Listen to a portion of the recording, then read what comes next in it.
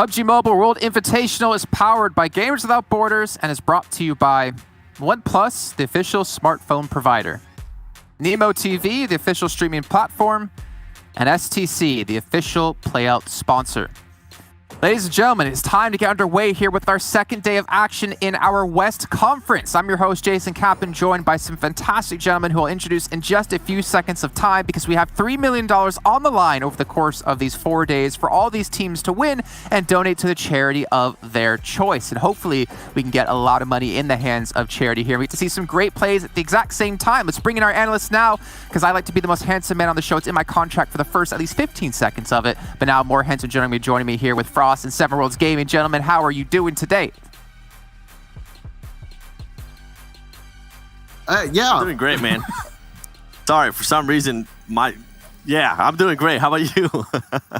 I'm doing great too. I mean, we had a wonderful first day, and coming into today, it's going to be awesome to see what the teams have learned from yesterday's games. You guys are just so nice that you let each other talk first. I like that. I respect it. Let's take a look, though, at how the breakdown comes with the money, obviously, going over the course of these 4 days. We have $250,000 on the line for first place to donate for charity, but everyone gets a little bit of money here or there to make sure we get charity money into the hands of charities who are trying to help with COVID relief. We got the likes of UNICEF, Gavi, Direct Relief, International Medical Corps, and King Solomon Humanitarian Aid and Relief, all helping out and bringing you Gamers Without Borders. That had $10 million on the line over the course of 6 weeks, but we got $3 million here for PUBG Mobile. We're ending things off with the best game as well, and you can see here how the money does go to relief, especially for UNICEF. $1 million of donations can enable over 270,000 people to be vaccinated with 2 doses. I am super jealous because I'm still on like the back of the list in Germany. I'm hoping we can get that eventually going in my country, and I can be vaccinated and the whole world can be safe here. But guys, I mean, we're seeing how important it is to make sure to get everyone vaccinated around the world, as we're seeing, COVID obviously develop over the course of this, year and a half now. But it's great to see things like Gamers Without Borders to help relieve this and hopefully help make the world be at peace again. Definitely is. I mean, I've been vaccinated myself. I'm hoping that everybody starts getting vaccinated because I just want to be able to see some of you guys face to face again, man. I miss you. I miss you, Jason. I miss you. Look at me, look extra short. When he says you guys, he means me, Frost, not you. I'm sorry. Well, yeah. No, he's definitely talking to me, not with you. That's for sure. Okay. I mean, yeah, Potato, it's potato. amazing. What? Okay, what do you say? Potato or potato? 7. What do I say? Potato. Okay. Who says potato? Jason. Me, when you want to mix it up and have a little bit of fun, just like we're going to have fun here on today's show. Let's take a look at the schedule so you can see where the fun will be held and which battlegrounds. And just like yesterday, we're starting things off on Erangel, heading over to Sandhawk second, going back to Erangel, heading over to Miramar, where potatoes will not be able to grow. And then back onto Erangel to finish off our final match of our second day, which will be at our halfway point with 10 matches left to go in both regions. Remember, we have an East Conference and a West Conference. And if you missed out on the East Conference, that did happen earlier on today. But you know what? Go back, watch the VODs. You get to see my lovely face again. Or not lovely. It's fine. You can skip past seeing me and just listen to the fantastic analysts that are going to be there for that one with Blank. But anyway, guys, as we move on into this one, I think it's time to actually see how day one wrapped up, right? I think it's all about where the teams ended up placing, who got the $80,000 for first place to donate towards charity. And let's take a look at our overall standings because we have a couple of teams we expected to be there and a couple of newcomers, I'd say, and the likes of a certain Mexican team. There is. I mean, Chivas? Where did they come from? I feel like this is the first main event that we've been at. And you know what? Let's actually go through this list because even the #1 team that was able to, by the way, these teams are able to take $80,000 to their charities if they end up in first place after every day. Destiny being able to get 66 points. I thought that was a huge surprise. They started off the day super unlucky with the circles, but they were able to come back and some of their players were able to actually get hot as well. Then we have next Rio Gaming where they were able to step up to 19 Esports out of Canada. Came out of nowhere for me, Frost, and they were able to put up a great performance. To be fair, though, they kept winning the engagements against their NA competition in Ghost Gaming, and it pushed them up to 3rd place. And I mean, going back to Chivas, 4th place. This is a team that I can honestly say I was expecting them to be towards the teens, towards the 11, 12s, and 13s. But it's a huge surprise for me to at least see them here with 48 points in 4th place. And then Alpha 7, I was looking at the stats. I'm super surprised that they're currently in 5th place considering the way some of their players performed yesterday. That's one team I'm definitely going to be looking at, Frost. I want to see more from UDR Kills. We see them currently on 8th place down there with 40 points, but they've been playing pretty decently, and they have the potential to do even more. We saw them, of course, starting off with a 3rd place in yesterday's first game with 8 kills. I want to see them continue on that kind of run, because after that, it kind of slowed down for them, but that's what you want to see. And talking about Chivas and 19 Esports, those two teams were basically dominating on Erangel games. All 3 of the Erangel games, they got themselves a pretty decent both placement and kills, but we didn't see them win a game yet. Both of them, as you can see, towards the top without chicken dinner. So hopefully they can bring one home today, and it's probably going to be on Erangel if any map from those two teams. Well, oh yeah, I mean, you said it. They were just dominating. When it came to Erangel, especially after the second match, we were like, okay, this team's all right there. We were starting to bet on it too. We were saying these teams are actually going to end up being either second place when it came to Chivas. It didn't happen on the last Erangel, but I wouldn't be surprised if maybe today they're able to clutch that win. We got La Conostra here with 39 points, tied with Canina Power. Canina Power, towards the end yesterday, they started to step it up too. The last 2 matches, they ended up with a 4th place in Miramar, 5 kills, and then a 3rd place in the last Erangel with 3 kills. And then we're going to go down the list a little bit more, because we have Ghost Gaming. And Just go down real far. I actually expected more. I had to give them some. To be fair, though, some of their players, like Tensa, usually starts to pick it up. And guess what? They did start picking it up later at the day. Today, I feel like it's day 2. This is when usually that team shows up. So I'm hoping they make a push. And luckily for them as well, Frost, here, is that none of these teams are kind of running away with it. We have seen a different team win every single match. So they still have a chance to push up, and I mean the lead isn't that big. It's only 40 points, which I mean with Ghost Gaming, I see them being able to get 30-point wins before. It wouldn't be a surprise if we see them towards the top at the end of the day. Yeah, basically it's all coming down to just one good game. If you can start out off with today's first game here, you're gonna be good, then you're gonna be set not only for the overall leaderboard, but also remember that we have daily prize pool as well, where the winner will take home $80,000 for charity as well. So I mean, you're not just playing for the overall leaderboard, but also daily by daily basis. So clean slates for all the teams, no matter where you're sitting on the leaderboard. Well, one team sees that clean slate and wants to rise above what they did yesterday. Our #1 team at the end of the first day of regulation. It's going to be Destiny as we dive into a deeper look at them and the stats that they had in their first day of play. And Fresh, I mean, he did on Unicorn's Love. He's doing it with Destiny, 2,000 damage. He's leading his team completely here, guys. Yeah, we saw him yesterday already in the first game. I think that's when Sam was talking about him having almost like 700 damage in that game alone. But after that, it dropped off a little bit. But as you can see, all the others are stepping up as well. Even if they're not having as much damage, it's still having the impacts with the knocks, with the kills, and that's what matters. And if you look at the average survival time of all of the teammates as well, it's pretty even, and that's what you want to see, because that means that they're all 4 basically all up throughout the whole game. And if you have all 4 up, it's going to be so much easier to take on any team towards the end of the games. No, yeah, and I mean, we have Mihi too with 10 kills, being able to tie that up with Fresh. I thought that was huge. And that's what something that I was going to go back to a little bit here with Destiny, is that they have players in there that they can pop off even if the team overall is having a bad performance. We saw that happen with Fresh once again on the first match. And then on the second match, we saw another teammate being able to step it up and convert those damage points into actual kills, which leads them to more points. And guess what? They did end up being in first place. Can I tell you a story about Mihi? Ooh. Story time. Story. I remember we were talking to him one day, I think it was after the matches, and he was telling us about how he was being driven home from work by his mom while playing in the PMPL matches over in Western Europe. Like, this man is insane. The dedication to be playing even while being driven home, to still perform like he does. This team is definitely a team to watch out for. But there's even another team hailing from Mexico that we have to keep an eye out for, as we talked about when we saw their leaderboards. It's Chivas and this team. I mean, again, they kind of come out of nowhere. That's kind of the upside, right? The best part of these global events, of having these invitationals as well, is you get to see teams you normally wouldn't notice when you're just focused on watching, PMPL North America. I mean, obviously, if you're watching PMPL Latin America, you would see them. But you don't really get to see some of these teams on a global scale. And this team has proven that there are some damn strong players and damn strong teams when it comes to Mexico. There are. I mean, we can go straight from Fran. Fran was able to put up 1,600 damage. The only thing that I want to see today out of Fran is being able to convert those knockouts. You can see he was able to knock out 10 people yesterday, but was only able to convert 4.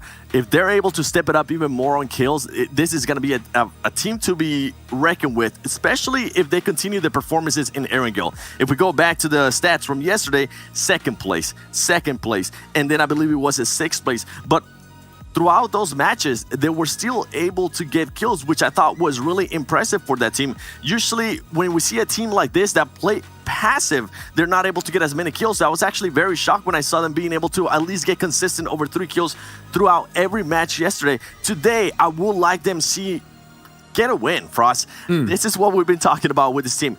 Being able, you already got 2nd places twice in Erangel. We know that you were able to get the win. It's just, can this team turn it on? Can this team just flip the switch and become aggressive when they need to be? We saw them yesterday on their 2nd place finish on Erangel. They ended up losing to Alpha 7, even though Alpha 7 was mostly on their back against the wall throughout the whole time. Hopefully this team can make that switch today, because if they are able to make that switch, this is a team that they can definitely end up getting a win.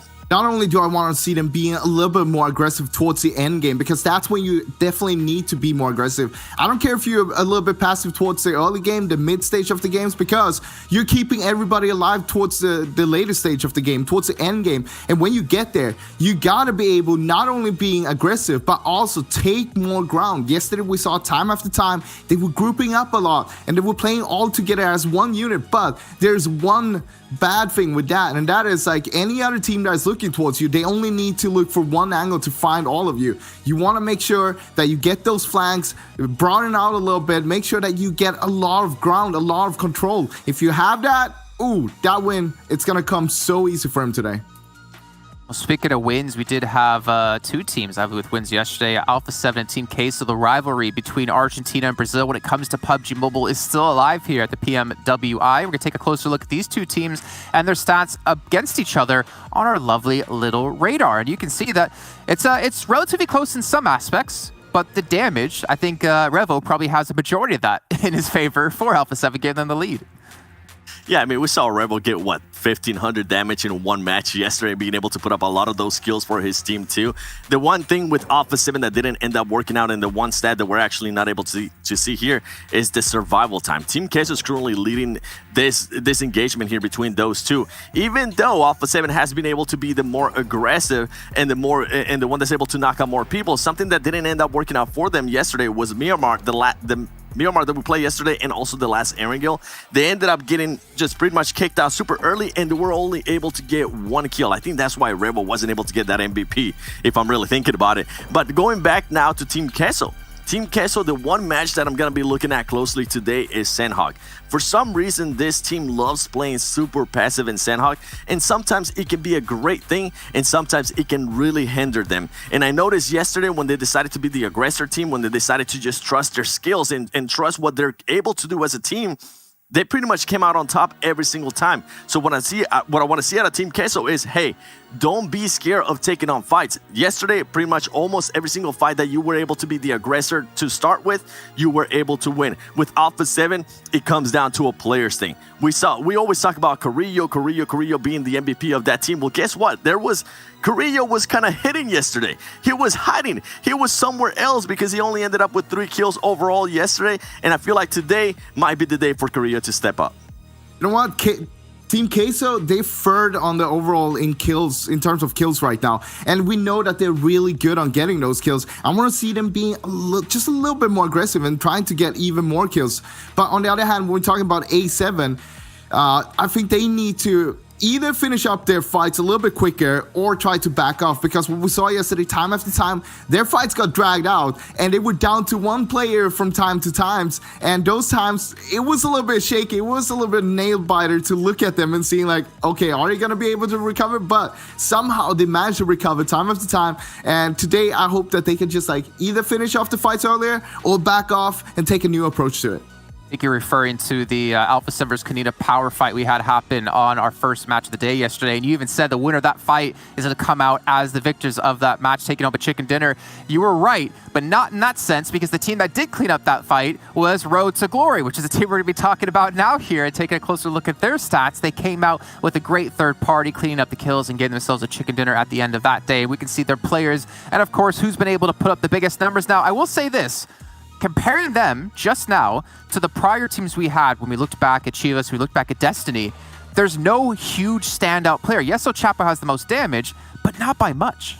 Well, one thing you got to look at when we're talking about El Chapo is the average survival time. It's only 15 minutes. He's getting himself knocked. He's getting himself killed way too early in the games because he's still able to put up that kind of damage, those kind of kills with that average survival time. Imagine if it's all the time he's going to be up for the team. He's going to be there. But what we saw from him yesterday, the second game, really great start. A first place, a second place, but then it dropped off a little bit and we didn't see much more from him. I want to see more from him today, what they did in the first game, for example, with that rotation, coming in, third partying, perfect timing to the perfect spot, knowing that this is the spot where we're going to win the game from. We need to take this fight, but just going to wait for the right timing. And when that is, that's when we strike and we just win the game easily after it. Yeah, and I think you hit it right there for me. It becomes to El Chapo. If this team can just maintain El Chapo alive a little bit longer with the stats he's being able to pull up, we could have somebody that's going to be contending for that MVP as well. And something to keep in mind, too, that I want to see RTG, the only time they ever passed 3 kills was on their first match that they actually ended up winning. They ended up with 8 kills overall. After that, it was either 2 kills, 3 kills, and then at 1, they actually ended up with 0 kills. So if they can keep El Chapo alive a little bit longer, oh, man, it's gonna be interesting what they're able to do towards the end of the game. Well, speaking of him, luckily we have an interview that was done before the event began to talk to him about his team hailing from Morocco before the event kicked off. We'll check in with that when we come back. We have our first match ready to go. Since we brought a new member, we started playing as much as we can to improve the synergy of the team, and that's the really most important thing. Otherwise, everyone is working on his individual skills, trying to play the game as much as he can. And for the team, we play around 3 scrims a day. Depends on our schedule if we have events or tournaments. But we try to play as much as we can. And we watch the other teams, how they play, and we try to work it out. What makes us strong as a team is that we play together since a long time, at least 4 of us play together since more than 1 year, and we have a good teamwork, and as they say, teamwork makes dream work. That's what we're strong at. And we're trying to, and our game style is trying to get as much placement points as we can. We play on positioning more than fighting. We are playing the tournament to represent our country, Morocco, in our best way, and we will try our best to get our best results and maybe be on top 5 teams. Hello, everyone. Welcome back. We're ready to go as we're getting into our first matchup here for the day. I'm Inverum, joined by Mustache Dave. Day number 1. It's pretty darn stellar, Dave, and I'm excited to see how things continue to progress here into day number 2. Team has had a little bit more of an opportunity to study their opponents, look at their rotations, and I expect to see those little mistakes we saw on day number 1 get cleaned up just a little bit. Exactly. Yesterday, kind of the main theme was, hey, it's only day number 1, so some teams, they like to start late. Today, we're 50% done with this event, so we can't really use that excuse anymore. And I spoke to a couple teams at mid-pack bottom on the leaderboards. They told me, Dave, we're looking to correct these tiny little mistakes and make that climb up that leaderboard here today. So, like you said, Paul, today is going to be a huge day for some of these bottom teams. And there's still so many opportunities. We've still got 15 games left over the next 3 days. Chances for teams to change their fortunes. Those squads down towards the bottom of the pack, nothing is set in stone. But after today, this halfway mark, the squads that aren't on that first page, well, it's going to get a little bit tougher. We'll keep an eye on them as we get into our very first game here on Erangel. Will the teams that the analysts highlighted at the start of the show step up, or will some of these other squads take the cake, or in this case, the chicken dinner? What up? Game number 1, ladies and gentlemen. Day number 2, PUBG Mobile World Invitational. This is the west side of things. Of course, powered by Gamers Without Borders. 5 games here today. Paul, yesterday, Pachinki, Guns versus Ghost. We saw in the final map of the evening, Guns actually got wiped out from Ghost. The other 2 Aaron Goal maps, both teams kind of went their separate directions. So I'm curious, what's going to unfold here today in the 3 Aaron Goal maps? Part of me wants Guns to go in guns blazing. I want to see them go aggressive. I want to see them try and take an early fight here just to prove to themselves and to Ghost that they can hang, that they can contest this squad here at this shared drop spot. That's what I want to see from them. Who knows? We may end up playing a little more passive. We may end up splitting a little bit with this playing path, Dave. Anything is possible. And I was kind of looking at the numbers. Guns, they're in 12th place, but surprisingly, I was like shocked. They have the most grenades used out of the entirety of the lobby, currently sitting at like 50, right behind them Team Queso. And I was kind of looking at that because Destiny, first place at the top. They've only used 28 grenades. So I'm curious if they're not even using that much utility. Once when they start to ramp up that grenade usage, like what can Destiny do? Like right now, they're 5 points ahead of that second place. Representing Germany, today's a huge day for that squad. And as much as that's a statement about Destiny's lack of grenade usage, it's also a statement of how many grenades are Guns missing. They're throwing 50. They don't have that many kills. They don't have that many kills. So how many of those frags are we missing there? Yeah, that is a 10% or 20%. Just assuming it was just grenades, that is a 20% kill rate. So it's even less. It's way less. So. Yeah. You miss every shot you don't take, all right? That's the motto out here. Gretzky, Michael Scott, yes. Here they are. I agree. Guns versus Ghost, you know? That grenade usage, we already see them trying to loot up. I think if they want to ramp up that grenade usage and hit those shots, this is the time to do it. In Pachinki, up close and personal with Ghost Gaming. Maybe even some mollies too. Use a molly, section them off, and once when you get maybe one player section off, then all collapse. You know, use your numbers advantage to take them out. So hopefully both teams kind of mods, watch the movement that each team had yesterday, and they're going to come back today even cleaner.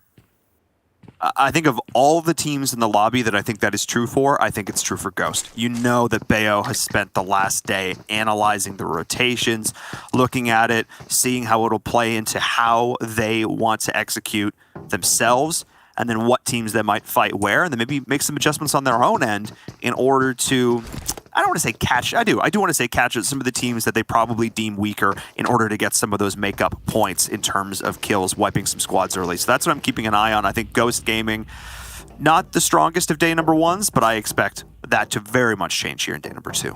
And I think it comes down to just like the unpredictable factor when we look at all the teams representing all the different countries and regions that, you know, you're just not used to going up against. If we compared it to like PMPL, same region, you play in the same lobby, 60 games, right? We only got 20 games here. Yes, they had scrims, but you said it, scrims, a lot of players, they use it to practice new things, not that bread and butter. So I think after yesterday, I agree with you 100%. Bayo studying all night long. You already know. So today is going to be a big day for that squad representing USA. I'm sure there are a lot of the American fans who are cheering them on, but their first step, the first hurdle they have to overcome, of course, is get out of Pachinki alive. They were able to do so with 100% success in this last day of games, and I don't really expect that to change here. They're not going to opt to take an early fight. Guns also saying, we don't really want that either. We don't want to add an element of unnecessary risk into our early game play. City's big enough for both of us. We're going to back up and go from there. And of course, because of the centralized drop location, frees up so many options for this next rotation, as it is a southeastern circle. All of military still in play, and not a single team over there yet, which I can't say I'm super surprised by, because rotating over and having to rotate back is hyper risky. But we'll take a look at how this circle continues to move. It is hyper risky. I know we had our fingers crossed last night to get that military base. Yes. If there was going to be one team that can really, truly capitalize on a military circle, I'd say Onyx. You know, dead last, about 3 kills all day yesterday. They like to go Primors. we tend to see them going for those ultra wide rotates all the way up there to the north. But with this zone, if I am Team Onyx, I think I might as well just, throw all my eggs in that basket and be like, all right, let's go military base. Let's just do it. And they could do that easily. Take a boat from Primorsk. They can avoid Team Queso. They don't need to use that bridge. And if it does go south, that would be huge for that squad, Team Onyx. The high-risk, high-reward play, but when you're coming into today with only 4 points, those are the kind of plays you need to make in order to get yourself back into it. I agree, Dave, because right now the other option is you either run into Ghost, Guns, or Queso. None of those are great options for you at this point. Let's be real. So I absolutely wouldn't mind that. I wouldn't hate, going for it, going down. Of course, the chance of getting bridge camped on the way back is certainly there, but at the same time, if it should rotate down, you can play that bridge camp role and you can try and pick up some kills, be that gatekeeper to stop those squads from rotating in. We'll keep an eye on that, though. At this point, I still think it's more likely to be on the mainland, but we'll keep an eye on how these teams are rotating, as we are seeing Ghost doing just that. And so far, being able to thread the needle pretty well moving into this next circle, they're already getting out ahead of their opponents. Good option for Onyx if they want to get an early water break here today. Because like you said, there's a bunch of strong teams already repositioning out here on the west. Another squad, very interesting position. Konita Power. They're going to be somewhat centering up on the coast near that east bridge. So they're kind of hoping that some teams might go to military base. But we'll get back to that. We got some drive-bys. What is, Guns just decided to pull a Yui. It goes stop for it. They got punished. Spec is knocked. This is actually huge. The two teams that decided not to fight in Pachinki are fighting right here on the road. Here I was complimenting Ghost's rotation, but Guns just literally pulled a 180, drove right past him. You could tell Ghost wasn't paying attention. The reaction time was hyper delayed. Bayo took a ton of damage. Spectre is dead.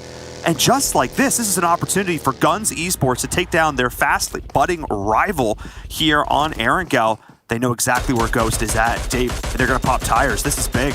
That's one of those moments where you might have been looking at that mini-map, repositioning, and kind of coming up with that strategy on the fly to see where you want to go. And I almost feel like as if Guns kind of followed Ghost Gaming out of Pachinki. They recognize, okay, they're moving on out, because almost immediately Guns also popped in some vehicles and we started to see them rotate. And now we see them popping those tires. That's huge. I mean, that is utility taken away from Ghost. So essentially, Ghost, they're safe for now. Okay, they're safe for now. Good spot. But eventually, they'll probably have to move on out of here. And without vehicles, they're not going to be able to move very quickly. So depending on how many resources, how much time, frags, Guns they want to devote to this, they can camp out Guns for some time, or Ghost Gaming for some time. Yeah, that clan tag is an absolute bait. I 100% agree. One thing for both of them is Ghost Gaming did a good job of laying down a smoke there and actually moving their vehicles. I don't know how many tires they were actually able to pop. Second thing, they're dead center in this next circle, and Ghost has a compound. So while on paper, at a distance, it might look like Guns is in a favorable position because they were able to get the kill, now Guns is actually exposed on the coast. So if they get third-partied here by like a Team Queso, this could actually be bad for them. As you can see, Ghost is dead center there in the compound. So not actually the worst thing ever. They obviously just would have loved to be able to get to that compound without losing a player. Guns, though, I feel like have a lot more room to work with, though, right? They have a lot more room. They're not going to be back against the wall. Next circle goes up, so both Guns and Ghost, they're looking pretty good. I'm telling you, I need to be the Onyx coach right now. I told them, take the boat. Like, right now, we see military base about, 75% in this zone? Nobody there. We see Team Queso, we see 19E. They're trying to make the move. They're trying to claim that nice prime power position right now, but we got to push. We got to pull up. We do indeed. In the northern portion of the circle here, Chivas, who've done so well on Erangel yesterday, a bit of a rough position because they're split as a team. RTG is here. Priming some nades. Looking to light this one up. Cooking it. Sending it. Not quite appreciating that their opponents are outside of the next building. Rahad having some trouble on the road. As we see Team Queso able to get ahead of 19 to the point where 19 has to pull that U-turn of their own. And this is the position that Team Queso's in right now that Onyx could have been in, Dave. Yeah. What could have been? Huge potential, though. Team Queso now setting up that bridge camp. But Chivas, Two of their squad mates still not grouped up, a little hesitant in the back line. So it's going to be essentially a 4v2. Very challenging. It is indeed, and the nades are flying back and forth. One knock to start that off, and the kill confirmed. Beautiful play there from Chivas. Able to take this down to a 2v3, but where's the rest of the squad? That's my question. They're rolling up right now, so they will have some backup here, as you can see them coming in from the outside. And just like this, RTG, their slower, patient play, not willing to take the numerical advantage, will now be their deficit and potentially their demise. But a nice pop out there from Marshall with the Scar in order to try and level this playing field just a little bit more. Yeah, Marshall's angle on the opposite end of that broken wall, pretty big, because they were able to recognize the push from the opposite end. And now Jacob trying to heal up, but we hear the gunshots firing out. El Chapo jumping out, pre-firing away. A lot of 1v1s happening right here. Just like that, Chivas have turned this one around, able to take down multiple members of RTG. They did lose one in the process, but it all comes down to El Chapo, the one who went for the push while the rest of the team was trying to play anchor. And just like this, Chivas is in a position to get our first squad wipe here on the map, going for the revive, UMP in hand. What can they get done? Nice pre-fire around the corner, but a great double peek in response, and the nade to clean it up. Nice grenade right there. Nice grenade. Yeah, El Chapo, kind of a solo mission, and we know very aggressive player from the squad. Like, they have, I guess, the highest damage done. But right there, could have definitely used their help in that anchor position you called out right there. So we'll see. We'll see what will end up happening. Chivas, though, very consistent on Erangel. That is a good thing, considering Erangel makes up 60% of the map pool here for our PUBG Mobile World Invitational. Now, looking around, Konina Power, they did make their way across that bridge on the east side. Pretty good, but here's the opposite end of that bridge. Who gets the privilege of trying to fight Konina Power here in just a minute. Clash going up against Alpha 7. Let's see if Carrillo can shake off the jitters that you saw in day number 1.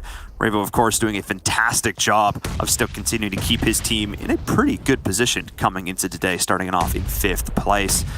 As we're looking towards this next circle, Dave, we center up both landmasters still in play. A ton of water as well. This is a pretty toxic circle, I'm not going to lie. Toxic scale is at like a 9 out of 10. But look at this fight. MZ really liked that position. They're able to gather a ton of information. They need to make sure not to get knocked from up there, as now we get the cover fire coming on out from Alpha 7, representing Brazil. Yeah, but they're still somewhat pinned on this side of the cliff right here. And because of the way Clash is positioned, it's going to make it so hard. That one off-angle player is creating so much pressure as Terminus is getting down after down. Nice shots there as Azer at range. The reposition play from Clash, I think Alpha 7 maybe thought they were going to completely bail on this fight, but no, it was a bait. And just like this, Alpha 7 is in shambles. This is the opportunity Clash need to push in right now. Get together, go. You cannot let Alpha 7 reset. They are the most dangerous when their backs are against the wall. And here comes the push. Grenade in hand. Ooh, you might want to swap back over to that UMP. Their teammates in the vehicles getting a run over. Mollies are everywhere. The fire through the smoke's able to come out on top. They should be able to get the pickup on their squad mates. Clash. Woo! Talking about mopping the floor. Alpha 7. My goodness. Get taken out here. I want the record to show Terminus did down his own teammate with that name. Just want the record to show. Still Easy. A sick play. Still a sick play. Just like this. Axel. That McLaren, though. Yep. Too That McLaren. Too speedy. Too quick. Too quick. Yeah, the zone, though. Konina Power. Look at that. They're on the east side of the bridge. Clash up there. We're going to have a lot of teams over here on that west side now, all kind of taking that same passageway to try to get into the circle. It's going to be a challenge. It is indeed.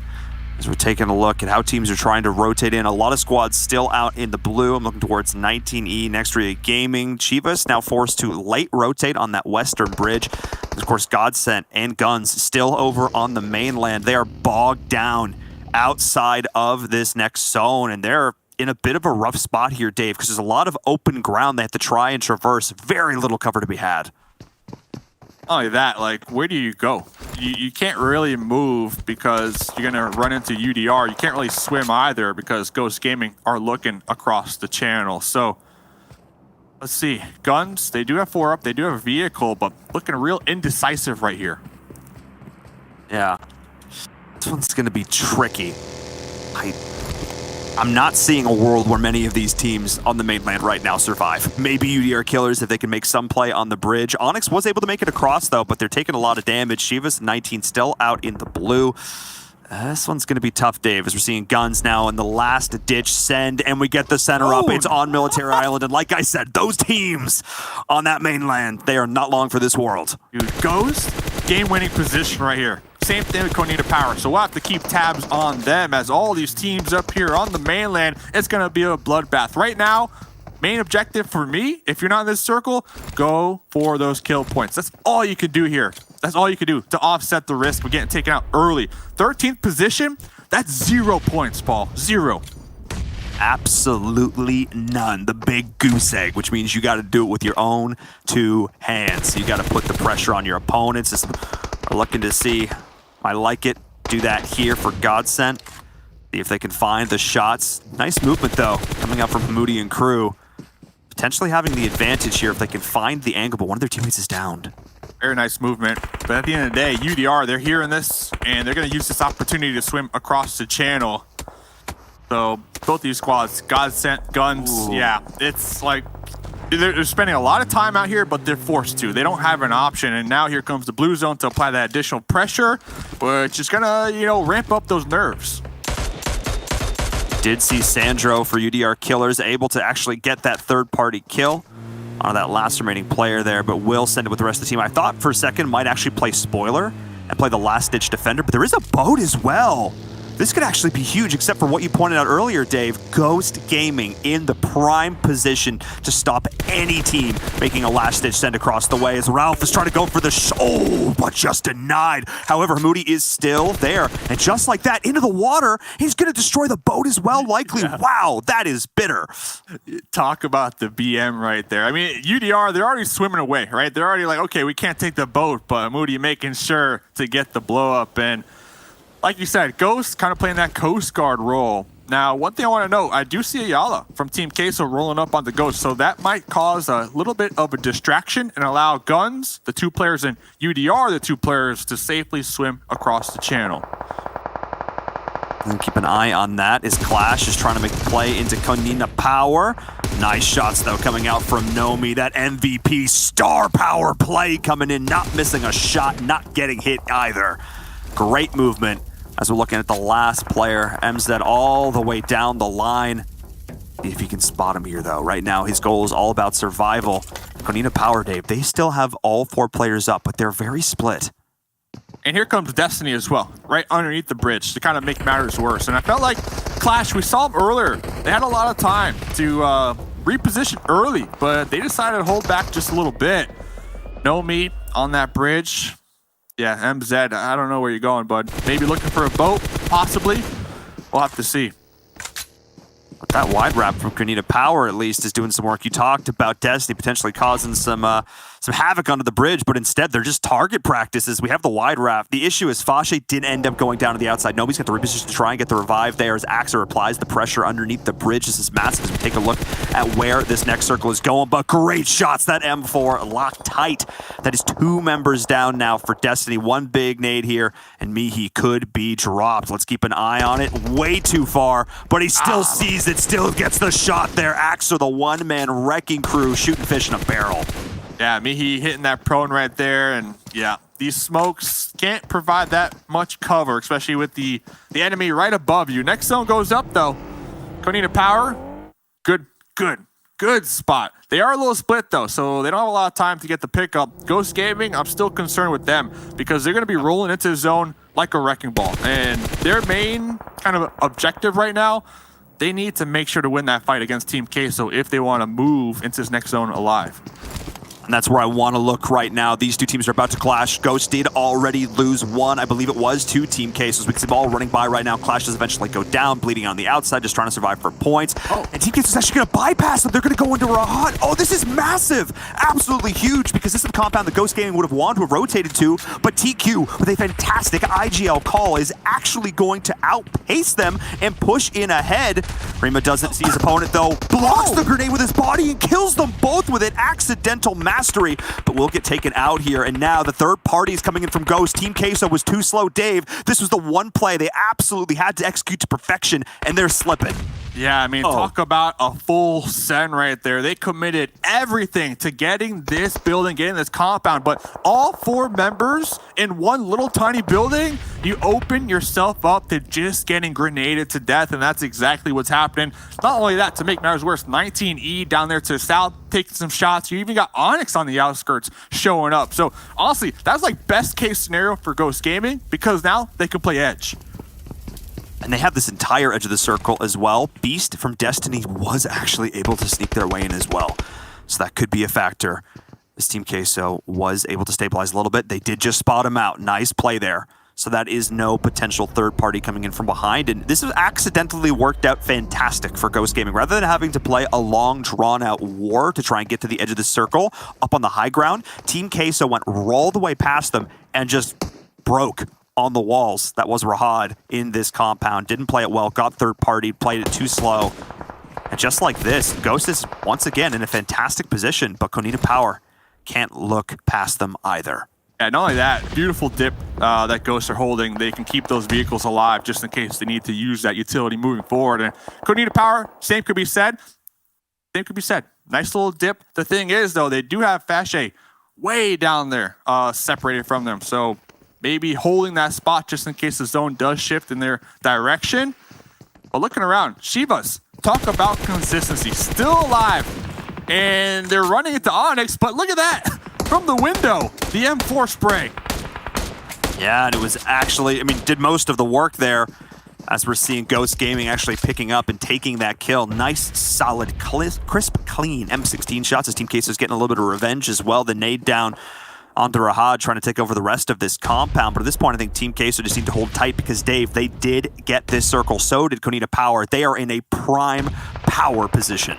At this point, Team Queso, they baked the cake and they said, hey, we're sorry. We didn't mean to upset you. And they just want to be neighbors for the time being, especially in this next circle. Both those buildings are in play. So now Ghost, they need to reposition. They're going to be on the edge. And they're making their next play right here. They're trying to decide which way should we go. This is actually huge. One player from Konita Power going down here. This is a potential opportunity for Ghost Gaming to push on in. Keeping an eye on this one. So we're seeing Fashe, like you mentioned, way on the outside, watching for any flanks coming in on that angle. Playing it quiet, though. Truly playing that scout role, and I appreciate that for sure. So we're seeing Chivas Esports going down. I think they actually lost the fight. Next to Gaming and Onyx. Onyx, who's still in this, Dave. This is their best performance yet, bar none, but they're going for the send now, and this is a bold play. Oh, trying to get that spray, and hey, they took a page out of the Team Queso book, sending it straight to the mid right there. They were taken out. Looks like Ghost are going to be pulling up to this compound as well. The only difference, though, from Team Queso and Ghost, they smoked a pathway. They used their smokes to make sure that they can't get sprayed down on their approach, and here, they're safe now, and they get a crate. This is absolutely huge. All the great weapons going in their direction right now. Konita Power still playing edge. Ghost Gaming opting to go in, but they actually bailed just molly HH24. That's unfortunate. Yeah, big unfortunate right now. They should be able to get him up. The nade did make it in the window. Oh, this is big sad. I'm watching just big sad after big sad here. There we go. Finally. Oh, there we go. Okay. You know, Tensa is smiling after that one. One more, maybe, you know, take some shots at that door, throw through that door. That could be it. There it is. Could be it. I want to say, though, Konita Power, they have so much zone control right now. We saw a couple of moments ago, one of their players were knocked. They made sure to prioritize getting them picked up right here. For the most part, they're controlling the whole east side. They got it. They got it. Nice shots coming out from Nomi, not able to secure the down on the last two members of 19E, who, again, G-Fan, just channeling that Novi Esports love, surviving when they absolutely should not. I'm pretty sure Shifan plays better in a duo than literally anything else. It's actually hilarious to watch. Make it to make it. That's what they drew on the drawing board here today for 19E, and you can't blame them. Super consistent on Aragorn.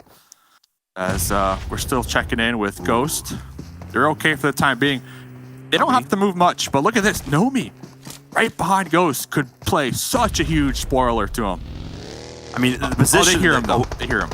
They hear him. They are aware. And instead, Konita Powers can actually go for a wide wrap because this whole time, Fosh has been playing the off angle, playing that scout role, and has been able to secure this position for the rest of the team. So rather than trying to brute force their way through Ghost, they're going to take the more tactical approach here on the outside. But this does offer them a little bit less cover. This rock will be massive, though, as well as these smokes. Oh, that Foshe has like a tally on an estimated number on how many enemies are down here. Foshe definitely saw the push across the road from 19E, so information is everything right now. Nice shots coming in from Mahad. It's Ghost Gaming.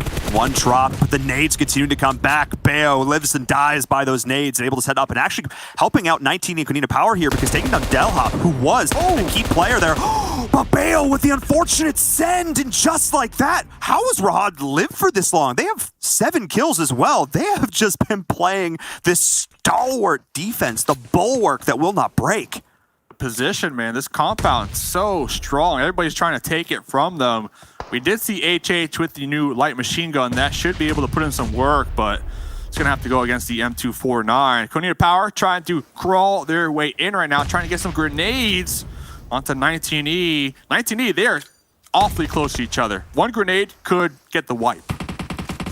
Issue is they only have that tiny little dip to work with. They are back against the blue. They don't have a lot of options, but Shifan able to do some damage over onto Rod as well.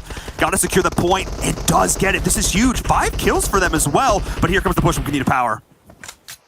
Konita Power playing the off skirts. They do have some boulders, some cover to work with. Rahad, though, still that solo, looking to take out Ghost. Ghost, looks like Tensa thinking about going for that pickup, that revive. Here comes some more grenades from Konita Power, that third party. 19E, hey, they're still up. The duo, they're surviving.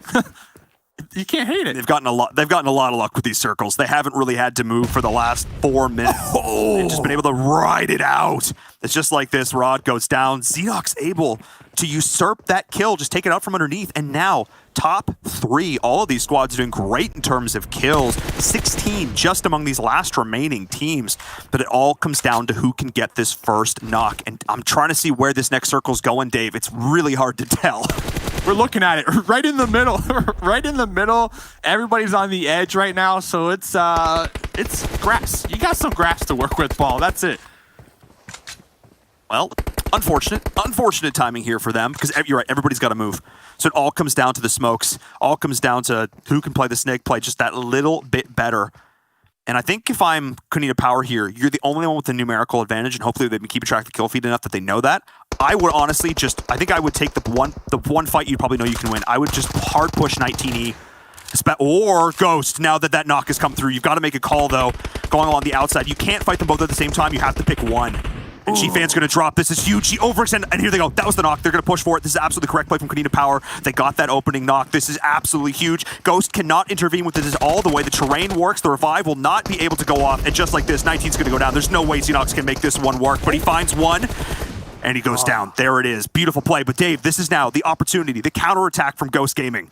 Yeah, Ghost, they were able to get the reset. HH is up, and we see them rotate, but their position, the footsteps were heard. I'm curious, will Konita try to pick up Nomi? Yes, they are. They're trying to get the numbers advantage once again here.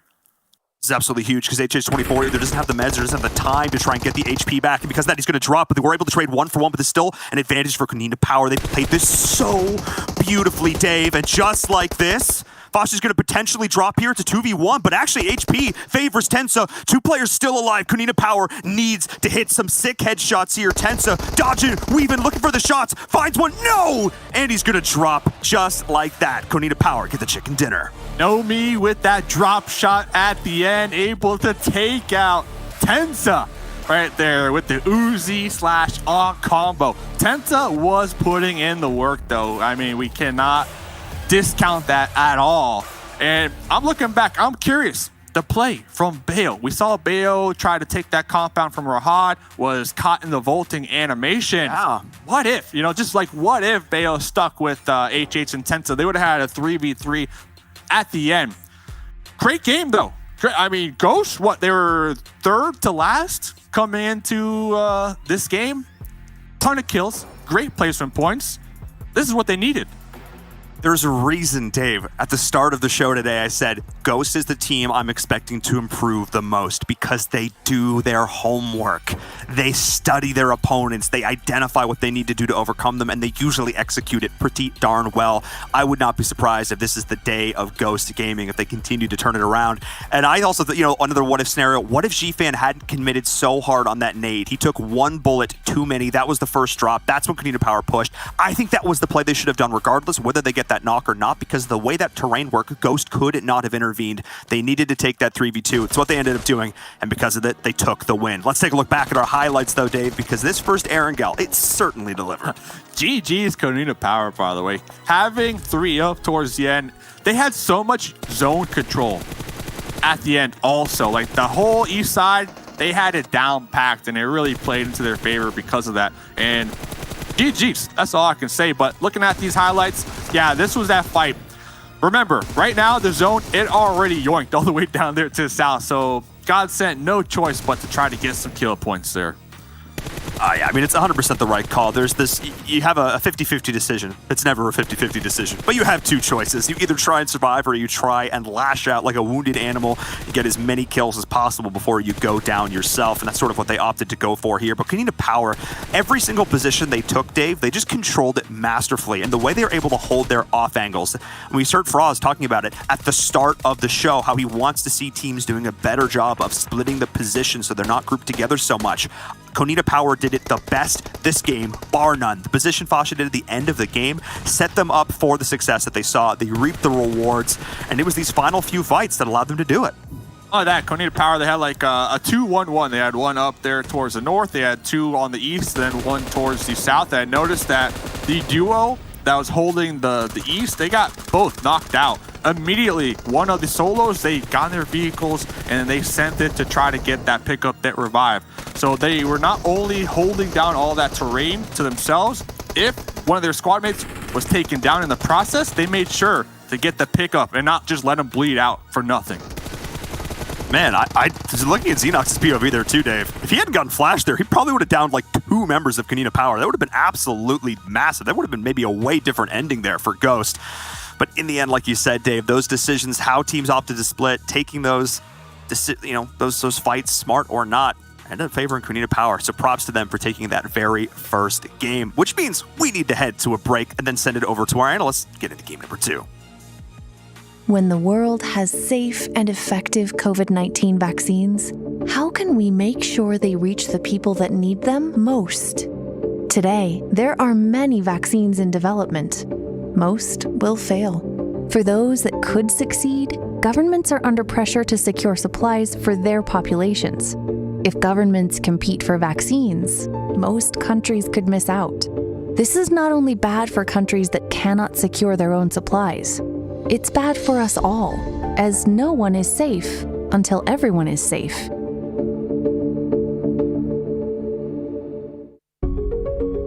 The COVAX pillar aims to ensure that every country gets fair and equitable access to eventual COVID-19 vaccines. It does this by acting as an insurance policy, with the largest portfolio of vaccine candidates in the world.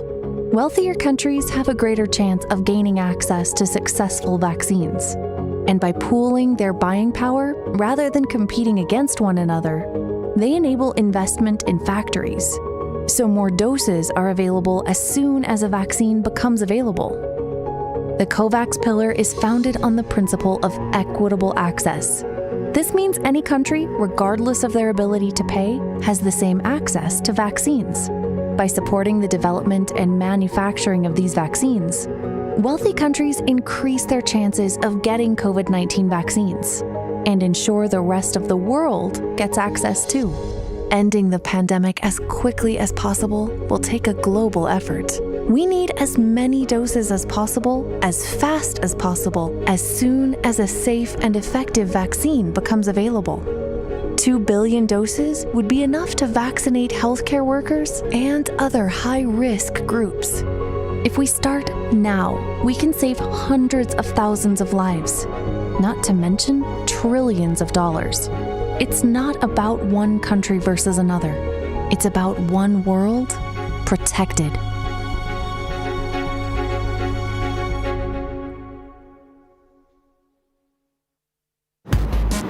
I've got a difficult mission for you.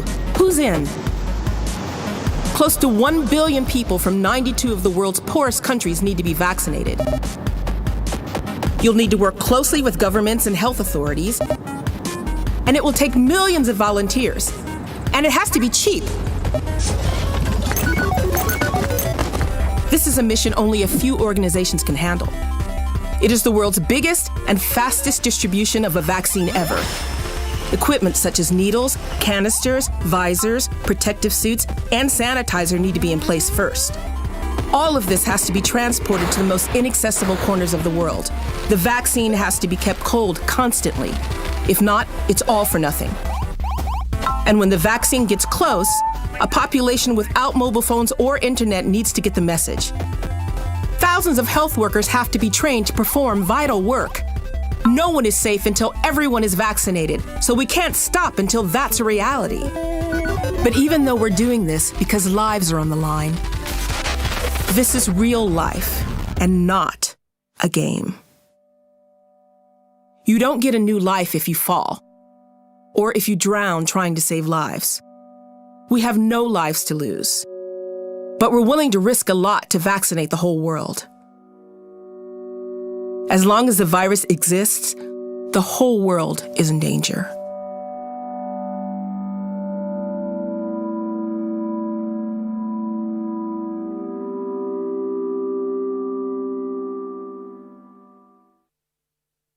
We've got the OnePlus 9 Pro, and it's absolutely gorgeous. Oh my gosh, this display is just out of this world.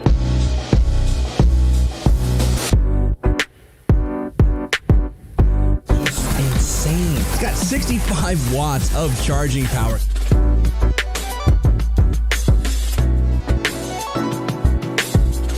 The 9 series is next level.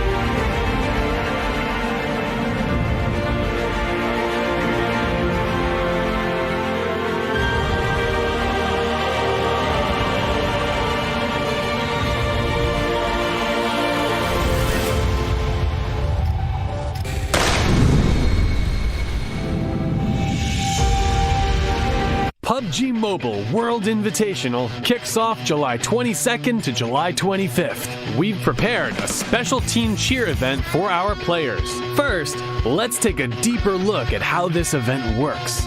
Invite your friends to support your favorite team and get awesome rewards. In this event, we will use cheer points to rank the competing teams. Fans of the team with the most cheer points at the end of the event will have a chance to get a permanent item. The event period is split between the cheer period and the reward period. The cheer period is from July 15th to July 27th. During this period, players have two ways of obtaining cheer points. The first method is via daily missions. Log in every day and watch matches for 5 minutes at the Esports Center to get cheer points. The second method is by sharing an invitation code with friends. Inviting friends to participate will also earn cheer points. Every player is limited to linking one invite code per day. The more friends that link with you, the more cheer points you can get. Now that you understand cheer points, then it's time to pick out a team that you want to support. Lock in the team and support your team with cheer points during the cheer period to help them reach number 1. If you wish to keep up with the progress of your chosen team, then take a look at the real-time cheer leaderboard. The cheer leaderboard will be locked on the final day of the cheer period on 0 hour of July 27th, after which the rewards period will begin. The reward period is from July 27th to July 30th. All fans of the team that reached number 1 on the cheer leaderboard should go back to the event page and draw 5 times for amazing rewards. Bring your friends and cheer for your favorite team. Experience the glory of the highest level of competition. PUBG Mobile World Invitational is powered by Gamers Without Borders and brought to you by OnePlus, the official smartphone provider, Nemo TV, the official streaming platform, and STC, the official playout sponsor. Ladies and gentlemen, we've had our first match now done here of our second day of the PMWI West Conference, and Konina Power have taken themselves a much-deserved and much-needed victory, getting themselves the 15 points for the chicken dinner and all the points they got for every single kill they picked up in this one. There's quite a few teams that have been able to step up over the course of this match. Jason Kaplan, still your host, and my two analysts will start to break down how Konina Power and Ghost and Raad all decided to perform well here on our second day. It's that day two magic, right, Frost? Yeah, day 2 magic for Ghost Gaming at least. but like, look at Konina Power though. That's what we wanted to see, right? More splits, and they were taking advantage of that. Already from the start, we saw them taking a lot of splits, doing a lot of 1-1-1-1 splits, taking a lot of ground, but also being able to control it. That's so important. We saw, of course, Nomi on the bridge there holding out Clash by himself, and then you had Acer just holding out Destiny below the bridge. They get himself 25 points in this one. I told you, I said they were gonna get like 3rd place after this game. They're gonna be around there. I don't really know exactly where they are right now though. Yeah, and the one thing that we mentioned is that luckily for all these teams, there's not a team that's kind of currently running away with it. So by them having matches like this, they're going to be able to slowly catch up. And even though Ghost Gaming didn't really get those kill points that we're kind of used to seeing out of them, for them to at least get within those 10 to 12 placement points, this is huge for them. And also one of the star players, Intensa, he was able to kind of pop off 940 damage to himself, 3 kills. 19 Esports, this is another team. When we're going to start talking about consistency, I feel like we have to start bringing in 19 Esports. They have been consistent. Xenox and Shifan, they're starting to become the duo. Before it used to be Xenox and Carnage. Well, guess what? He's been replaced.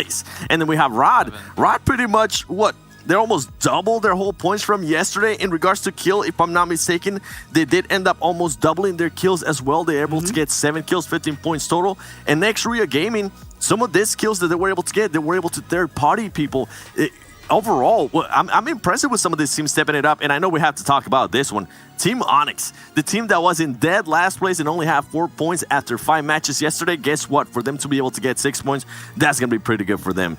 That's going to be really good. I mean, that's what you love to see as well. Them learning from the failure of yesterday. Sometimes you're going to be failing, but the important thing is when you fail, you need to learn from those mistakes and learn to do better. And that's what we see from Team Onyx coming in here today. Not only them, but a lot of the teams. Now, coming in here on the second page, we do see a few names that we did not expect to be down here. Let's go from the bottom. Alpha 7, 0 kills, 0 points. I mean, they had a good fight there against Clash, but Clash, they came on top. They had the angles. We saw MZ on the tower there as well, having that kind of second angle to be able to hold them down, and the rest of the team just took care of Alpha 7. But you also have teams like Guns. I'm expecting more from them. Destiny, we saw them yesterday rocking everyone. Now only 2 points, but hey, it's the first game. Yesterday they started off with 2 points. No, 3 points in the first game, so they could still come back strong like they did yesterday. Well, speaking of yesterday, why don't we take a look at a couple of teams and how they performed yesterday up against how they performed so far today. Let's take a look right off the bat at Canada Power, our victors here in our last match that we just had happen, our very first one of 5 today. At Canada Power, I mean, we've always seen them be a slow starting team, Seven, thinking back a long time ago whenever we worked with them or we've obviously analyzed and casted them. They've always been that team that have those slower starts, but always seem to ramp up as the tournament goes on. Yeah, and for this one, you know what, Frost, I know you've been wanting to talk about this team, so take it from me. Well, it doesn't really matter. But yeah, we look, of course, on the right side, it's going to be higher on everything because it's only one game compared to the left side where we have 5 games from yesterday. But of course, it's a great start to see them starting off with 1,600 damage, 25 points and 10 kills. That is awesome to see, but they got to keep this up as well. And that's kind of what we expect from a team like Canada Power. We saw them in the last 2 games yesterday. That's when they started thriving. That's when we started seeing them actually doing a lot of carnage in this lobby, and they're continuing that road. Yesterday they ended with a 4th place, 3rd place, and now starting off today with a victory here. That chicken dinner, that's gonna put them up there. They're gonna be happy with that one. I think they're just gonna continue like that because we saw them doing those splits, and it's amazing because everybody else is basically just grouping up, and they're just taking so much ground, and no one is punishing them for it. Well, Nomi is punishing other people for it. Let's take a look, though, at Ghost Gaming as our second team here, and they really disappeared and ghosted the front page of our overall leaderboards, and we can see they've been able to step up now as... Well, again, HH24 had some great kills, but if I'm not mistaken, Seven, Tenza, the guy you were talking about before the matches began, he had a fantastic match. When you think about Ghost Gaming and when you think about day 1 and day 2, I just want you to remember Tensa. That is the man that usually tends to spark up this team no matter what happens. And then once he spark it up, then Spec, HH24, and Bell will also start backing him up. But right here, I mean, just look at the damage output that they were able to do. Obviously, they didn't convert into those kills. I'm pretty sure this team, we really don't have to worry about kills. In regards to Tensa, though, the grenades have been the highlight for this man. The grenades that he was able to put up. Something I do want to go back a little bit more of is a lot of these ANA teams and America's team in general, and I kind of want to tell this to the viewers, are not really used to seeing the aggressiveness out of some of the other teams. For example, with Alpha 7, they ended up, as soon as Korea went down from them, Clash just right away pushed them, and I don't think Alpha 7 was expecting that, or they're not used to seeing that from their region. Same with I believe it was Ghost. They lost Spec, and guess what? Guns started just chasing them into a compound. So a lot of these teams are definitely having to adjust to how some of these European teams are playing. That's what you want to see. One team that might... Oh, no. You know what, Frost, you don't get a chance because we got to move on. The next match is about to start here, so we're going to go over to Rod real quick because this team we did want to touch on, considering, speaking of adjustments from day 1 to day 2, this team seems to have made the right ones, having a much better performance here and probably their best performance we've seen so far. Rad had a rough time yesterday in the first 4 games, but in the last one, we saw a little bit of sparkle, a little bit of light coming from them, getting himself that 5th place with 6 kills, and that's kind of what they've been continuing on here today. Get himself that 4th place, 7 kills, a great play. We saw him rotating into the center, and not just doing that, but being able to hold down that compound, getting clashed down by so many teams, and being able to grab 15 points. That is a great start from them. I want to see them continue that. I want to see them propel themselves up there on the leaderboard today. All the fans from Egypt are definitely happy about the result from them in that first match. And speaking about countries, you guys, again, if you saw during the break, you guys can cheer for your favorite teams, your favorite countries to go forward further on into this event. Remember, just to log into the game, make sure to head over to the cheer section and make sure to do that every single day. And then you can obviously win some things at the very end of it all. All right, gentlemen, it's time to kick you two out of here because it's time to bring our commentators back in to kick off our second match. We're heading over to the Moist Battleground. of Sandhawk. And it's be brought to you by these two fine gentlemen, Viram and Mustache Dave. I mean, probably don't call it that though, Jason. Yeah, less a fan of that. Sandhawk, growing to Sandhawk though, a map overall, Dave, we're very excited about because we get to see lots of action. The blue zone is as punishing as ever. Yesterday certainly delivered, and I don't expect today to be any different. A tropical map. We could say that. Let's go with that. A tropical map. So we are in the Sandhawk game. We have 3 more Sandhawks in the PUBG Mobile World Invitational West. All right, 20 games total. We're gonna have 4 Sandhawks, 4 Miramars. We played one of each yesterday, so it's gonna be exciting. Yesterday, we saw 19E and who was it? Alpha 7. 19E, they backed off of boot camp. In scrims and previous events, both teams, they dropped boot camp. So I'm curious to see what will happen here today. And Curiosity, look at that, 19E already pulling off that one. So Alpha 7 getting a nice prime position to themselves once again. Yeah, and this is big because they're going to be in this central zone. They're going to have lots of time to loot, to set up, and they're going to be able to take the fights they want to, ideally, and hopefully, depending on where the circle goes, not have everybody just crashing into them. They turtled up a lot yesterday in this position. They didn't really move. I want to see them make some, now that they know who's dropping around them, they're a little bit more cognizant of what the rotations are going to look like. I want to see them make a concerted effort to go take some of these early game fights that they know they can win. Obviously, try not to get third party, but Alpha 7, they're in a good spot right now. But, I mean, they're almost half the number 1 in terms of points. So that they need to do some work if they want to turn this around. Yeah, we'll see. We'll see. Alpha 7, like you said, they know for a fact who is going to be near them. Another team I want to keep tabs on here has to be Destiny, right? Yesterday, we saw them in those cliffs, and it didn't pay off for them. Today, same thing. Does not pay off. Yeah, sure, they'll be able to get some loot up there free and clear. But talking to me, they told me that their main goal here today, make sure not to lose players early. They want to keep everybody alive for that late game. So we'll see if they can accomplish that, considering their drop spot not going to be favored right now. Speaking of not being favored, oh, Master, this guy just gets caught out on his own. I mean, to be fair, he was with a teammate. That teammate's just dead now, to be fair. They were able to take one member of ROD with them, but this is just not the opening either of these teams need, especially Onyx. Like, they showed a breath of life in the last game, but it isn't really making a difference. Oh, but look at this. Master has the support, has the squad mate right here behind these stairs, lurking in the shadows. Gee, this could be huge for Onyx if they play their cards right. Be huge if they can get a squad wipe. Yes, it's going to be a challenge. There's only 2 alive. 2v3 though, we've seen it done before. We have indeed. If they can find an isolated player, 1v1, catch them out. But Delhop, I think, is aware that there's another player nearby going for the wide wrap. I think they're baiting him a little bit. He is opting to just hard run. They're going to know exactly where he is. There are the shots coming around the corner. He's taken so much initial damage. Pops back. Misses his shots, though, right through the legs. He's going to go down, but the trade comes in, and now this just means Master is going to flounder. Off on their own, is coming in for the wrap now, but no helmet, no vest. I was going to say no. Oh, I do have a vest, but... Grenade, though. Grenade? Master knows where this pickup is happening. That would have been the moment. That would have been the moment. Wrapping around, but now 1v3. Drop shot. Oh, okay. 1v2. All right, goes for the shot. Can hear the footsteps. Knows exactly where this player is. The jump shot, though, doing work. He's committing to the nade. Maybe shouldn't have.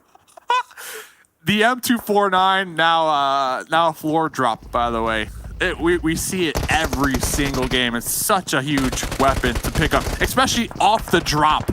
Imagine parachuting M249. Bam, right there. Like, oh man, I love it. I love it. And talk about loving something else. God set an early fight here. And they did throw out a grenade earlier, though, but Next Rea Gaming pushes right on through it.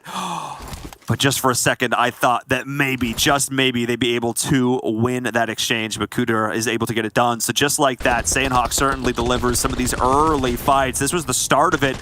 Godsend getting rolled up on by Nextria Gaming. Fantastic plays. These drop shots just in this game so far today, Dave, have been sick. Yeah, I love drop shots. You know, last season I was like, do you even drop shot, bro? But I believe this season now, yeah, the drop shots, but the crouch spam, they improved it. So you can crouch spam all day long and maybe throw off your enemies. But Alpha 7 pushing uphill. It's going to be Ghost right here. I mean, these are two teams. I mean, I talked about I wanted Alpha 7 to take a smart fight early. They know where everyone is at. Running into Ghost Gaming wasn't necessarily what I had in mind, especially because they were incredibly split. This seems like an objective misplay here from Alpha 7. Carrillo, though, in these close-range fights, denies all the odds. Never tell them to him, Dave. I'm not going to lie. I was like, okay, so it's a 1v4, but it does look like they have the support from their squad mates quickly rolling up, running across that field. HH cooking a grenade, tossing the grenade.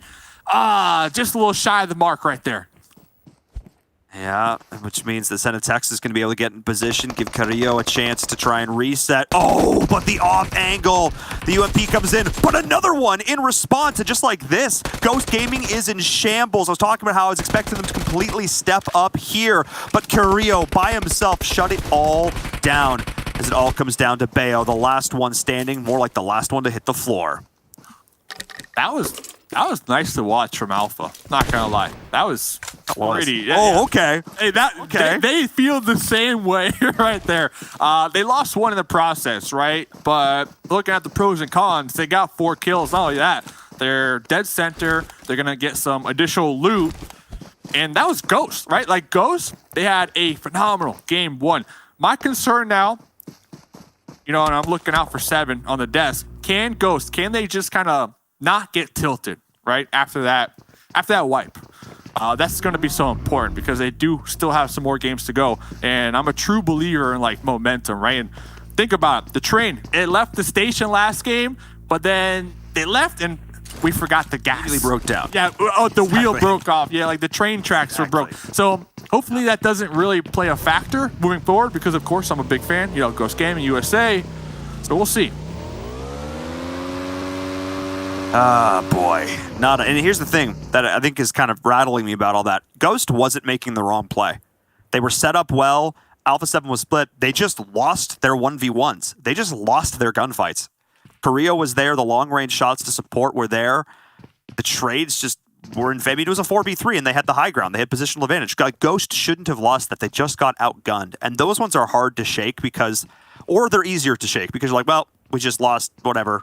Or you go, crap, how did we lose that? You cannot let it get into your head. I think luckily, though, for these players, they played enough games. I'm less worried about that happening. In Carrillo, they were able to kind of be so aggressive because they knew for a fact, like, their squad mates are approaching. And not only that, their squad mates are holding the angles that Ghost, they couldn't really push from behind those boulders and take that pretty much 4v1.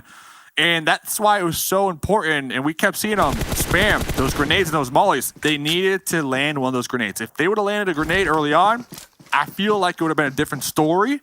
Ghost would have came out on top of that engagement.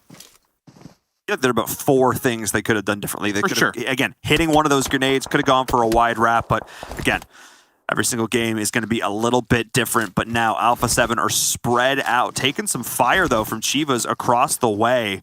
And I kind of like this because right now they've won the ground. They've won this hilltop, and now it's about intel gathering. Who is going to be the next one to come and challenge them? Because Meds, they're looking a little sparse. They're up here on the hill like, we got the hill. Come fight me. And 19E, they know. They heard those shots earlier on. 19E, they know Alpha 7 should be around here also because, remember, they bullied them out of their boot camp drop spot. So 19E could have 4 up. Yep, they got 4 up. So it's gonna be interesting to see what they end up deciding to do here. And just kind of getting a feel for the map, looking around. A lot of teams kind of hovering around this hill right now, but I'm looking over there, west side. We got Guns, we got Destiny looting over there. They might be running into each other here very shortly.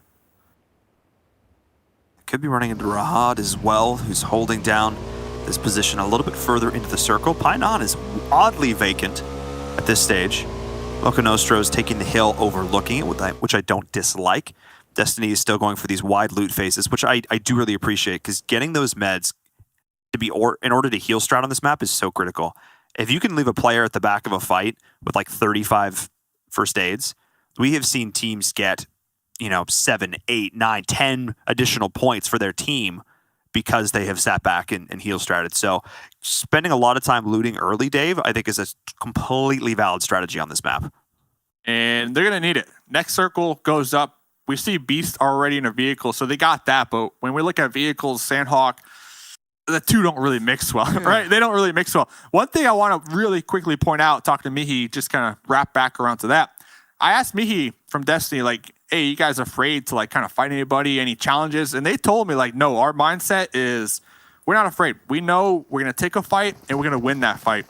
That right there, that's like the mindset of like a true champion, in my opinion. So we'll see what they can do with that mindset, because they do have a slight challenge right now to rotate into this next zone. And we were talking about this hill earlier on, 19E representing Canada, looking to take it from Brazil.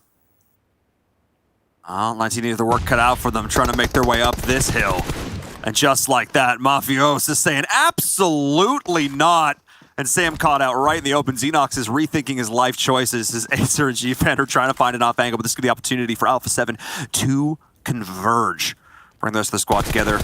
Smoke is down, but Sam, the hit marker's confirmed it. Sam, is forced back. They're going to be able to get the revive with a scrap of HP. Are you kidding me? Senatexa pushing up. Senatexa's position is going to be compromised from Acer, though. Able to get a nice little angle to allow this revive to occur. Senatexa, though, cooking a grenade, tossing it, trying to connect on the sheep fan. Little grenade battle right here, but between these two boulders. Senatexa very smartly repositioning, because that nade from G-Fan would have been right on the money. Great call there.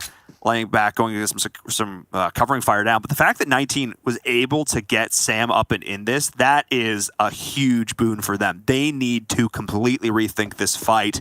I mean, if I was them, I would try and find a way to reposition. The issue is the terrain, Dave, is just not conducive for it. They're kind of stuck. Some smokes might be able to help, kind of close that gap. You have to remember, this is a 4v2, but the duo, they got some nice angles and the high ground. Oh, hitting that shimmy. Sheepman trying to pull back to their squad mates, almost losing their life in the process. Oh, and Sam is going to be able to get a counter knock, and the fact that Alpha 7 didn't get a single one of their own, this is big. I still favored the 2v4 for Alpha 7 here. They just had a way better position, but somehow, some way, biting off a little bit more than they could chew. Alpha 7 is going to drop one player. The revive will come out. This gives 19 an opportunity either to push or reset. What are they going to do, Dave? They're kind of being hesitant in the call. They're going to go for a bit of a wrap, and they are going to go around on the outside, but RTG is also coming into play. This fight is taking way too long. They needed to be a little bit more decisive. I don't think they realized, Dave, that the third player from Alpha, there's just the two of them. I don't think they realized that. Yeah, a play definitely needs to be made, because eventually they're just going to get stuck down on the low ground in this valley, especially with RTG, 4 members alive, looted, out of their mind right now. Like, they're going to hear these shots, and all they need to do is just like look down at the bottom of the valley, and 19E, they're just going to be sitting ducks. So looks like everybody trying to separate for the time being, but that little cluster up there, we'll have to keep tabs on that. And talking about more clusters of potential fights down there towards the south, Destiny and Guns. There's just a straight line down the center of the circle. All the teams just stacked one on top of the other. The world's deadliest game of Jenga, as we're seeing the circle shift down towards the southeast. Basically, no one down there in towards that Kampong/Docks district. Keep an eye on that, as both Guns and Destiny will have to rotate up through Camp Charlie. Team Queso could play gatekeeper there as well, but it's that northernmost fight, Dave, that I'm the most worried about, because we know at this point the blue is going to start to hit even harder. We'll see if these teams are going to have to rotate in. Guns, Destiny, this is the play. Reek over here, prone, playing that snake roll, trying to get some shots in while they can. They were able to do so. Mihi strolling by, was able to clutch it out, get that high ground, but Freak is not going to let this one go for free. Pulling up. Mihi really low, though, in the guard tower. Yeah, he took some shots from range, though. Does have the big gun, going to be continued to be pinned down. He's going to play these angles incredibly well as he is pinched, separated from the rest of his squad. Off the roof, get out of there. Cooked him to a crisp. That's beautiful. The molly off the roof. Huge big brain play. Some Sandhawk barbecue right there. I can smell it. I can smell it from here, too, by the way, Paul. It smells good. Yeah, I mean, that's the smell of victory right there. As we're taking a look back towards this fight up in the north, RTG, Alpha 7, 19E. All these squads going at each other. Canadian Power, Destiny still getting involved. Guns is here as well. This is the Sandhawk we know and love, Dave. The Mollies are flying out in force. Going to be forcing Ralph into a more compromised position. He's stuck. That Molly didn't quite push him out behind the rock, though. That was big, but Fresh is going to get it done by hand. Going in for the big guns. The nade is thrown, does some damage, softening him up, and now Fresh is in a bit of a rough spot and gets pinched. It forced them to push around that right-hand side where the angle was exposed. That was actually pretty smart and popping back into this engagement. 19E squaring off against RTG. G-Fan, they're going to be in the blue. We have to note, the blue zone. It's going to start to hurt here very shortly. It is indeed, and this is exactly what I was worried about for these two teams. 19E kind of use Sam as bait there, I'm going to be honest, and now they've got to just make the dash for it themselves. No vehicles. And the last remaining member of Alpha 7's Mafios is just kind of chuckling to himself as all the teams that they were fighting with are just killing themselves out in the blue. They're going to try and make their way towards this next circle, but this isn't looking great. 5 first aids is something here for G-Fam, but they just took way too long, Dave. And I was going to drop some for Xenox. I'm not even sure Xenox is going to make it. You got to go for it. Someone has to have all the meds and just, hope that they can make it. And I feel like that's a product of the ability of Alpha 7 to, even with the duo, to keep a full squad, like just pin down and force them to reconsider pushing in this direction. So hats off, right? Hats off to Alpha 7 right there. Yeah, they lost one in the process, but still, with the solo up, they can still go for those placement points. Oh, Cave? Indeed. Okay, we're going down to the bay. Oh, baby, this is going to get spicy. Dave, we got barbecue. This is spicy barbecue. I'm not going to lie. If I'm Team Queso, yeah, you can get some major kills up there on the high ground, but I might just dip into that cave, man, and straight chill because it's looking good. I mean, talk about, not only that, it's like you can kind of bet that you'll be able to get higher placement points inside the cave right now. If that's something they want to do, they definitely have that possibility. There's loot down there. There should be some meds down there.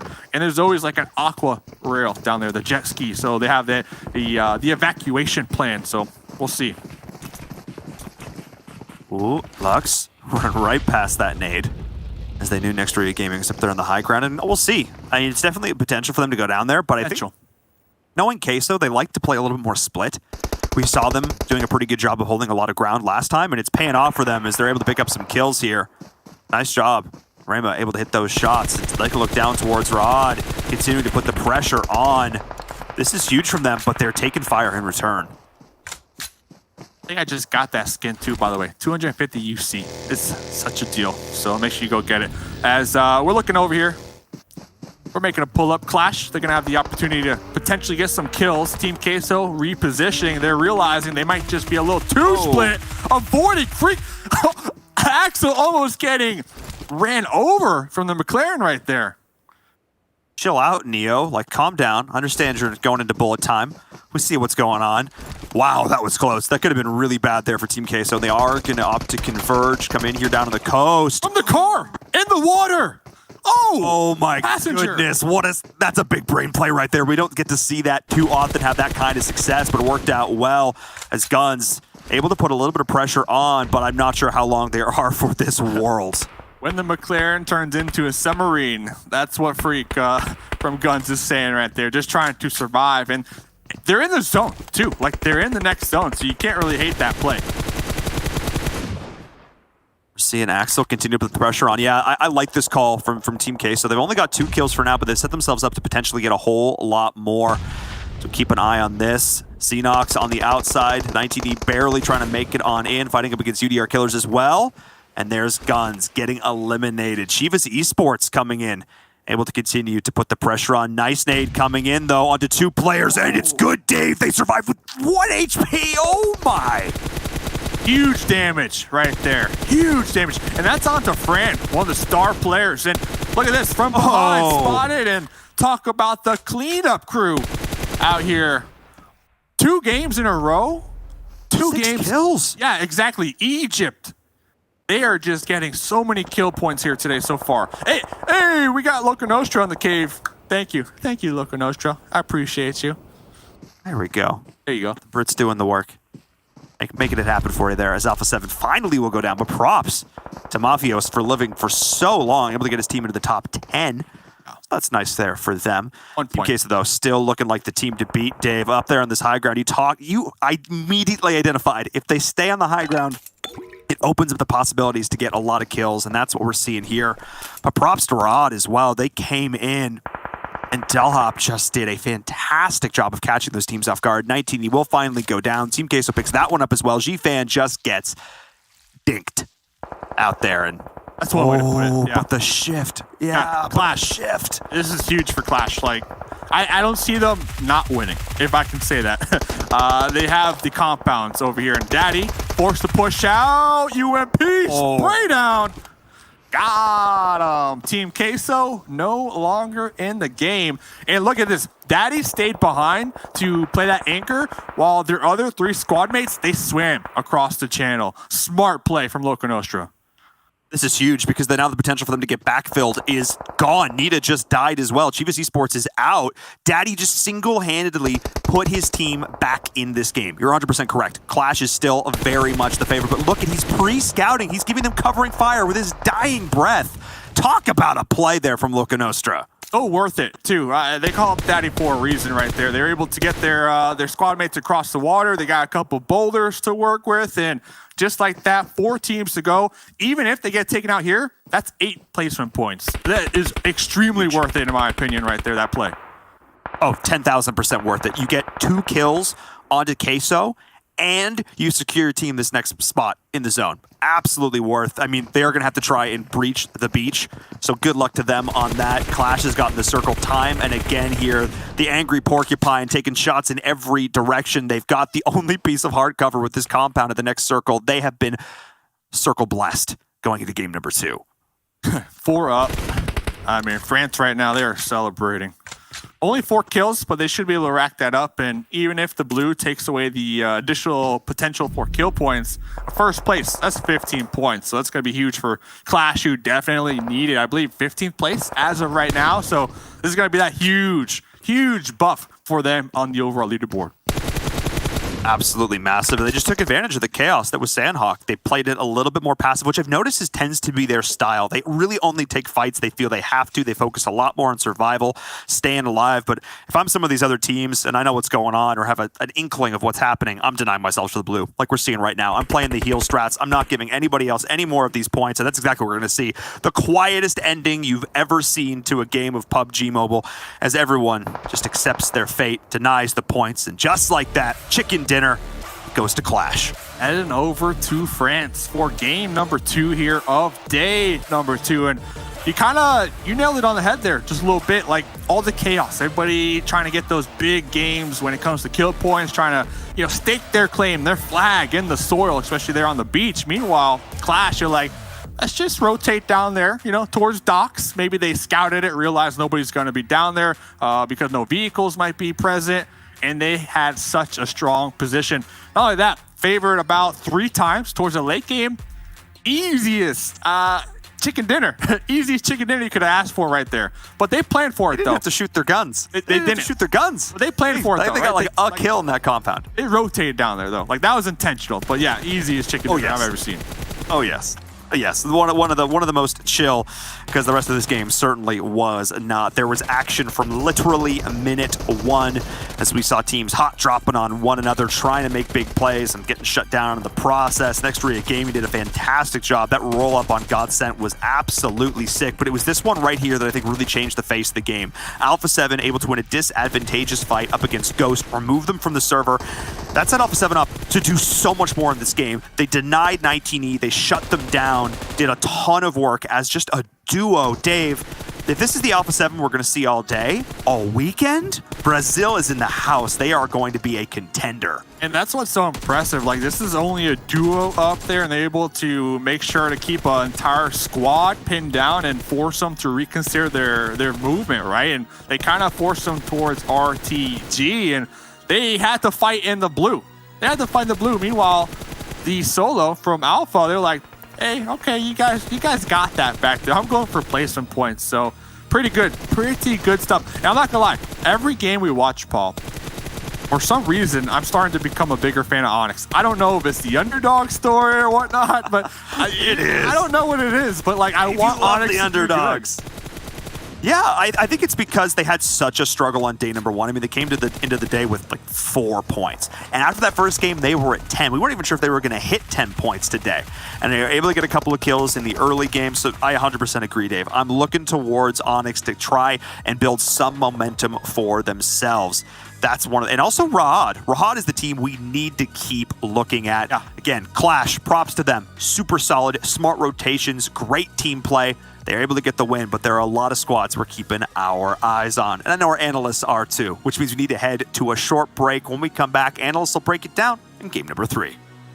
When the world has safe and effective COVID-19 vaccines, how can we make sure they reach the people that need them most? Today, there are many vaccines in development. Most will fail. For those that could succeed, governments are under pressure to secure supplies for their populations. If governments compete for vaccines, most countries could miss out. This is not only bad for countries that cannot secure their own supplies, it's bad for us all, as no one is safe until everyone is safe.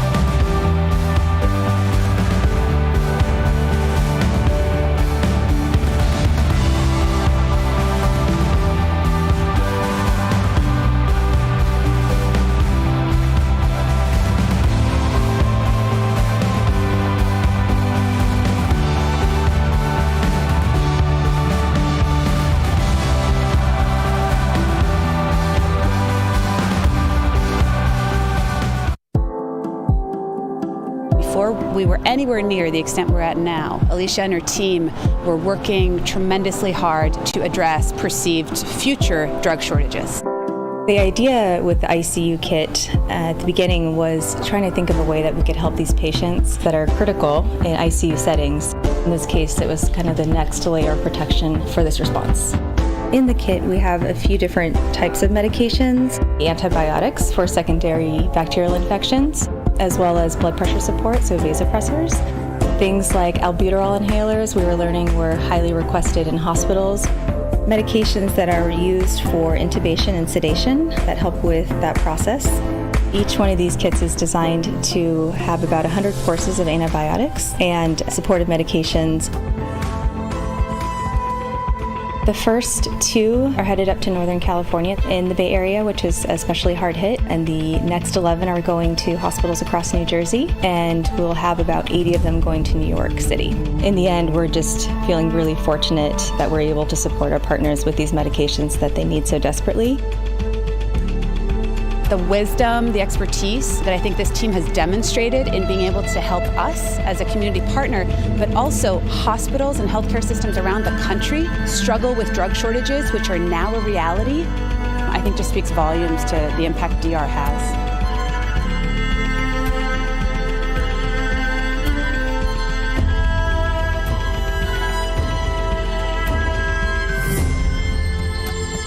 We've got the OnePlus 9 Pro, and it's absolutely gorgeous. Oh my gosh, this display is just out of this world.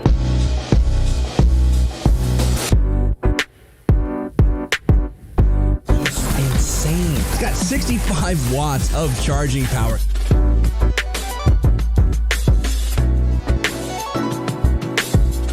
The 9 series is next level.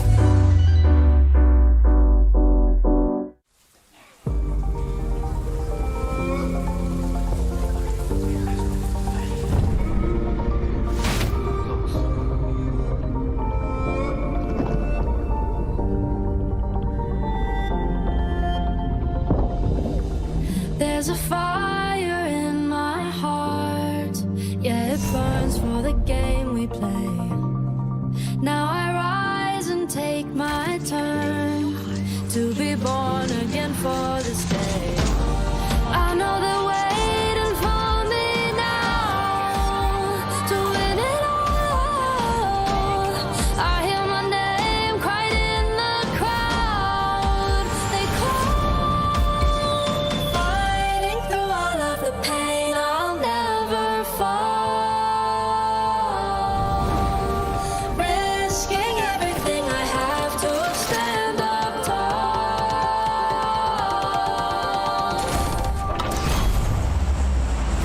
Now my flames burn bright and my head's held high. Oh, can't knock me down. All my fears are buried down tonight, and I dry my eyes 'cause I'm a fighter.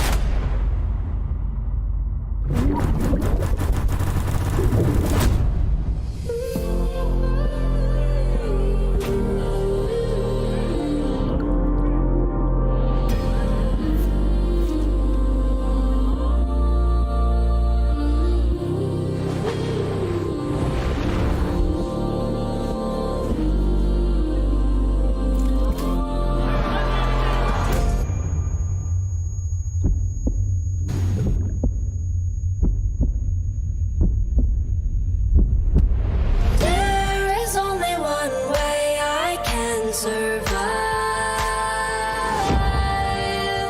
Fighting through all of the pain, the best will rise.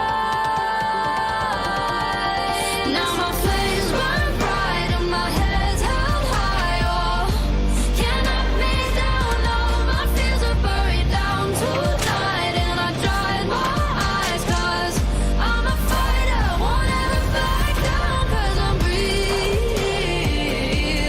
fire. Oh,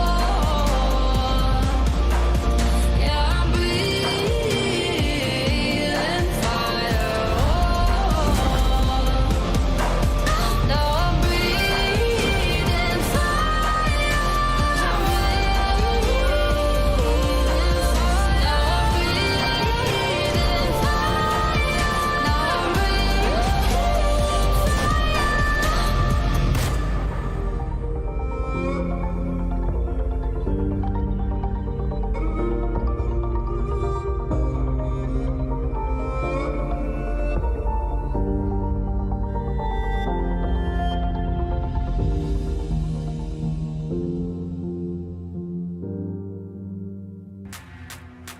PUBG Mobile World Invitational is powered by Gamers Without Borders and is brought to you by OnePlus, the official smartphone provider, Nemo TV, the official streaming platform, and STC, the official playout sponsor.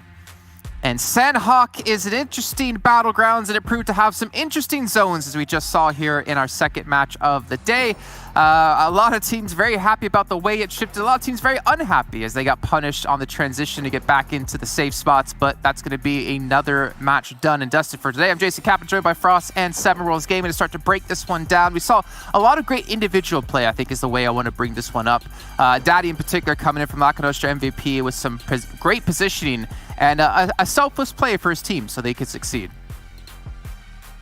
Yeah, I think the winner of that, Daddy showing why they call him Daddy, right? He was protective over his team. He made sure he stayed standing until the last second. But overall, the circle just screwed over so many people there. As we are seeing the match ranking here, we see Clash.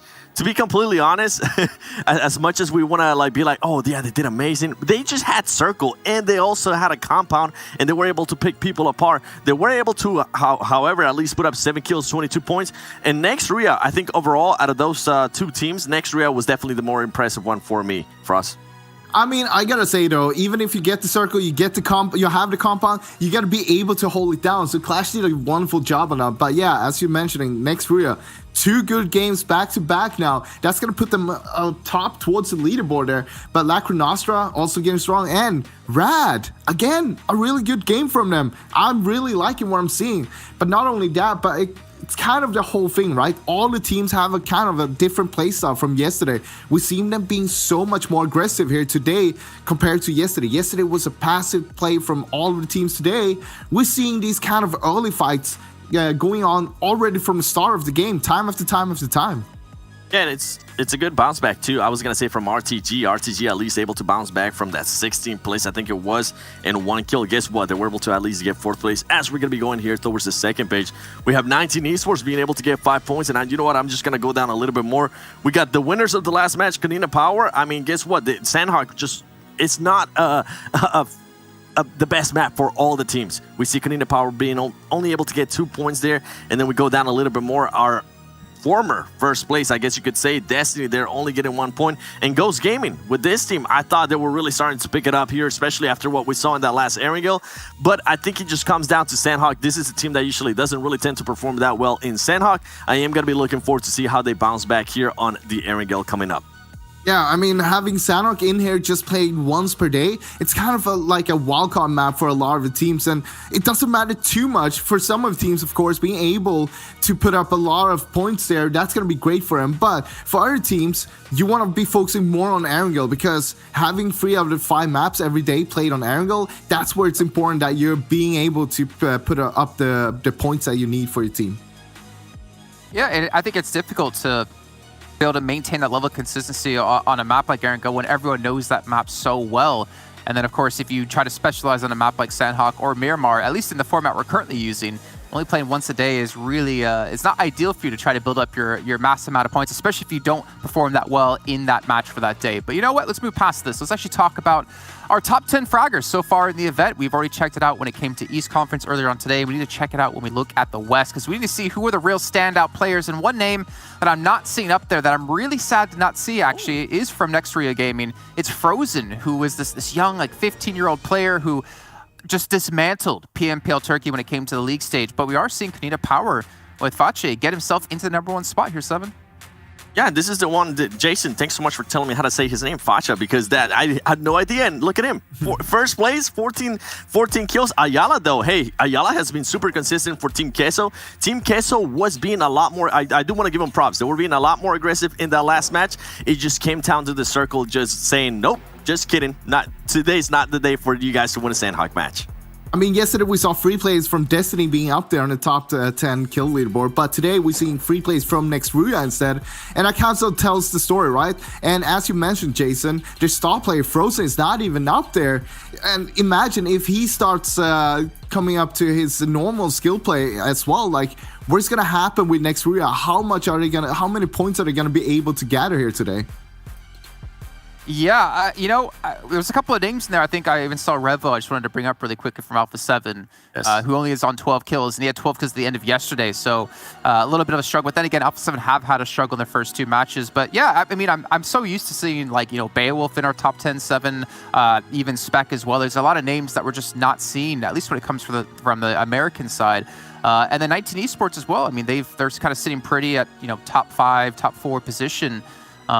And I don't know what it is about them, but they're doing extremely well. I believe there's actually even another giveaway we're doing for you all at home. Yeah, and it actually all comes into how many people are watching the stream at the exact same moment. So there's some milestones that are looking to hit here, and if we do hit them, you get some free permanent outfits, or at least a chance to get it. So make sure you tell all your friends, make sure you tell your family, to get everyone here watching as possible. So gentlemen, as we move into our 3rd match, I haven't done it yet today. I'm going to do it now. Predictions. So, if you're hopefully out there watching as a player, you hope Frost isn't going to say your team, because he seems to have that curse going his way. But Frost, who do you have? You know what? I'm going to throw a curveball. I'm going to throw it back to you. Who do you pick, Jason? Well, that is not my job as the host. So 7, we'll throw it over to you as your chance to pick. What? You know what? I'm going to go with Ghost. They did well on the first Erangel. Yesterday, they ended up the day doing well as well. I feel like they're getting ready for that win. If it's not Ghost, it might end up being Chivas, but I know Elanis is pulling for Ghost, so Ghost it is for me. I'm going to throw a name out there. No. You had your chance. Ross. You threw it. You got rid of it. No, quickly. 19 Esports. Okay, well, Poor Knights Esports going to be going out in 16th place here. We're going to find out with our casters with Environment Mustache Dave as we bring them back in and head back over to Aaron Gell for match 3 of 5 here of our second day of the PMWI. Ross, why would you do me like that? Why? Why would you curse 19 Esports, the Canadians? Why would you do that to me? It's bad. Anyway, Dave, we're back. Yes, game number 3 back on Aaron Gell. I'm excited to see what these teams can do. Map number 1. With the military shift, we saw some teams play a little bit more passive, go for maybe the safer option, quote unquote, and they got punished for it, Dave. I want to see teams do plays that are a little bit more aggressive. I want to see them take some risks.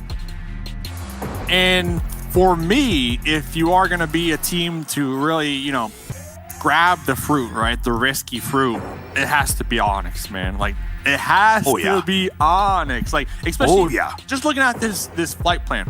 If I'm Onyx, Primorsk, it's cool and all. I'm going military base. Okay, that's where I'm going. Get on that sweet loop, get a couple boats if it doesn't favor down there. Whatever Onyx were doing yesterday, they can't be doing today. And game 1, in all fairness, like a much better game, right? Like we saw them late game, they had a couple of kills. It was a good start, but then last game we saw them in the ruins, kind of getting hot dropped on. We saw the plays coming on out, Master forced to kind of defend themselves. A lot of hesitation though. That's what I'm seeing from Onyx. A lot of hesitation in team fights when they just gotta believe in their gun skills that they got it. So we'll see what they can do here. We already see a couple players, couple teams dropping out. I got my eye. I'm trying to look. Okay, Pachinki confirmed. They told me before this event even started, like both teams, Ghost, Guns. Dude, my military base prediction. It would have been so good. It would have been so good. It would have been made in the shade. I can't see the bottom of that circle, Dave. This is going to be military. Teams need to go now. If I'm Team Queso, I get in a vehicle. I totally ditch Fairy Pier. I go military now. If I'm Konita Power, same thing. I get in a car. I drive. No hesitation. Onyx might look to do the same. I think both teams need to. I think you get in a car, you go. Yeah, I already see a vehicle, Onyx. They got a little 2-2 split going on right now. At least one of their players are in a vehicle. Konita Power's doing it too.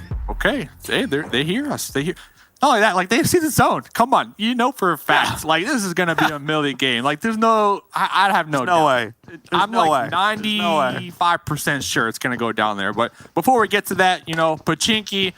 Who's going to make it on out alive? We already see, what was that, VSS on a Bayo. Bayo making that weapon pretty popular here in comp. So we'll see what they can do with it. Oh, the car is so shiny. I like it. Anyway, VSS. Some rocking it actually late game last time around. And I remember when I first started casting PUBG Mobile, like way back, like 2019, VSS was actually super common just because it comes silence default.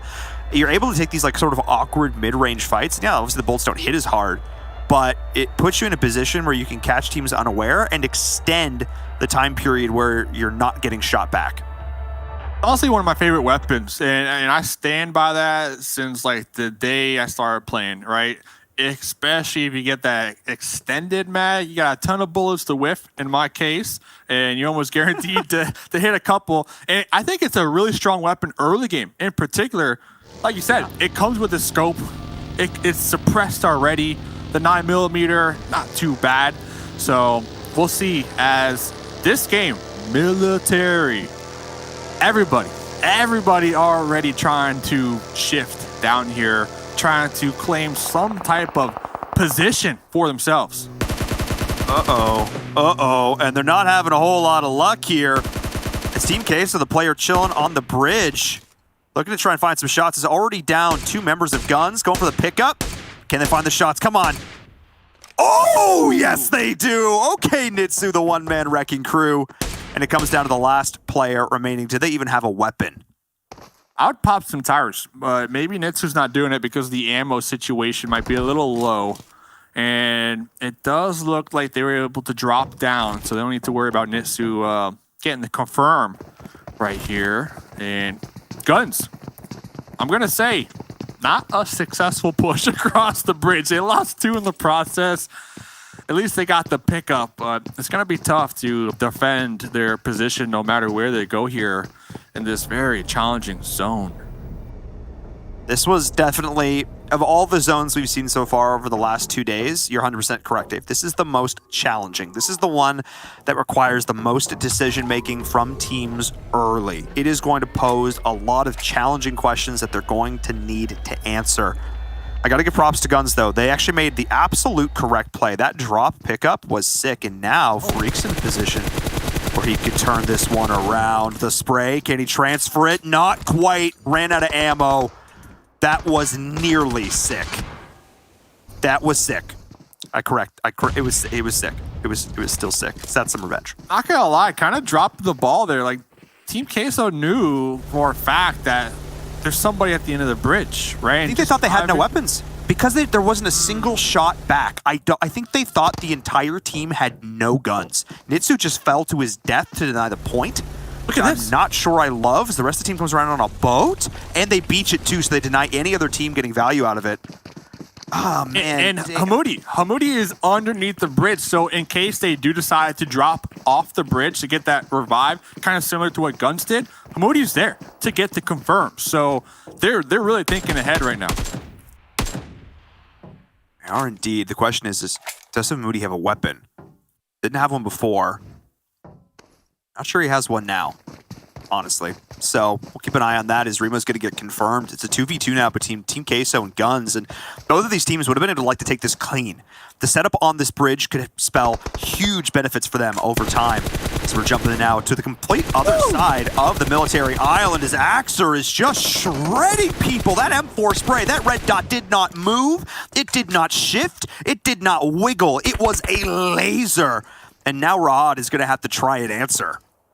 On point for sure. And you know what I'm looking at? I'm looking at the map. This fight needs to happen quickly because Loca Nostra on a boat. The pirates out there. They're going to be pulling up here very shortly. Oh, watch your angles. I see an M249 on the playing field. And Rahad, what is this? A solo in a dream. M249 though, if there is a weapon to make this dream come true, that's the one. Got to try and deal with both players peeking him at once to try and find an angle to make this a 1v1. Okay! And he can just keep firing. He goes to the pre-fire now around the corner, goes to the drop shot. Are you kidding me? Desha just single-handedly slaughtered Konina Power. There's only one player left. Can he get the 1v4? It all comes down to Nomi with the big plays. The nade is being primed. Does Desha have any way to try and survive this as the nade flies through, has to reposition, and a beautiful play from Nomi. Force him out with the nade, pre-fires the angle, gets the kill. They stay alive. So close, though. So close. That was good. RTG, they're like, okay, we don't want nothing to do with this bridge, and they sent it off. Huge play to be able to make it across this alive with three underneath the bridge to kind of third party this long, drawn-out battle between Team Queso and Guns. Nomi, though, coming in clutch for Konina Power. I'm not going to lie. Coming in clutch with the flank, but we'll get back to that because Axel clutch couldn't clutch that one out. Yeah, and just like this, the long, drawn-out, messy, sloppy bridge fight between these two teams comes to an end. Guns will be able to extricate themselves from the situation. They've got the buggy. Can they make it out? Freak's got no helmet, and that hair is just, it's screaming to be shot at. As we're seeing now, RTG, the second they think they have a moment of peace, Ghost Gaming has arrived, and this is just going to be the entire story of this game for the next 5 minutes as team upon team upon team try and make this sound. The thing I'm most interested in, Dave, is the fact that the other bridge, no one's camping it, no one's on it. How is it open at this point in the game? Yeah, free and clear, and that's going to be beneficial to Destiny, Chivas, even Alpha, if they can quickly kind of claim that for themselves, because the West Bridge we saw right there, Ghost, it's in ruins, right? There's vehicles blown up everywhere. There's crates everywhere. And Ghost, they already see the shift, already popping in their vehicles. They're going to need to move. And looking around, we see Godsent in a boat, 19E in a boat. Onyx, they wrapped around all the way down there to the south in a boat. Loca Nostra, they wrapped to the east down there to the south in a boat. A lot of boat plays. And I'm pointing that out Because Destiny, to me, it looks like they're looking for a boat. There might not be a boat at this point in the game. Yeah, I think it maybe on that coast they might be able to find one, but they might have to try and take the swim or try and take the bridge. I think they are probably going to assume what I would have assumed, that the bridge at this point is still being held. Not actually the case here, so we'll keep an eye on this as RTG is going to pull out, and that opens up Ghost Gaming. HH24 with the Fast and Furious plays here off the bridge. Spec's going to follow. These two are going to look to try and gain ground, edge creep their way into this next zone. A surprising lack of action here as a lot of teams sent it very far into the circle early. Can't say I'm surprised, but we've seen a lot of edge creep over the last few days, Dave. I expected more teams to play that here. Look at this. I love it. I love it. Alpha 7 over here. They're going to be over shelter, so I agree. At this point in the game, if I'm still on the mainland, I'm going to be like, okay, that East Bridge, there has to be a team there. There has to be. But in reality, there's not. And looking over here at the top, the highest elevated point here on military base, UDR currently holding it down to their own. We saw Konina Power. Yeah, seriously. We saw Konina Power try to go up there, but quickly forced to push off because it's already taken. And we're able to get it down onto Sandro, burn some meds, burn some armor. So keep an eye on that, how much of an impact that might have as they're rotating down to a potential fight between like a Nostro. We'll see if they're going to be able to make this one happen. Clash is here as well. A little bit of friendly fire. That's okay.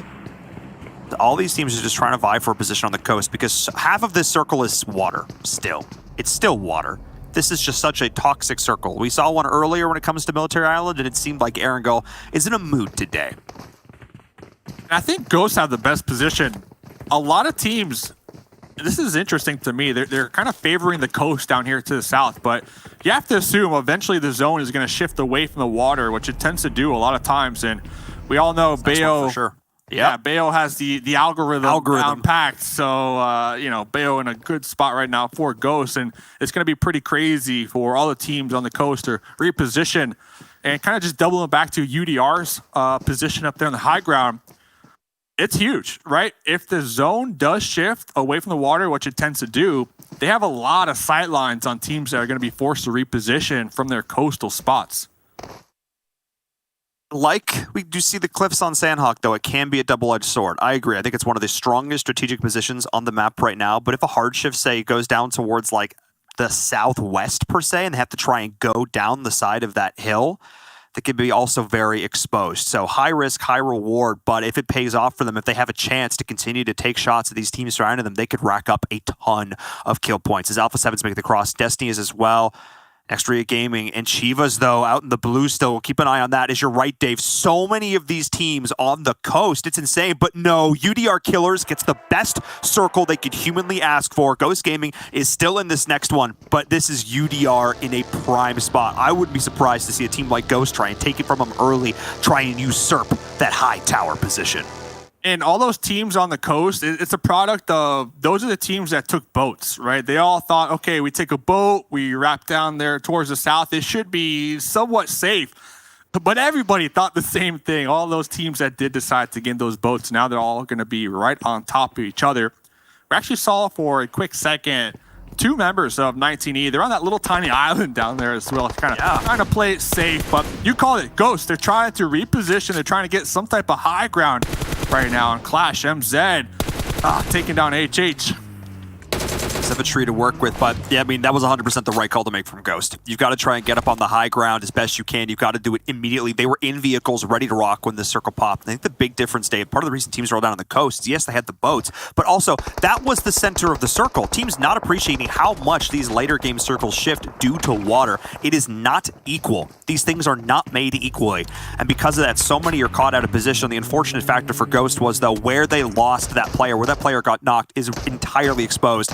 They are spending resources to try and get the revive, but at that point, I almost wonder if it would have been better to just leave them. Yeah, seriously. And kind of back to that water point, like the 2 to 3 years, you know, been watching these games, I've seen a water ending maybe twice. So you have to assume like it's going to go on the land. Destiny, strong position on Nova. They got it all to themselves over there on the coast. But right now, one of the main stories, can Ghost Gaming make it on out alive? right now. They are pinned down. They got a couple smokes, providing that soft cover. They're trying to get the pickups and the revives. They do have some vehicles as well, but this spray from MZ keeping them just pinned.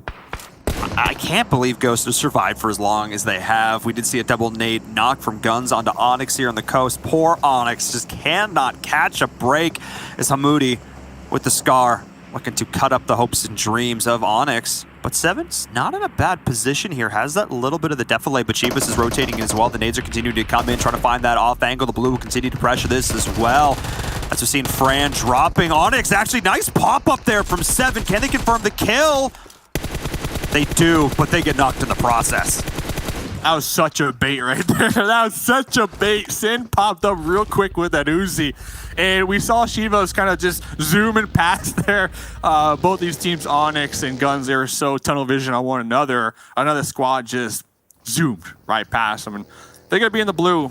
It's a lose-lose for me, honestly, in my opinion. Both squads in the blue. They're going to be rotating in so late. Next zone does go on up. But El Chapo, grenade in hand. El Chapo, one of the star players when it comes to damage from RTG, looking to make some big plays. Yeah, but Next Street Gaming, I think very smartly appreciate that this is not a fight that they need to take. They are not in this next zone. They are far away on the outside. And oh, night. Oh, no. Froz? Can we have a word? Froz, can we have a word? Can we have a word? I blame this solely on you. Literally no one else. Not 19 Esports, highly delayed, not great rotational decision-making. I just blame Froz. All right? Adam in the chat. That's just the way the Maple Syrup Adam candy in the crumbles. chat. Canada at Froz in the chat right now. 100%. 100%. Just unfortunate. Fortunate for Loca Nostra, though. Oh! Kill points. And Ghost making the pull-up. And you know what? Konita Power said, stop. Not only that, Destiny. Destiny was the third party. Yeah, it was Destiny on the off angle here. Beast and crew. Ghost is so focused on KP that they got crossfired and just obliterated. I wonder if we have that on a replay. Would love to get a chance to watch that one back. As Beast, I don't think he appreciates how many members of Konita Power are down. He could push this. There's 2 players down. He's not going to. He's going to go for the safer call. They have the circle. They're in a great spot, but Beast is still split from the team. I kind of want him to regroup, Dave. I understand playing off a bit, but you either need to go for the kills or you need to reset. Right now, he's doing neither. And this is where the action is really going to start to heat up. There's only 2 ways around this hill, Dave. You've got to go from the south, you've got to go from the north, and they are going to bottleneck so hard.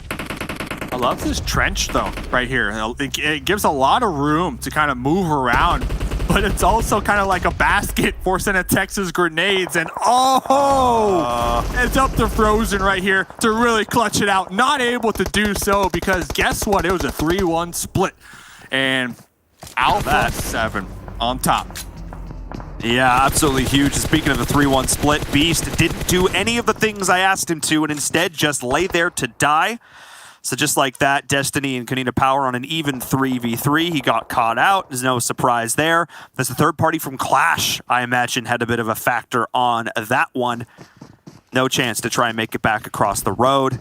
And just like that, Konita Power have themselves a nice little farmhouse to play with, and they've got a lot of time. A time super centralized when we look at everybody else. I'm really liking Clash right now. Today in general, like they get a compound on the edge, and if it like favors them on the edge, it pays off big time. But before we get to that, Daddy caught that grenade with the glove. Let's be honest. Did indeed, and the rest of his team is paying for the tickets. That's not the ball game you wanted to go see, because just like that, Loca Nostro out of this game. Perfectly cooked, signed, sealed, delivered. Mwah! That nade crushed it. Classic spaghetti meatballs combo right there. And hey, UDR, they're still up there on the high ground. My fear is kind of to agree with you, like, they're spending a lot of time up there, and if the next circle doesn't favor them, like, what do? Do you get into the vehicles and just YOLO send it? We'll find out, because Godsent right now, Godsent with the nice spray across the map onto RTG. And they've got to leave. I like it alive, or just to bleed out here, unless maybe they can try and have the... No, absolutely not. That's not happening.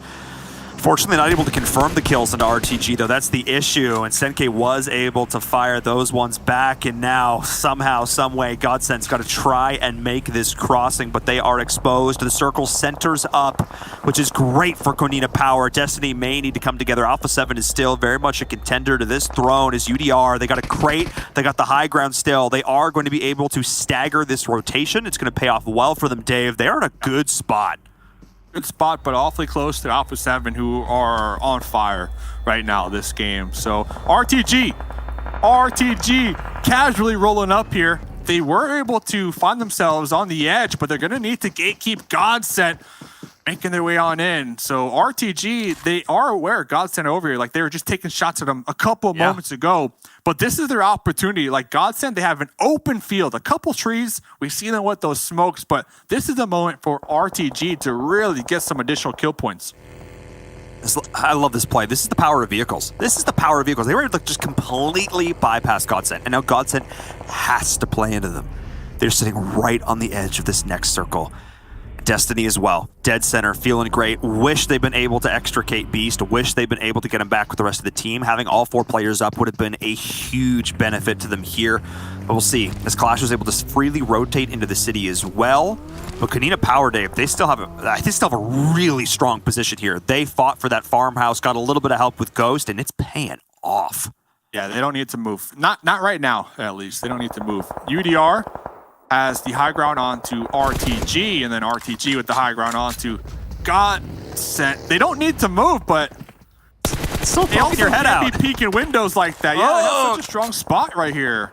Clash is hitting shots, Dave. What happened to this team? They ate their Wheaties this morning. They were forced, to reposition because their compound on the edge wasn't in play no more. So they're kind of just strolling up right behind Destiny, and maybe Destiny just didn't expect a squad to roll up from the east side because Michi was kind of keeping guard of that east side for some time. So now they are aware. Now they have the intel, but they need to avoid these grenades. I'm just impressed that Clash just seems to be really, really hitting their shots in a way that we haven't seen them do as well before. Destiny barely able to get themselves out of there with that one. Fresh just trying to survive. We'll have to reposition.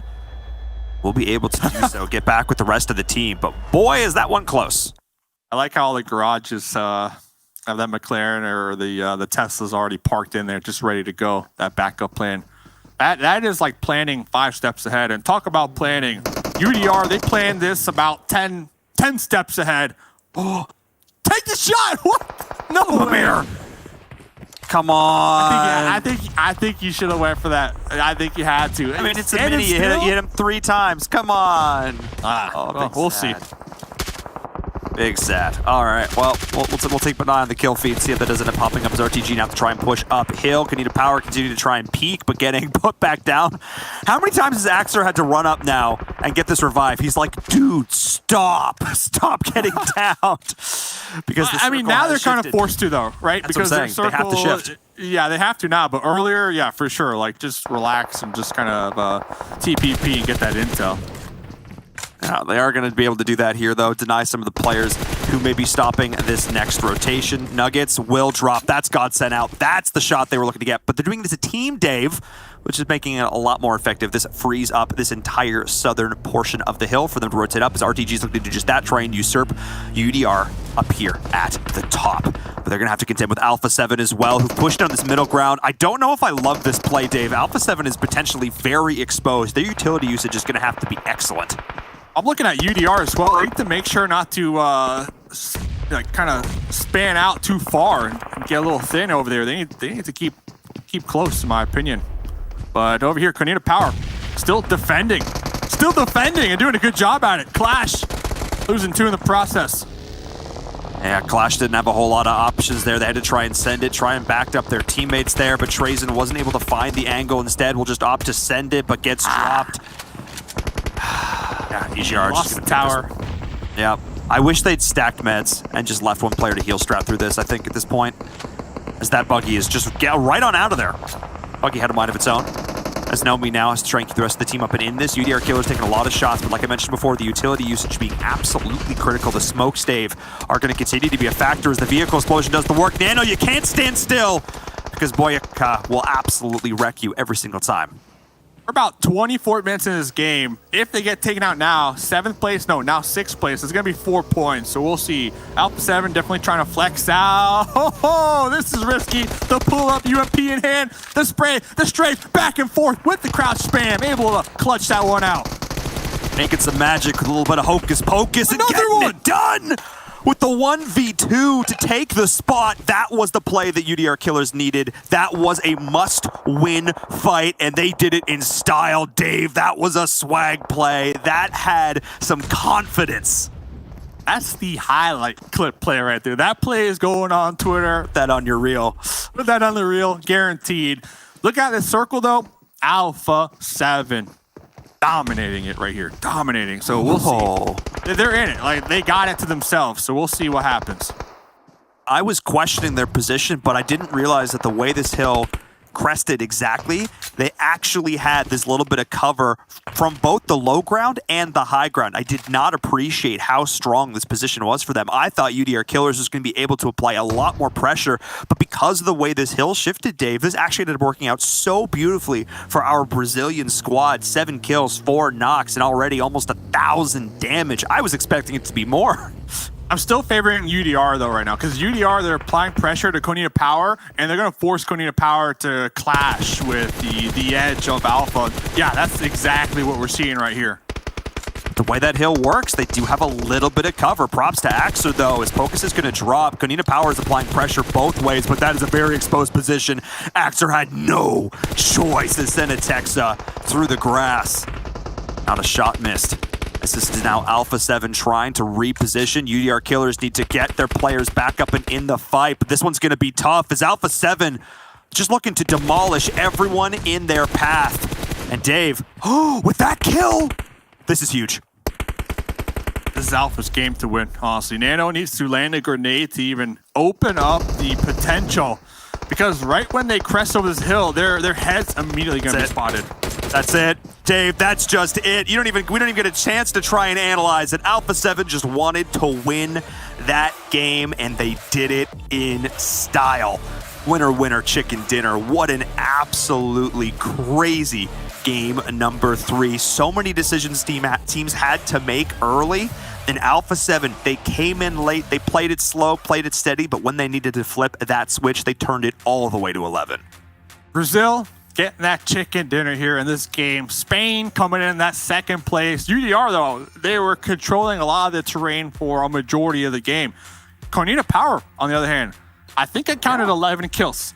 11 kills. That's like basically equivalent to right in between 2nd and 3rd place when we look at placement points alone. So huge game for Konita Power. Huge day in general. Coming into today, they're like that mid-pack team. Right now, they should be at the top with their performances, but Alpha 7, much needed win right there for Brazil. Yeah, that was a big one there from them. They just did a really good job of making sure that all their angles were covered.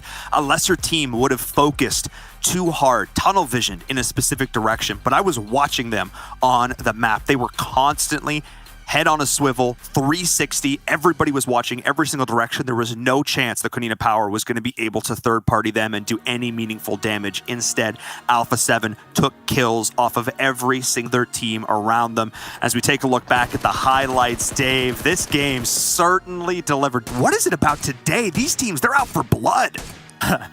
Hey, I'm happy that we're getting these military base finishes too, by the way. It's just, it's been a pleasure. And right off the rip, this is the Guns Bridge Camp versus Team K. So this fight was at least 5 to 7 minutes long. The trades back and forth, but then eventually another squad, Ghost Gaming, rolling on up. Yeah, I mean, Ghost.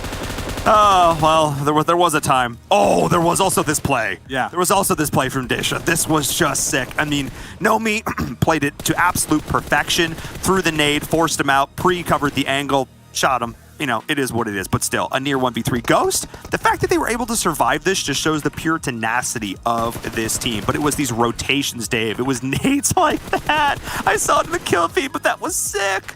That was a 1v4 with Desha, and Desha was able to clutch out 3 of the members. So honestly, like, we're talking about highlight plays. That to me is a win. If you can knock down 3 enemies and you're a solo, like, that's some skill. Yeah, you had the M249, but you got to know how to use it. And that's what you're talking about.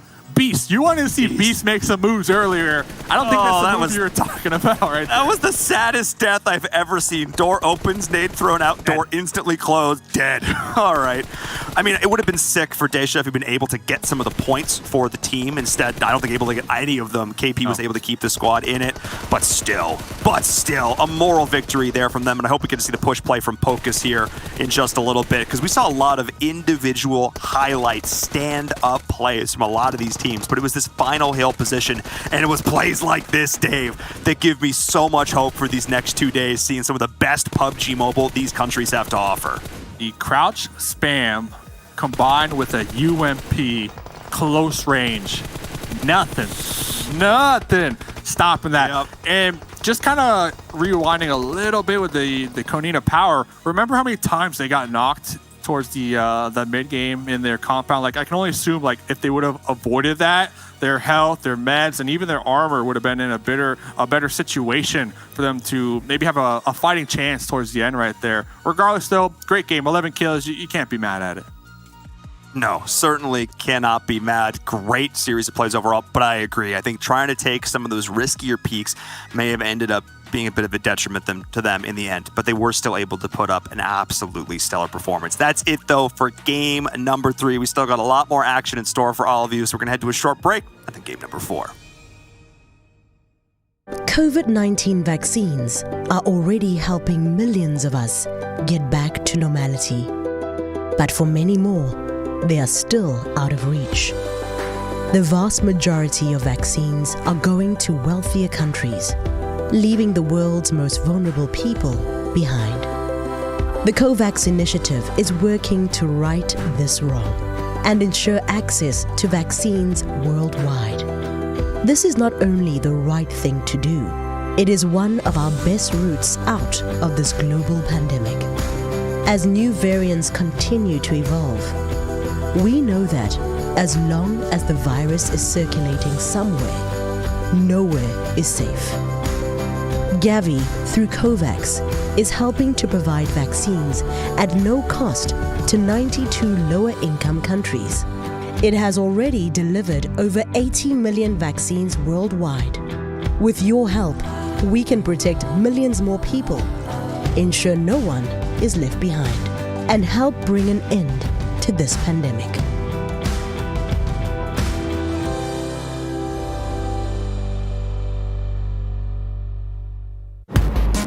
I've got a difficult mission for you. Who's in? Close to 1 billion people from 92 of the world's poorest countries need to be vaccinated. You'll need to work closely with governments and health authorities, and it will take millions of volunteers, and it has to be cheap. This is a mission only a few organizations can handle. It is the world's biggest and fastest distribution of a vaccine ever. Equipment such as needles, canisters, visors, protective suits, and sanitizer need to be in place first. All of this has to be transported to the most inaccessible corners of the world. The vaccine has to be kept cold constantly. If not, it's all for nothing. And when the vaccine gets close, a population without mobile phones or internet needs to get the message. Thousands of health workers have to be trained to perform vital work. No one is safe until everyone is vaccinated, so we can't stop until that's a reality. But even though we're doing this because lives are on the line, this is real life and not a game. You don't get a new life if you fall, or if you drown trying to save lives. We have no lives to lose, but we're willing to risk a lot to vaccinate the whole world. As long as the virus exists, the whole world is in danger.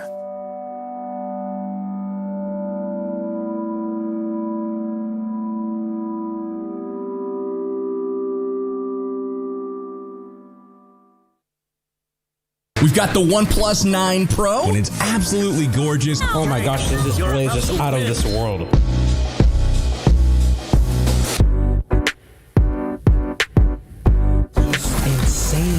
65 watts of charging power.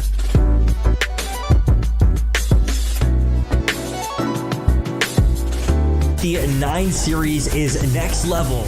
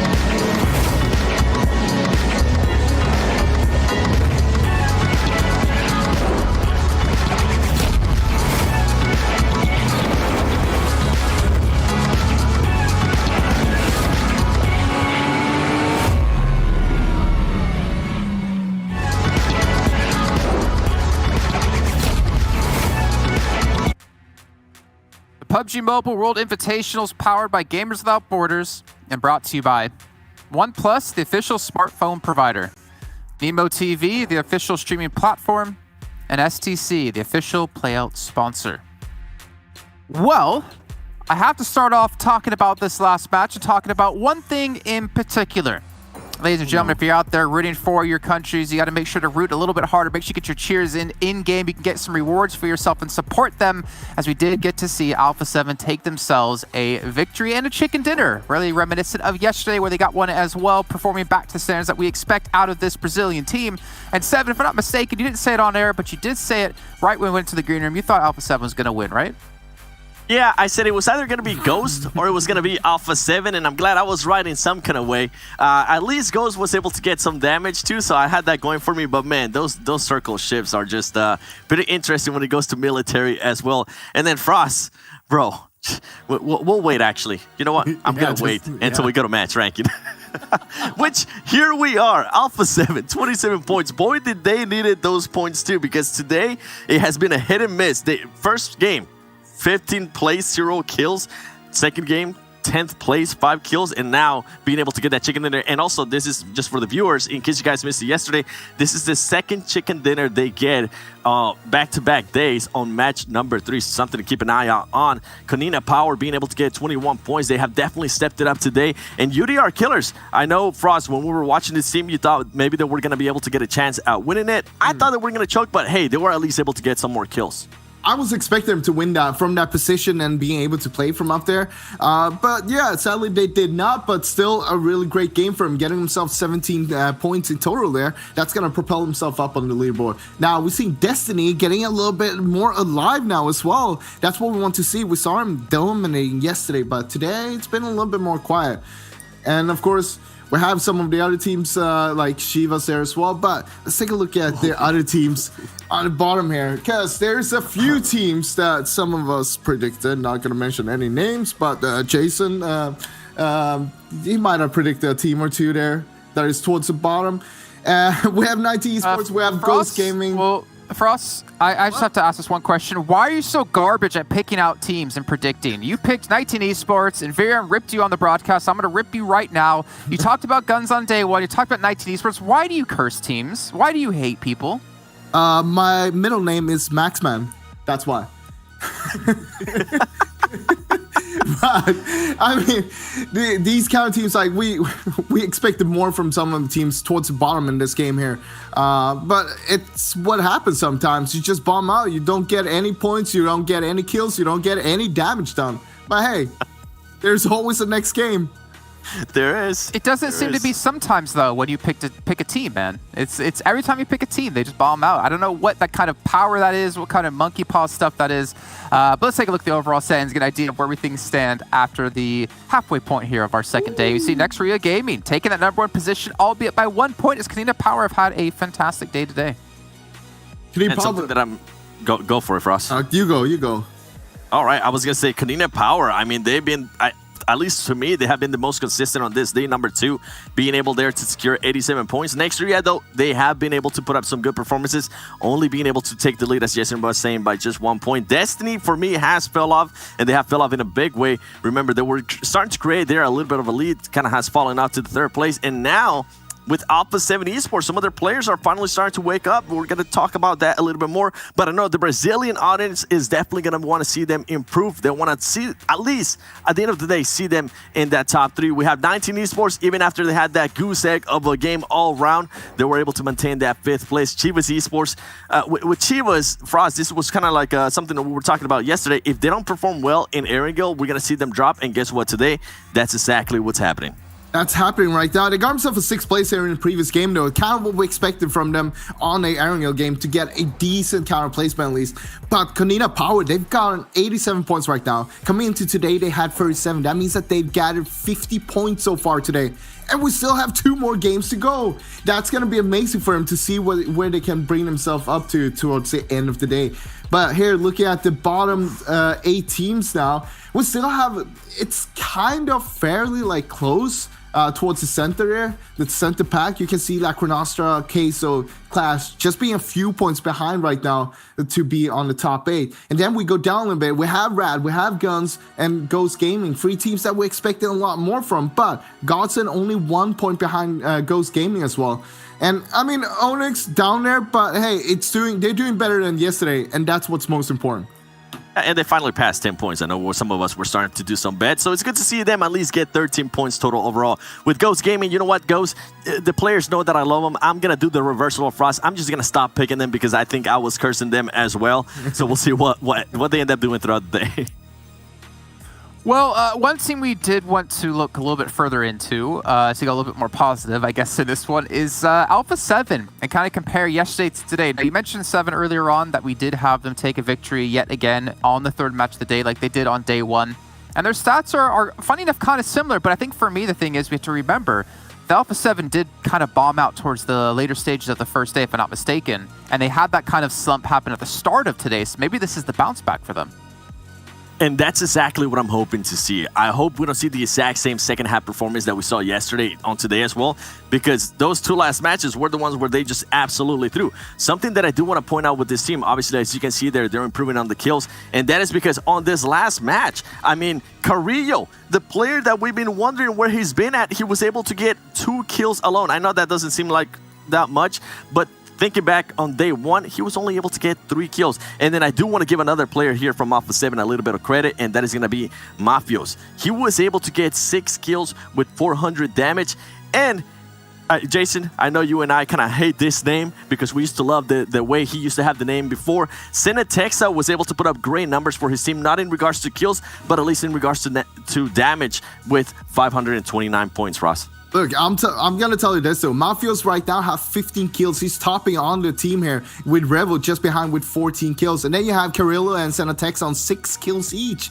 And we're expecting more from those two, being only down on 6 kills. But it doesn't matter when you have the other two being able to pop off and being able to perform when you can't deliver that. That's what it's all about. You're a team. It's all about the results you're making all together. It reminds me of currently what's going on in the East Conference with Bigatron, where they acquired Liquid and Microboy stepped out. It's like they have a team full of fraggers, but they don't have anyone really playing support. You know, Law used to be on Alpha 7. He's no longer on the team. I feel like he did such a good job of playing support to allow his members of his team to perform well. And I wonder, maybe it's just too many big hitters in the team and no one's really willing to play that selfless role to make sure the team does win. But you know what?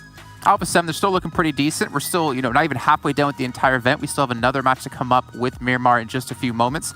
And I'm excited to see how all the teams continue to develop. You already mentioned Onyx. They're doing better than they did yesterday. I want to continue to see all the teams do that, though it's not really possible with the way that the points actually work out. But again, there's still a couple of other teams out there that I'm looking towards of really, and I don't want to hit too hard on it, but of really kind of letting us down. Ghosts. I mean, the caliber of players they have, like Beowulf has played in so many massive tournaments. We have the raw fragging power of HH24, of Tenza, of Spec, and they're just not hitting the peaks that we expect out of this team. Yeah, and with Ghost Gaming, I think the main thing that a lot of us that watch them in NA, we kind of expected them to not do so well in day one. They usually kind of tend to sit back and just watch everybody and see what they're doing. This day two, we saw them starting to get a little bit hot there in the first game, and then they went into Sandhawk, which is usually not one of their favorite matches to play. And now we went back into Erigil, and they end up putting up 0 points in Erigil. That's definitely gonna hurt them. As I said, I'm gonna do a frost reverse. I'm not gonna mention anything in regards how they're gonna be doing here in the upcoming Miramar. But if there's any time where they need to actually turn it up, now is the time, because some of the other teams are starting to be more consistent. And if another team like Kanina Power or Ruya gets a win, they're going to start running away with it. I mean, look at Ghost. It's all about one small mistake in every game. That one small mistake is just dragging them down. So you want to see them not making those mistakes, and you're going to see them towards the top. That's all I got to say about Ghost Gaming right now. Well, maybe you can collect some of the cards that will be put into the game. You guys can collect all those within the actual game. They're not physical copies of it. At least I don't believe they will be. Maybe if there's no support, they will put out some of those. But make sure you guys check those out in-game when they do come out. In the meantime, we got to check out our commentators because they're looking mad fine today with Nviera and Mustache Dave to bring us into Miramar here for Match 4. Thanks so much, Jason. Let's get into it. Let's just go right into the action. We don't even have time to be on camera. That's how hot this next game is going to be, Dave. We're back with Miramar. Only get to see it 4 times over the entirety of this weekend. So for those teams who do tend to favor this map, now's their time to shine. That's the truth right there. Just like what Jason said, we're looking mad fine. Another truth right there. So we'll see. Yesterday, Miramar, I'm trying to think back. I think we had a couple early game kind of skirmishes, but for the most part, early game, really, really quiet. And we were kind of talking about it that with Miramar, with the zones being, so much terrain to really deal with, that you get to truly take in like the different strategies that these squads like to implement in their gameplay. For example, the edge play, or teams that like to drop real quick, go center. It's really exaggerated here on this map. And just, kind of thinking today as a whole, like what strategy, because that's always a question, like what strategy is the best, edge or center? For me, there's no real answer to it. Yeah, they both have pros and cons. Like if you go center early, you're in a hot spot to get crashed on, or you're on edge, you don't get favored in the circle. That's also a risk. So we'll see. Considering this zone, nobody's even in it. Nobody. I mean, this was a low, west-east southern plane path, and this is a hard north shift circle. These back-to-back games, Dave. The Circle Gods were kind on day number 1. Here on day number 2, they are angry. And I agree, there's no real answer. We saw a lot of teams play edge for a very long time, and then it was all about the early rotates, get a compound, play center. But I feel like as Vikendi got phased out of the map set, that was one of the maps that really exemplified that play style. We called it like the breach meta, where it was all about breaking into people's compounds. That's shifted a little bit, again, since it's no longer in the pool. So because of that, I think teams are starting to favor both. And honestly, I see teams playing both and making both work. I actually think this is probably, in that regard, the healthiest the meta has looked so far. Both strategies are absolutely viable. Yeah, definitely situational. Like we saw Team Queso, they attempted to make a crash pull up and they got wiped. Didn't work out. But then we saw like Clash, they played edge. They get favored because of the edge play and they get a chicken dinner, right? So there's definitely extremes for both. And looking over here, Sandro, this is risky. A solo, yeah, following a squad that you have to assume they are aware of because they saw each other's parachutes. And Sandro, no weapon in hand. So fortunate for them, they will be alive. And just talking big picture of the zone and really which team is appreciating the magnitude of circle number 1, it has to be Destiny. All 4 members already in vehicles, all 4 members already sending it to a somewhat center position, which I think is huge. It's definitely a heads-up play because on the flip end, we got Konita Power down south, not moving, just looting. We got RTG down south, not moving. I really truly feel like those teams are going to have the biggest struggle here this game. Especially because of the way the terrain works. There's a lot of awkward mountainous areas, both in the center, on the east and west. There's only a couple of really, I don't want to say viable, but routes you're not afraid to take going quick in a vehicle that aren't like super treacherous. And because of that, they're going to create these sort of natural funnels and choke points as teams do rotate up from the south.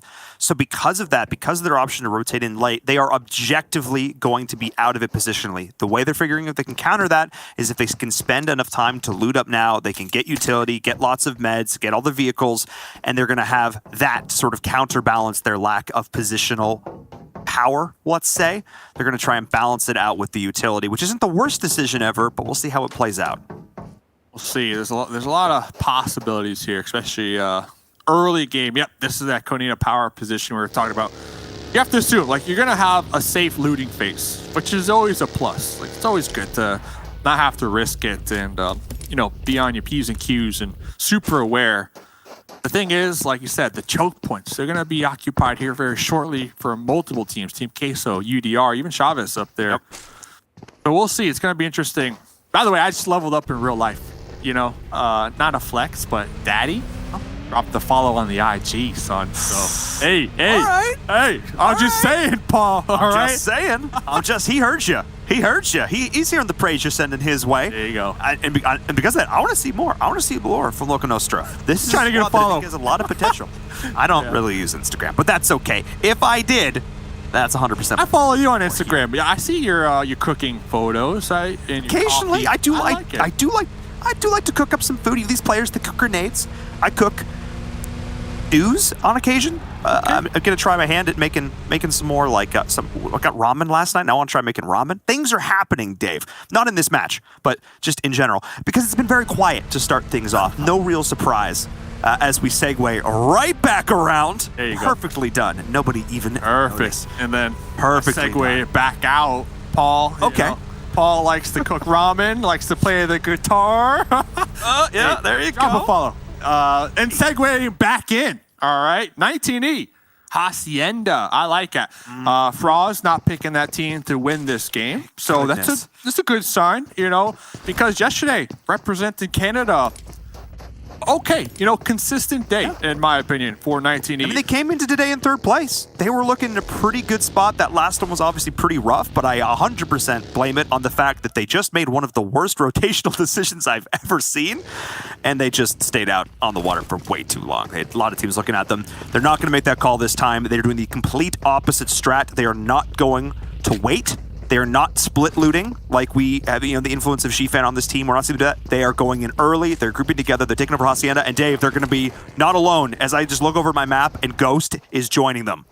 Both, USA, Ghost Gaming, Canada, 19E, they're like magnets. A lot of the games, like they're always just next to each other, taking the same pathways and forced to kind of clash, especially in the early game here. And see a couple shots get taken out over there onto Acer, but Acer able to pop behind there and keep these nice golden Marauder tires safe for the time being.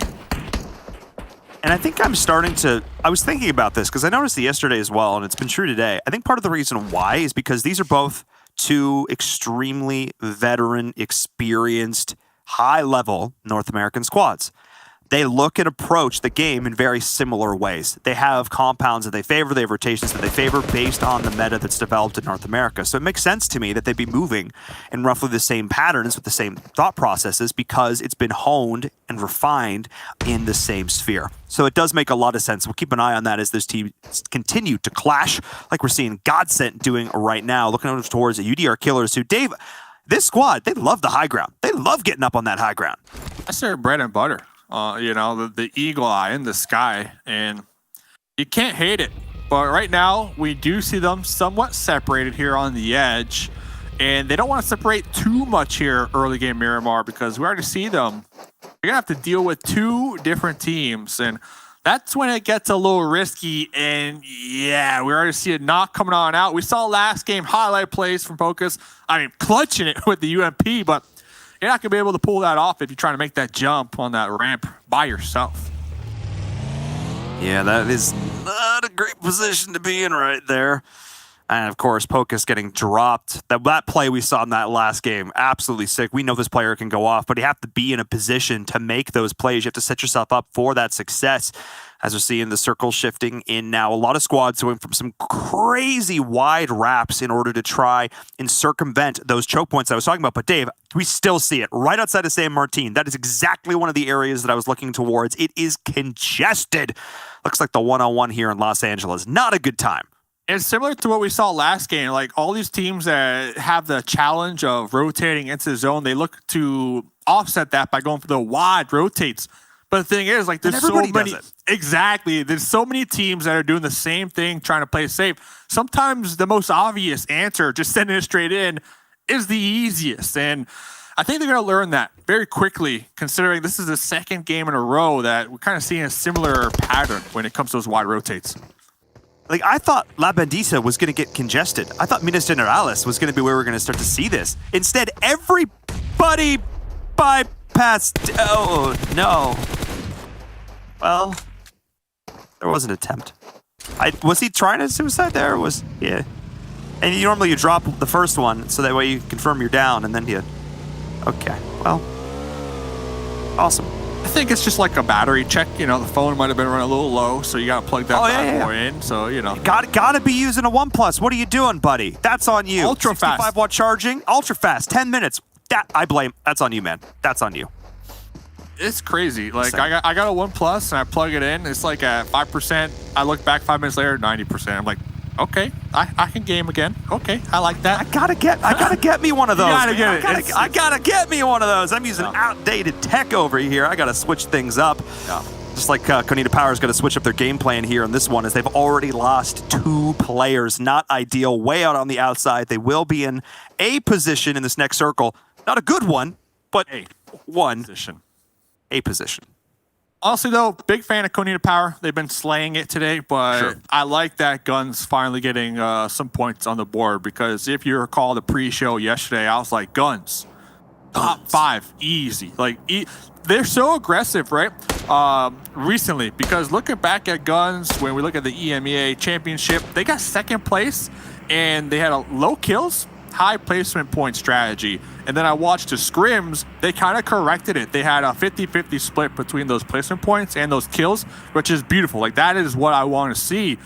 But looking at this, like, that was scrims. It doesn't matter. This is what matters when it comes to the overall leaderboard. And they're in 13th position. I would have never guessed. I would put all my UC on the line. I would have never guessed it would be that low. And it's so interesting. You're talking about placement points versus kill points. And you're right, oftentimes the best teams have a near 50-50 split. When we look at the teams up at the top right now, Next Street Gaming, Konita Power, Destiny, Alpha 7, the top 4, almost dead even, or in some cases even slightly higher split in terms of kill points. But it drops off a cliff when you get out of the top 4. Those teams being able to frag out, making a huge difference. I need to see Guns start to add that to their arsenal. It's in the name. I need to see it in the play. Yeah, it's all about that 50-50. But I guess you could say the same for a couple other teams down at the bottom, like Ghost Gaming, Seven's favorite team. I mean, it is 50-50, but half of 38 is not a lot. So that's the problem there. Yeah, not the 50-50 we're looking for here. So not ideal. Not ideal. We'll see, though. Hey, after today, though, 50% done. and we're talking 50-50. So they still have time. They definitely still have time to make that comeback. And talking about the zone, 50-50 once again, well, it favored San Martin. That's what you were looking at earlier. Yeah, I mean, a lot of teams down here, but that top of the hill outside of San Martin itself to the southwest is still open. Precarious spot long term if it shifts away from you, but an immediate power position as teams moving in from water treatment as well. The high ground, you can see 19 Esports looking to breach that, going back into Hacienda El Patron, which they previously occupied. Needed to take it from Godsend and Chivas, though. 19E, potentially a bit of a rough spot. There is a compound there for them to own. I would like to see them take that here, not overextend. We've seen them do that before, but Godsend, Chivas, they're in stellar spots, Dave. And I love that visual that we saw on the minimap. Like, we see everybody already in vehicles. The circle pop, those vehicles are already moving. It's like a nice little wave going back and forth. Everybody trying to reposition. And for the most part, every single squad has 4 or 3 vehicles to work with, which is huge because if they are showing up late, maybe that compound's going to be taken. They have the option, and I love this all the time. We see it time and time again. They have the option to build their own cover.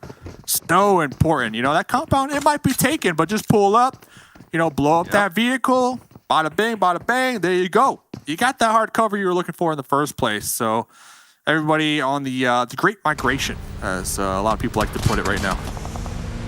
Surprising, as I said, this shot's being fired, but a surprisingly low amount of action. This is almost like the OG Miramar that we were used to, where it was very, very slow. Still 60 players, 6-0 in this game right now. All 16 teams still up and alive, and we are almost 15 minutes into this game. Team Case are going to try and take over this vehicle as well. Theirs looking a little worse for wear. The tire is popped.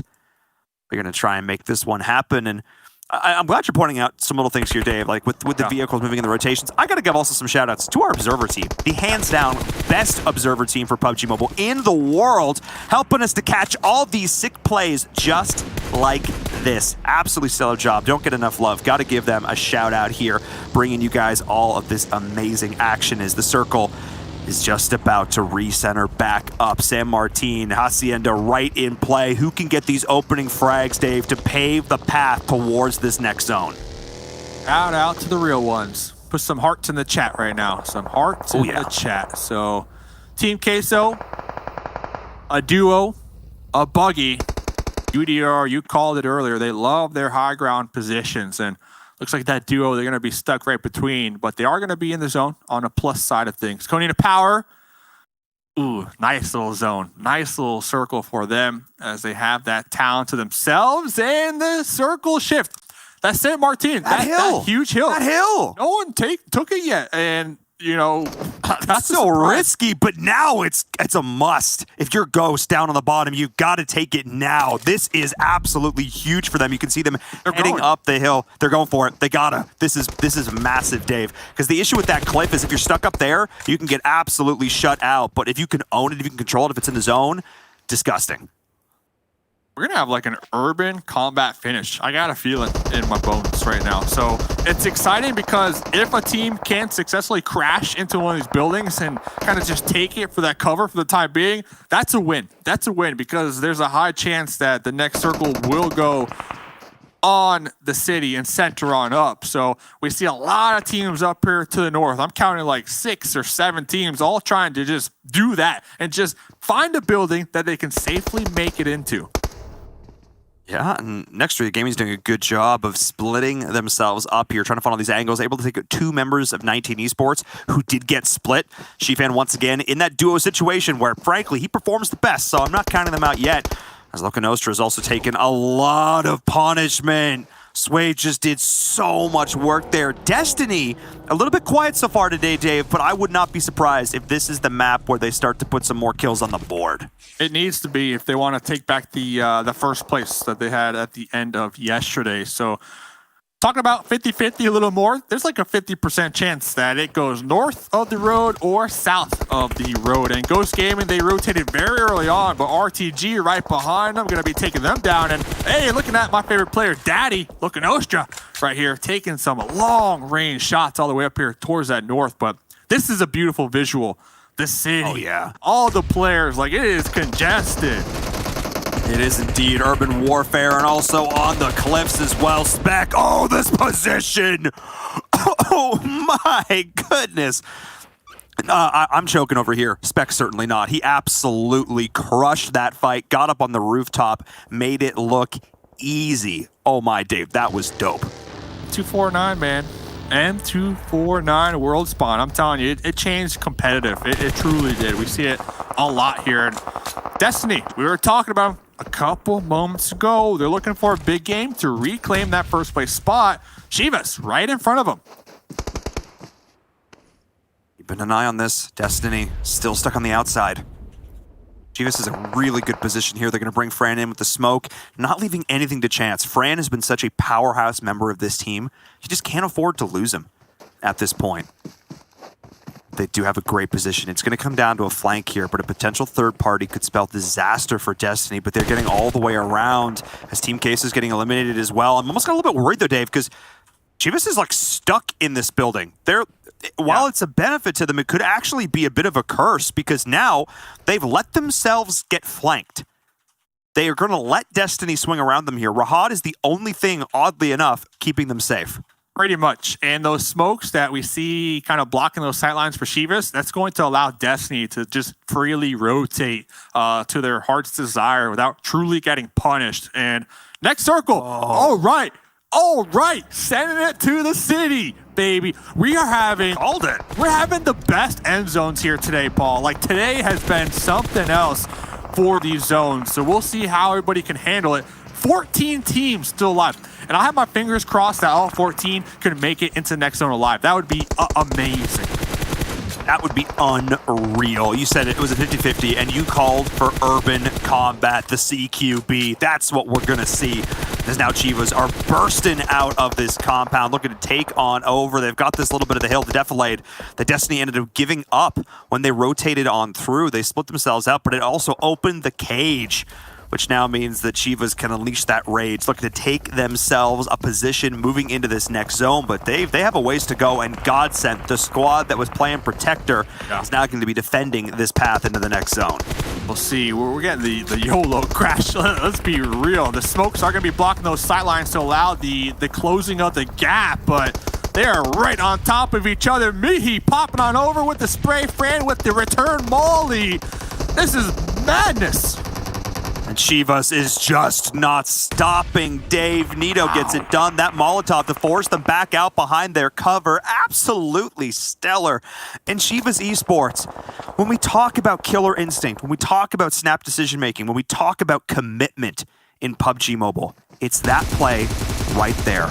All four players together, no hesitation, no backing down, full send, get it done, get the points, get in the zone. Let's go. That was it. Yeah, that was it. And that's truly represented Mexico, and they should be proud with that play right there. And talk about trying to represent. Well, we got Egypt strolling on up right now. Godsent Nuggets cooking this grenade, tossing that grenade, and it's good. Oh.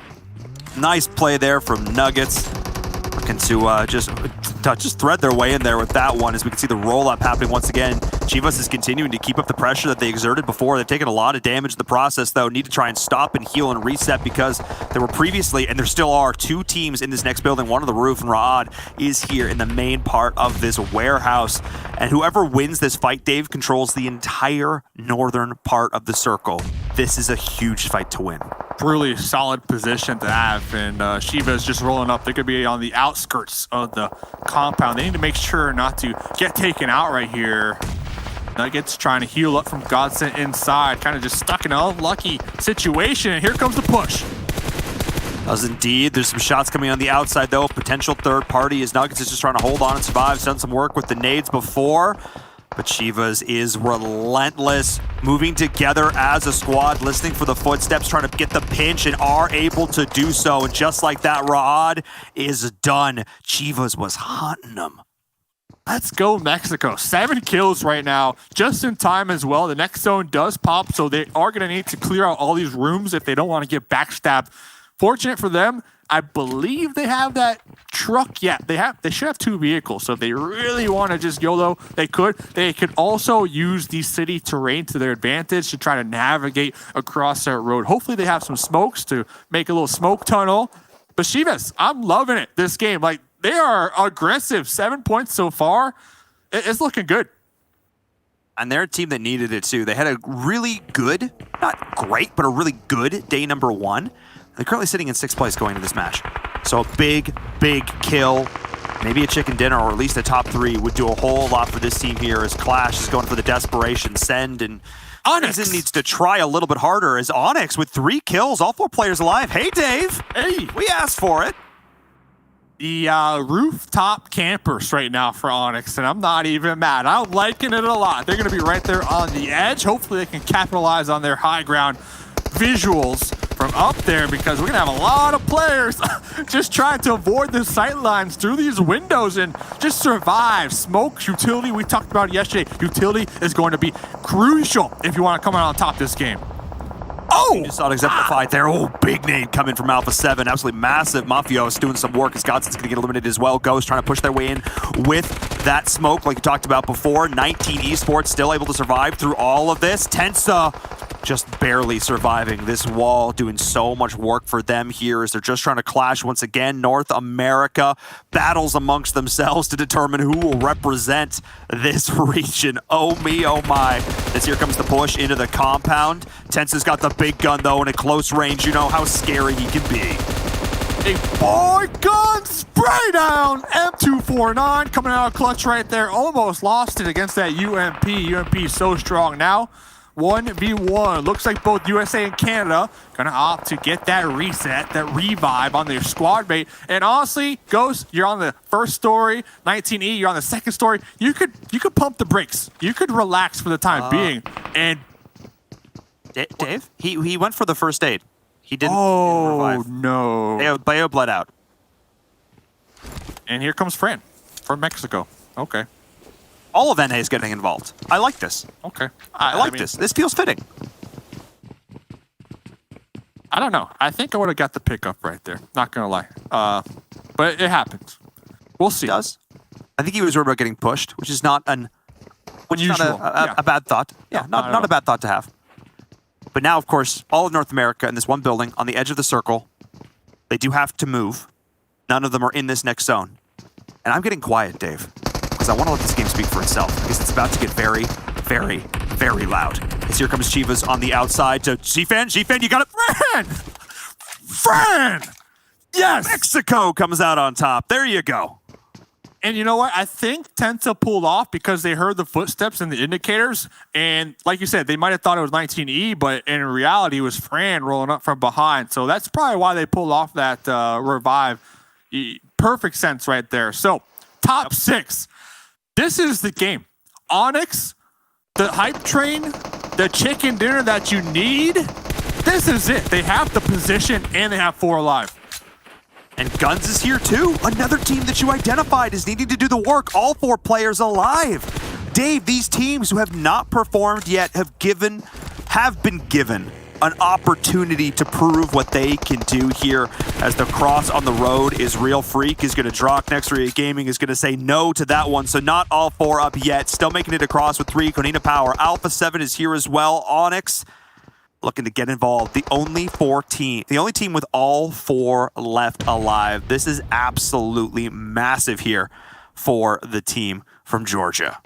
Yeah, just don't die, Onyx, right now. Don't die. Let everybody else fight each other. Just hope that the next zone favors your compound. That would be huge. That would be great. Fran, though, that's solo from Mexico on the mission right here. On a mission, rolling up to that compound. 1v3. I mean, he's done it before. Fran will continue to deliver these big plays. We've seen it so far in the last 2 days. I don't expect it to stop anytime soon. Getting up on the high ground, though, but this is a very exposed position. Oh, my goodness. There are a couple different areas where it could potentially get shot from, but it's the play you've got to make, Dave. I don't hate it. Wow. Yeah, talk about making a play. You're going to be exposed, but at least you don't have to run into a trio underneath you. And you're right there on the edge. Right there. And the thing is, this is kind of smart because Onyx, they're going to be occupied. Oh, frozen. Okay. Onyx, they're going to be occupied with Alpha 7, so they can't really look over here. But Frozen, oh, a little too thirsty right there. Waiting for it. I can see Alpha 7 looking at him. And this is giving Fran an opportunity to potentially change their fate right here. I like the fact that Fran's just playing it out. This is 100% the right call. Nerves of steel, though. What a beast. As Onyx is continuing to put up the pressure. Alpha 7 as well. Guns needs to be careful, though. But that nade looks pretty good. Onyx, get that pickup. Throw out some smokes, maybe. Block those window sightlines. That would be big. And here we go. Fran, the revenge, the backstab from behind. Taking those shots, but third-partied. Just like that, there were 5 teams. Chivas Esports will get eliminated. Great little run there from Fran. Bucanita Power came in to put it to an end. As we're seeing now, the circle continuing to center up, favoring Onyx here, as well as Guns a little bit. But Alpha 7, the last 2 players left. Dave, we know how strong this team can be with just 2 left alive. They are a powerhouse in the server as Guns gets eliminated. Big nade comes out as well from Nextria Gaming. That is a massive down to Bucanita Power. This gives them the opportunity to continue to push into the next compound, try to take a little bit more real estate. Does they want to push around this angle, give them another option of which to fight against Alpha 7, because trying to go head-to-head into this next building is not a great option, because Onyx is here as well. The second you try and overextend, over peak, Onyx will shoot you straight on. That's the only option. Well, dead center. Okay, Revo, the last one up right there. This might be the opportunity for Onyx to make the push across the road. 7 kills so far, 4 alive. Numbers advantage. It is in their favor. There we go. Top 2 situation. Absolutely massive. As it all, well, there's still 1 player left. There's still just the one from Alpha 7. Oh, there they go. Top 2 situation, Dave. You can see into the future. I can't help it. You're a Jedi. Gotta pick up 9. Get the pickup here. Frozen being alive, big concern right now. 3 times MVP from the region. Big concern right now if I am an Onyx fan. Somewhat of a standoff. A much needed time to get the revives, the resets, the meds, get that HP bar up, if you still have those meds, of course. All right, see those smokes get deployed right there. That's going to be just hit fire city out here. It is indeed. And a lot of meds still. Pretty good here for Team Onyx. They've been able to take smart fights on their own terms, and with a big Molotov to start things off with the nade. That's huge! The double knock. This is the opportunity that Onyx needs. They're pushing it together, blind firing through the smoke. There's only 1 player left alive. It all comes down to this. Can Nihat get it done in a 1v3 situation? It all comes down to this final push. They're going to pinch him up against the blue, or are they going to send it? Onyx just needs to survive. Goes into the corner. He finds 1. Can he get the second? He's trying to get every single kill point that he can. The last man standing. Can he survive? He does, but he finally goes down. And just like that, Onyx Gaming get their first chicken dinner. My heart is pumping out my chest because I thought Onyx were going to throw that one. I'm not going to lie, dude. Well, there was a second there. Oh, man, they committed too many resources to that dude in the closet. They could have just, if they were going to... Yeah, if they were going to go for that, you have to pass all your meds off to that 1 player to get that heal off to at least confirm that you'll have 1 alive to get that chicken dinner. They almost threw it, Paul. Thankfully for them, though, they won it, right? Onyx from Georgia getting their first chicken dinner. This squad, dead last. Dead last. That win right there, talk about a confidence boost. I mean, that's exactly what they needed to do. That is exactly what they needed to do. We're not quite done day number 2 yet. This weekend is almost halfway over, but that they can start to change their fates, if they can start to get into the right mindset, that's more and more money that they can help donate over to charity. Of course, a fantastic cause here for the World Invitational with Gamers Without Borders. This is what it's all about, Dave. We get to see awesome PUBG Mobile action, and we get to do some good. As we take a look back at our highlights, this game certainly had plenty of moments to watch. Oh, man. Talk about... Oh, that's what you were talking about. That was just a mistake. What did it... I don't even think they threw it out their hand, or did they throw it and it bounced off that cactus? Did it bounce off the cactus? I think it was just overcooked either way. That was burnt to a crisp, as was he. Well, we were talking about your cooking Instagram stories, this so is maybe. True. This is true. Just saying. I mean, just saying. Slow and low, guys. Slow and low. Just saying. Low. Spec M249, the dream killer right there for RTG, trying to make their way up that hill. But honestly, this game, hats off to Chivas. They took multiple fights here on their pursuit to just get that win, and we always see Fran, that last one alive, you know, kind of forced to go for those clutch plays, and I'm impressed. I'm not gonna lie, I'm impressed. Fran has been slaying it here today. Yeah, Fran has definitely been one of these players that we keep going back to because they keep it living. And a lot of players, when they get to that situation, they just snake. All they focus on is just trying to live, trying to stay alive, trying to stay alive. But Fran takes it to that next level. Yes, they try and stay alive, but they try and execute plays as well. They try and go for those kills, and they never leave empty-handed, pretty much. So really, really solid shout-outs there. Alpha 7 as well, doing work there at the end. Extria Gaming put up a valiant last stand, a great hold, but it all came down to Onyx. And by the end of it, Dave, they'd taken quite a bit of damage. Master not even having a helmet in this final push. And you're absolutely right. They almost threw it away. Nihat with an M4 in the corner. Great dodge in there in the end, but just throw the bodies at the problem and get it done. Great little play there at the end for Onyx, and they were able to secure themselves the chicken dinner. Absolutely solid game number 4, which means, Dave, we only have one left in store for all the fine folks at home. We're going to head to a short break. Here's some awesome words from our partners, and then game number 5. With COVID-19, no one is safe until everyone is safe. Why do we say this? Our world is more interconnected than ever. Our economies and societies rely on international trade and travel. Just as this brought wealth and opportunity, it has made it easier for viruses to spread rapidly. Today, COVID-19 cases have been reported in almost every country in the world. This makes it vitally important that when safe, effective vaccines for COVID-19 become available, they become available for everyone at the same time. COVAX is a partnership aimed at making this happen. Launched by Gavi, CEPI, and WHO, COVAX offers countries access to the largest portfolio of potential vaccine candidates. By participating in COVAX, countries are not only reducing their risk, but they are contributing to a global solution by helping fund vaccines for countries that cannot afford to do so. By making their population safe, governments can help to make everyone safe. One world, protected.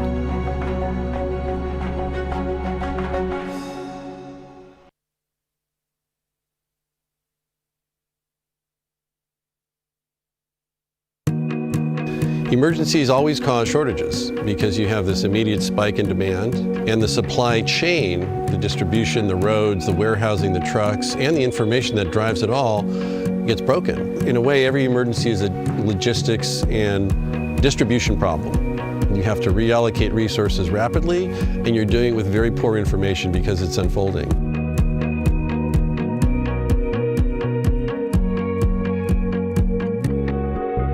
Direct Relief's been around 72 years. I don't think anyone's seen where you have a simultaneous emergency everywhere. So the demand spike for medical material, PPE and ventilators and masks and gloves and gowns and goggles expands overnight.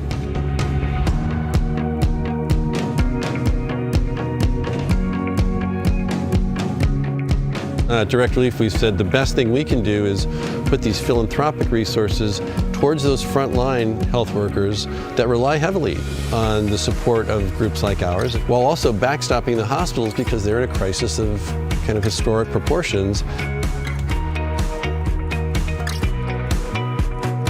We do work in 100 countries a year. We work in all 50 states on an ongoing basis. You want to save everyone you can and prevent as many people from falling sick and needing severe help. So that's how Direct Relief has approached it.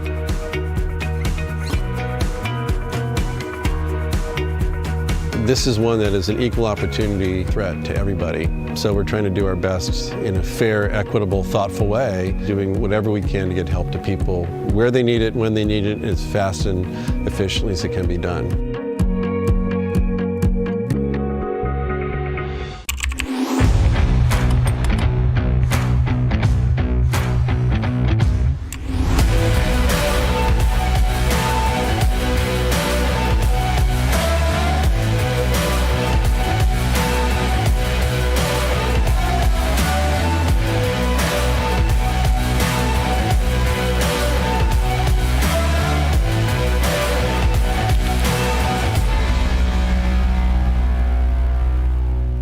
We've got the OnePlus 9 Pro, and it's absolutely gorgeous. Oh my gosh, this display is just out of this world.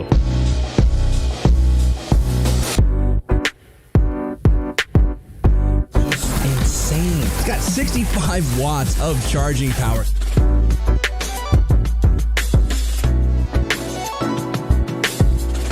The 9 series is next level.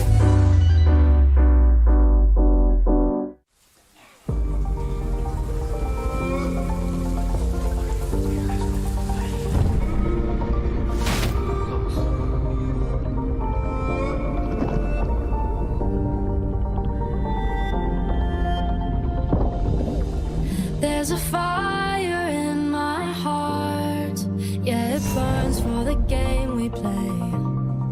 Now I rise and take my turn to be born again for this day. I know they're waiting for me now to win it all.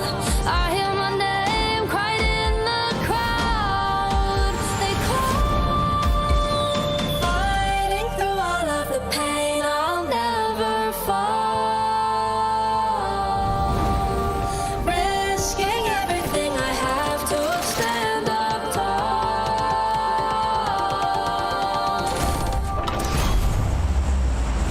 Now my flames burn bright and my head's held high. Oh, can't knock me down. No, my fears are buried down tonight, and I dry my eyes 'cause I'm a fighter.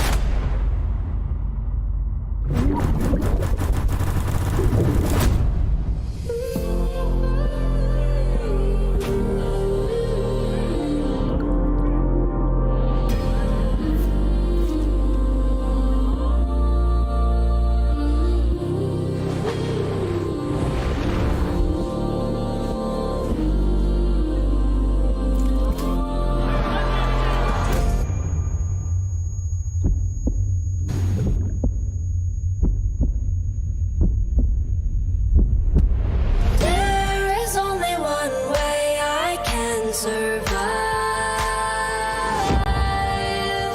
Fighting through all of the pain, the best will rise. Now my flames burn bright and my head's held high. Oh, can't knock me down. No, my fears are buried down tonight, and I dry my eyes 'cause I'm a fighter. Won't ever back down 'cause I'm breathing fire. Oh, yeah, I'm breathing fire. Oh, no, I'm breathing fire. I'm breathing fire. Now I'm breathing fire. Now I'm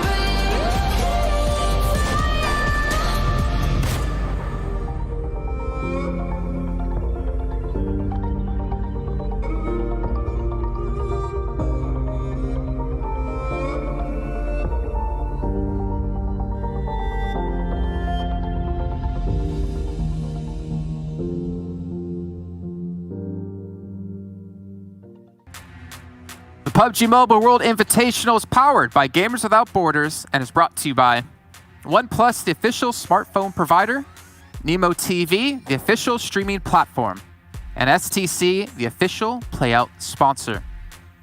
Now, ladies and gentlemen, at the start of the day today, before we kick things off, we obviously get together for a, hey, shh, it's just me. Calm down, calm down. We do some rehearsals for the show. And obviously, you know, we get to sit down, we get to chat with each other, we get to ask each other some questions about how we feel the day's coming up. Now, Frost, he comes in big, one of our analysts here. You see his big smiley face on the screen there for a second. He comes in with the big, hard-hitting question. He says to me, Jason. I'm like, yes, Frost, how you doing?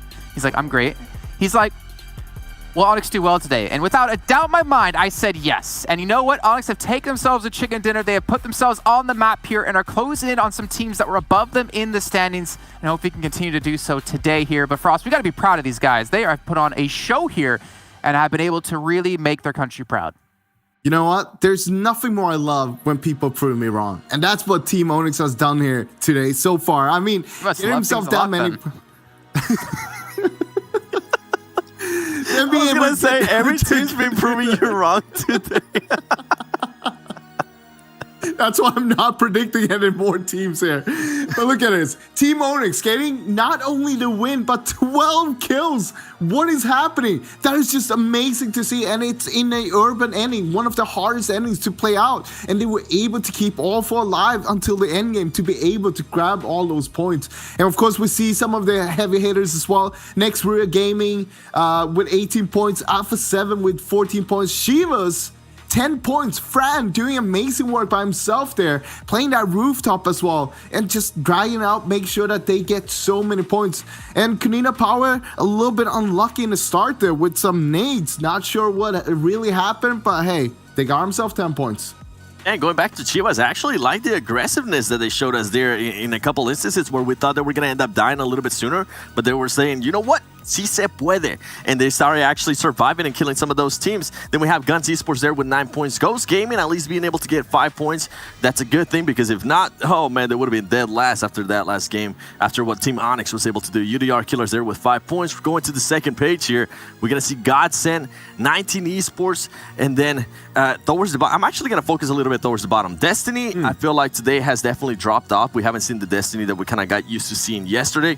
Same with Team Queso, has been very inconsistent, but with RTG Esports, honestly, after the first 2 great matches that they have played, we really haven't talked to them about much, and I'm starting to think if that chicken dinner from them was a fluke. It might be a little bit early to say that, but I do want to see more from RTG Esports.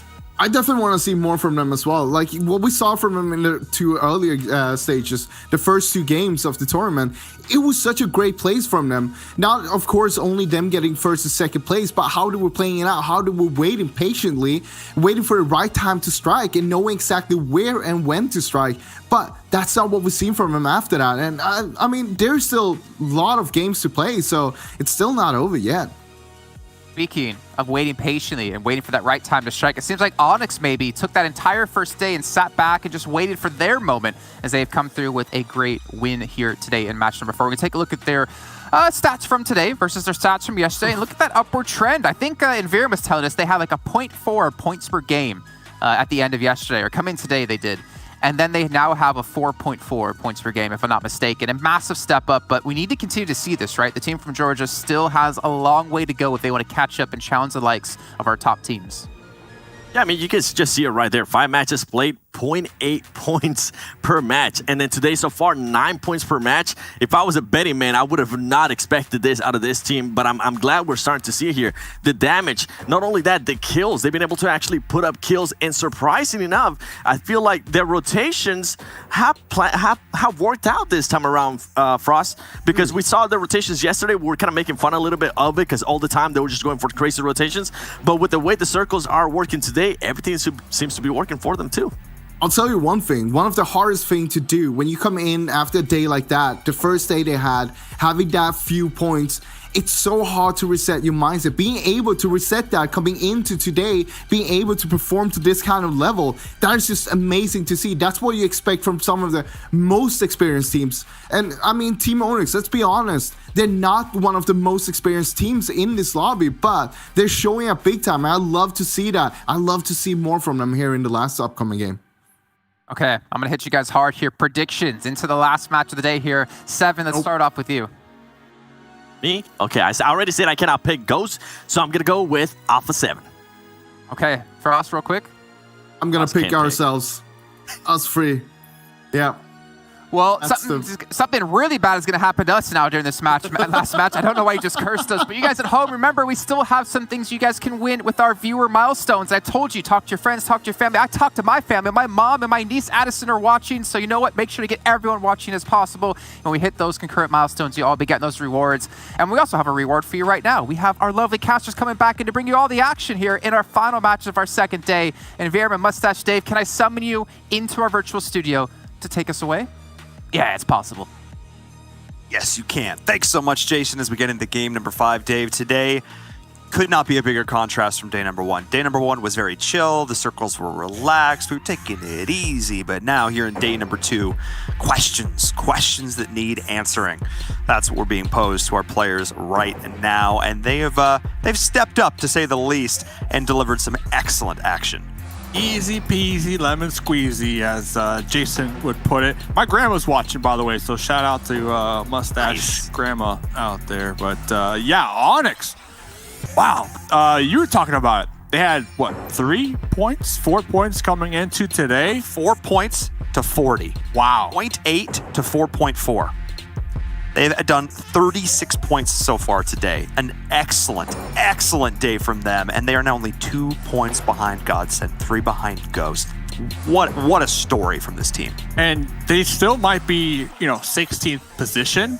But if they can do what they've done today, 2 more days in a row, they're definitely not going to be down there at the bottom. I can say that with full-blown confidence. Because after this match, this one right now that we're watching, will be officially 50% done with the PUBG Mobile World Invitational over here at the West Side West League. And looking at the screen real quick, we're getting a nice little glimpse at the player rankings. Pretty impressive up there.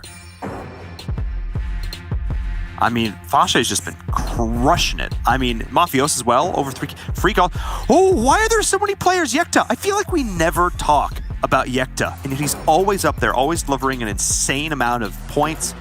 A little bit lower on the kills, but insane amount of damage. Like, why? This player is just, he's a ghost. I don't understand. A sleeper, man. That sleeper out there. So I appreciate it. Number 4.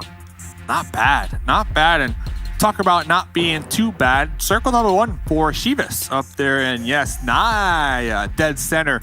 I already see some indicators going off. Similar to our game 5 last night. Gun versus Ghost. Remember, Ghost took him out. Ghost mopped the floor with Gun Esports in the final match last night. I already saw some indicators. I wonder who lost what. Okay, so I see 4 up for Ghost. So Ghost already with a point on the board. All right, Ghost starting things off strong. Again, this is how the last Erangel of day number 1 ended yesterday as well, Dave. This exact same situation. Ghost was able to wipe them. We can take a look back at this first one here. Oh, this is actually Rod up against Team Queso. Interesting. Bit of a hot drop moment. Absolutely nothing you can do about that. Just seeing HH24 with this M16. He's been running this M16 quite a bit, actually.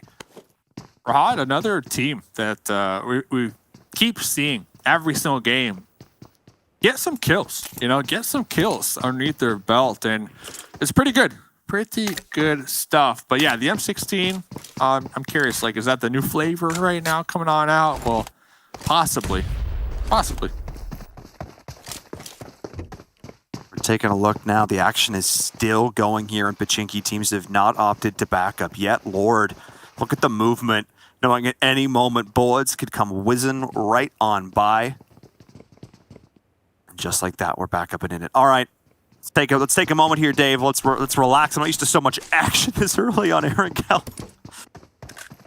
Oh, I'm relaxed. You know who's not relaxed? Onyx. After that last game's performance, their blood is boiling. They are feeling pumped up. They were giving virtual high fives to each other on that break. The thing is, though, the Primorsk drop. It's the Primorsk/Quarry drop. Really, really hurting them this game around. I feel like a lot of teams, they need to be a little more dynamic with their drop locations based on the flight plan. Like, every team, in my opinion, of course, needs to have 2 different spots, right? At least 2. When we look at Ghosts, when we look at Guns, maybe not, because your spot Pachinki pretty center, so you don't really need to worry about it. But if you drop somewhere like on the complete opposite of the map, if the circle doesn't favor you, I definitely feel like you need 2 plays in your book. So we'll see if Onyx can make it in on this zone alive. They're gonna have to move through 19E. They're gonna have to move through Godsend, Alpha 7, and I already see Destiny up there in Severity. They're gonna have some time to work with for the time being if they do decide to gatekeep some of these squads out here. So I'm definitely still cheering for Onyx, especially after last game's performance. Oh, 100%. I mean, again, everybody loves an underdog story, and when the underdogs step up and show another level of play, it gives you that additional little bit of little bit of hope, you know what I mean, to see what they can do. Again, because it was a disastrous day number 1. I'm not going to sugarcoat it. It was not great. One of the worst one-day performances we've seen from a squad at this sort of international level of competition. But they have turned it around today. And I think the thing that impresses me the most, Dave, is it'd be really easy for a team to get dejected, to get down on yourself after a day like that. But they have not. They have come back stronger than ever. And that just goes to show how much tenacity this team has. Love the tenacity, and I agree with you. Especially, you said it. They 36 points in one day. 36 points. That's big. Like only 4 games. Only 4 games. That is big, especially after 8 points a game. That is 8. That is solid. Like, that is really good. And that's what we were saying towards the end of yesterday, right? Like, any of these bottom teams, if they're really truly looking to make big improvements, they need to come into today's games with an average around 9 to 8, and that'll put them at the top when it comes to those average points. And that's exactly what they have been able to accomplish here today, which is big. It's huge for them. Absolutely massive. Again, I cannot understate it here as we're taking a look at where these teams are sort of positioning themselves. This looting phase going a little bit longer, simply due to the nature of this circle.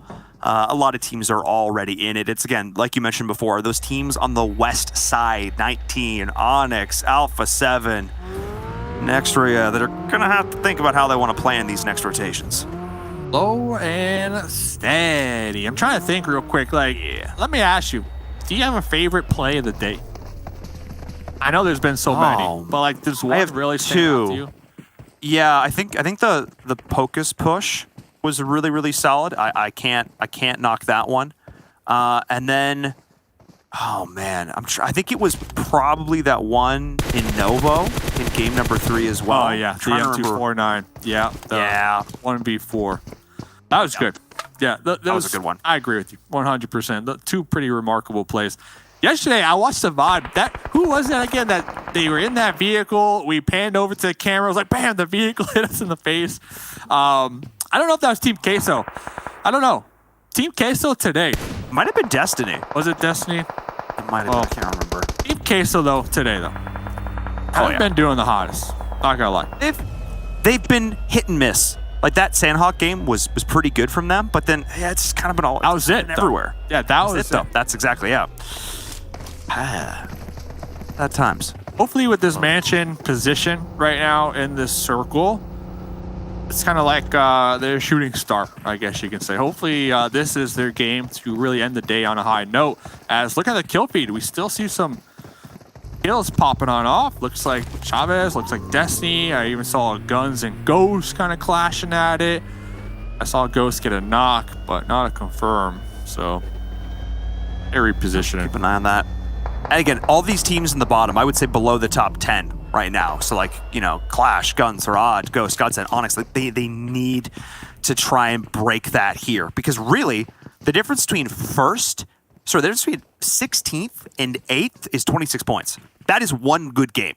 That is one good game from a team. A 10-kill chicken dinner, and you're right there. So any one of these teams with a big enough performance could very easily do that. Definitely going to be keeping an eye on it as we're taking a look.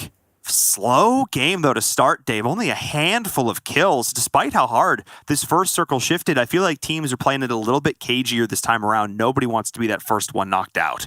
Very hard, very hard. And another thing to note, the difference between those placements that you mentioned, the 9th and 10th, 10th through 16th, they get $15K to donate to the charity. And then 6th through 9th, they get $20K. So it's a $5K difference, which is huge. That's equivalent to the MVP that will be walking away here at the end of this event to donate to their charity with the cause of No One Left Behind, making sure everybody gets the opportunity to get that good old-fashioned vaccine, as 19E looking for the opportunity to have a safe pull-up, a safe position in the zone, and UDR, take some shots, and right away, 19E quickly making that U-turn. And everybody's still in the southern portion below the river, which is really interesting to me. There are not a single team north. Like the Alpha 7 and Onyx are both going to rotate into the north, but there is so much wide open terrain that no one is taking advantage of right now. Dave, the reason this is going to start to feel a little bit further in than the second circle is because all the teams have chosen to play really congested, centered up here around Yasnaya. And if this goes north towards Stalber, this is going to be an absolute disaster.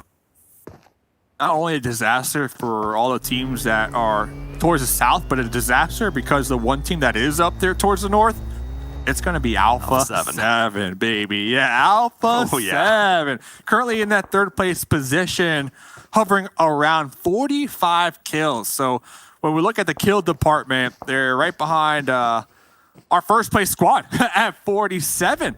Coming on out. Tied for second. Tied for second. Impressive. I mean, Alpha 7, that's what they're known for. But the name I feel like we're still not saying enough is Carrillo. When he's able to take these really good close range fights and he's able to catch people off guard, he never loses. But the issue is that's sort of where he's been living. He's only in that one position. His mid to long range fights have not really been where they need to be.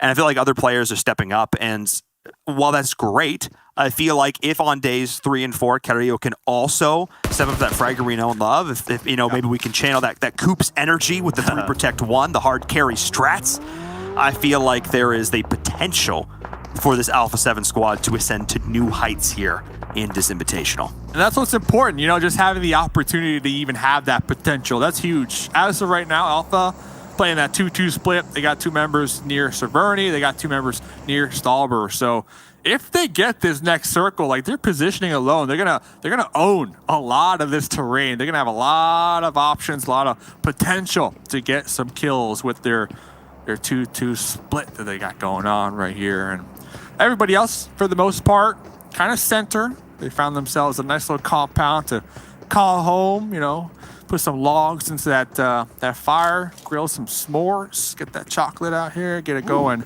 Ooh, yeah, I'm getting a little hungry. Yeah. Not gonna lie. I'm not gonna, hey, s'mores. S'mores is like a rank 1 snack. Yeah, it takes a little time to throw it together. It's some work. It's a rank 1 snack. It's worth it. Yeah, exactly. It's worth it. 100%. I mean, okay, I gotta ask now while we're on this topic, what kind of marshmallow guy are you? What kind of marshmallow guy? How do you like it cooked? Definitely just gold, not burnt. Just gold. Yes, gold. Dave. Yes, this is why we cast so well together. Perfectly golden brown. Not one of those people who shove it right into the fire and then blow it out afterwards. Like, no. If it catches fire, you did something wrong. Okay, let's just say that. But some people love it. Talking about loving it, Destiny, loving this Yasnaya zone right now. They're by themselves in the town. I mean, they're not going to be alone for long, Dave. Everybody is converging on that right now. And while we've only seen 3 kills so far this game, that number is about to shift dramatically. I wouldn't be surprised if 20 players left the server between circles 3 and 4 right here. We're about to witness some action. Oof.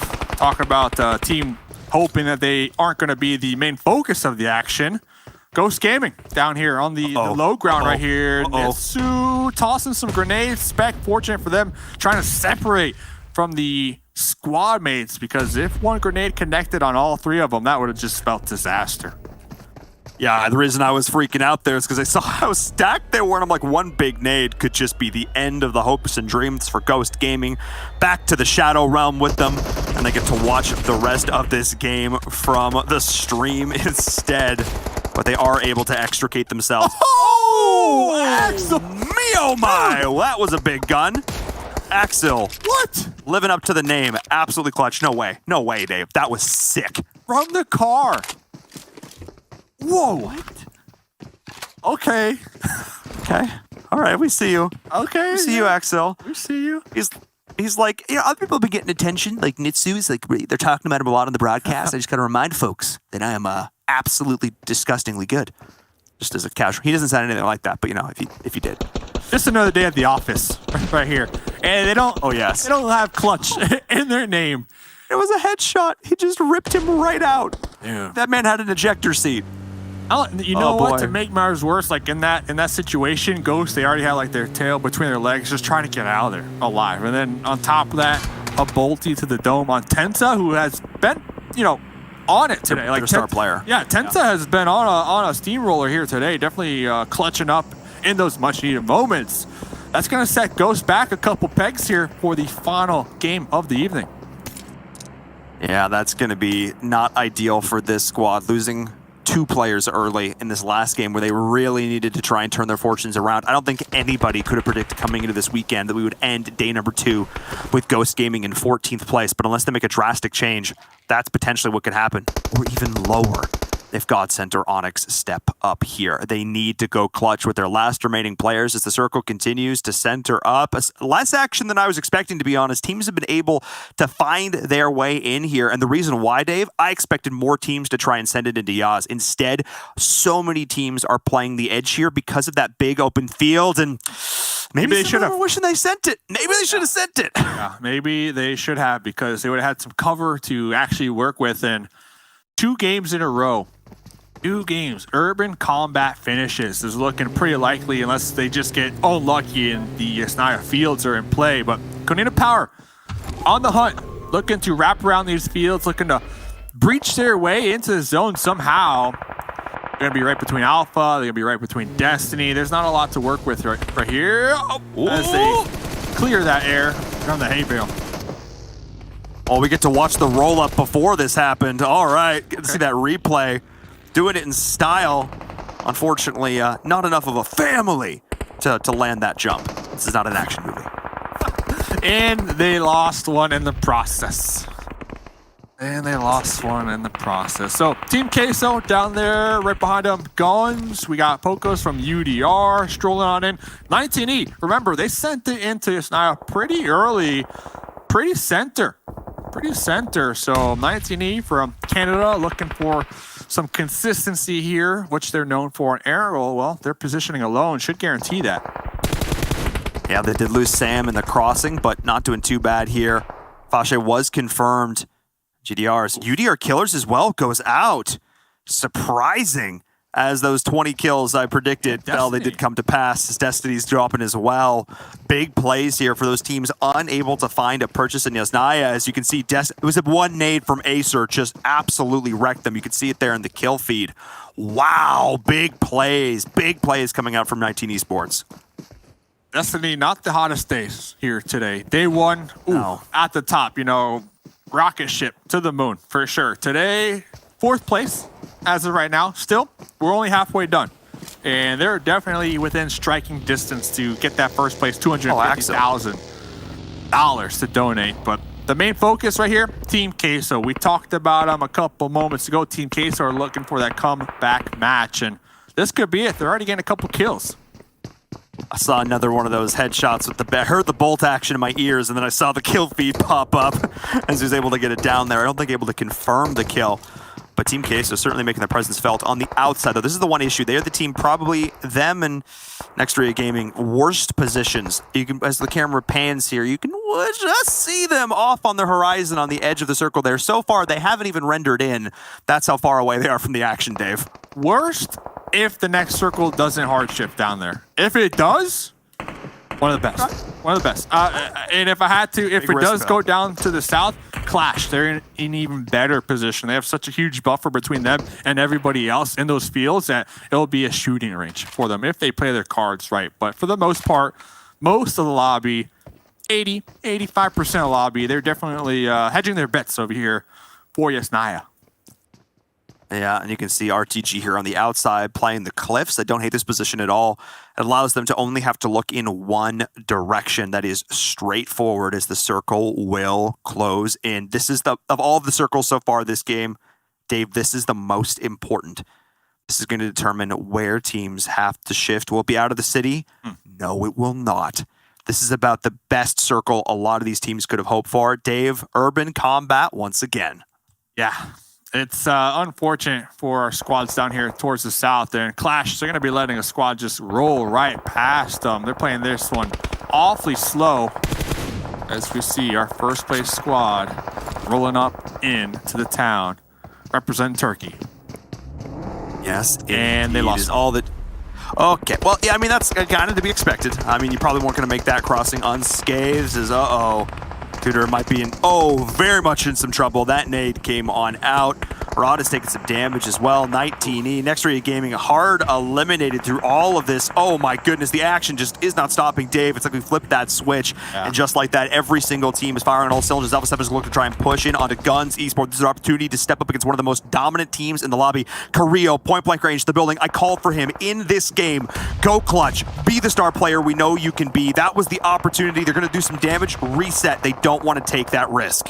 2v3 as well, but Alpha, they're so grouped up. One nice grenade from Guns could be the deal breaker. Looks like Guns are going to get the reset, the heals, and looks like they're going to pull back just a little bit. They don't really want this fight, and as I say that, Great gets knocked from RTG. Yes, indeed. Gotta watch those angles. The shots.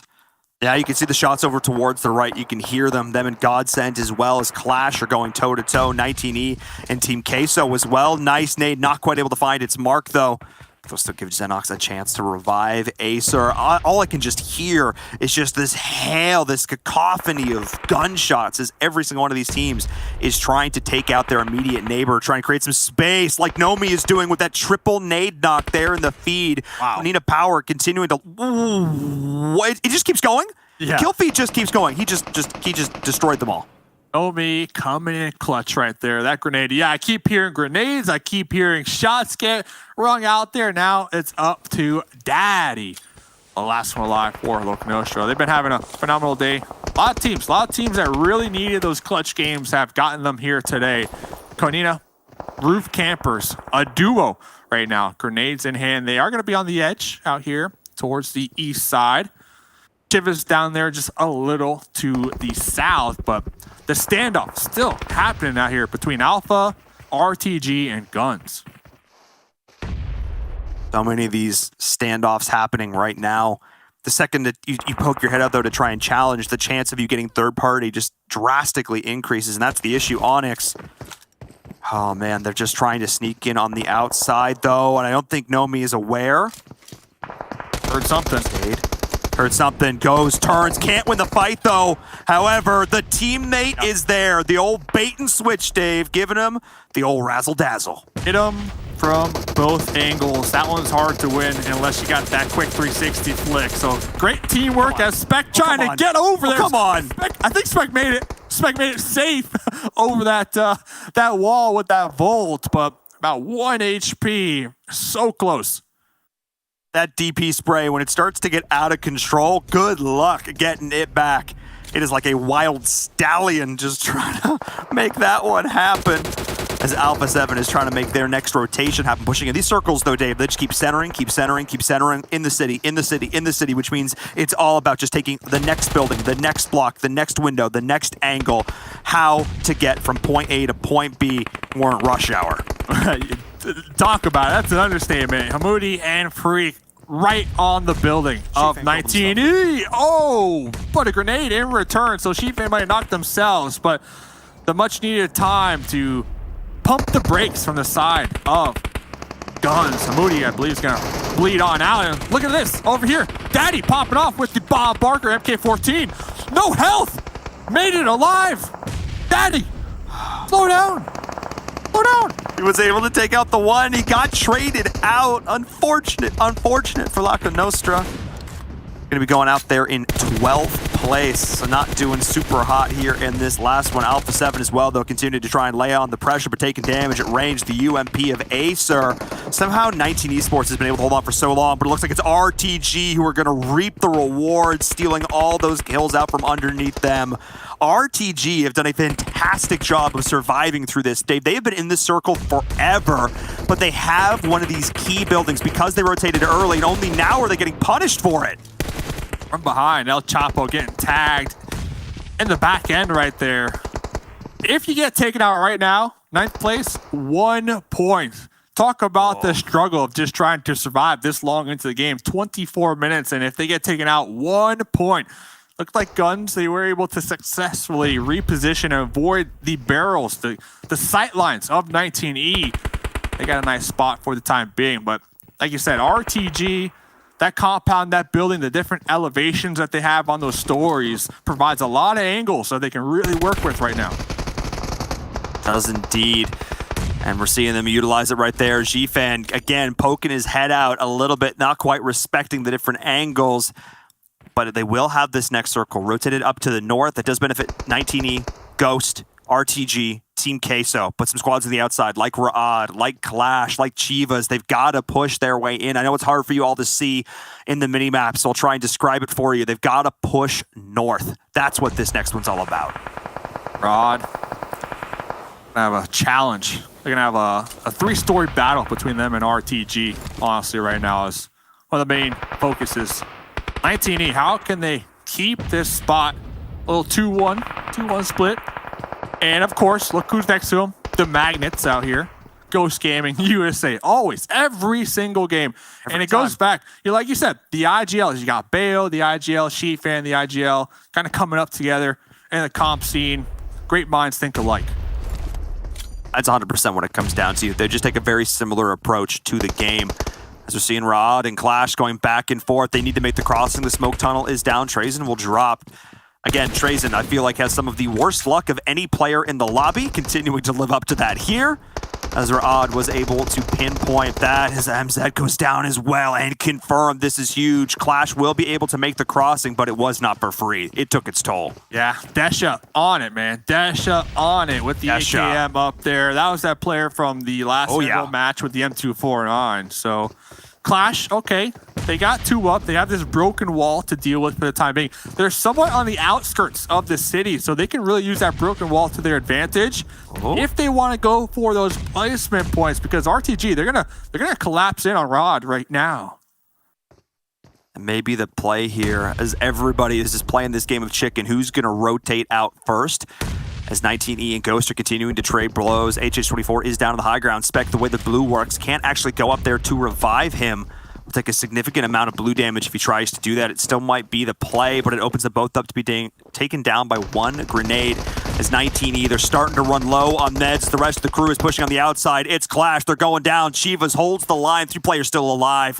And now we are down to our top 8. Meanwhile, Nitsu, TPP, getting all the intel right there on their enemies right in front of them. Chivas, 4 up still. Impressive. I mean, this is a team for all us talked about at the beginning of the day. So consistent on this map of Erangel, and it's paying off here as Nitsu cooking this grenade with the ricochet bounce off onto Jacob.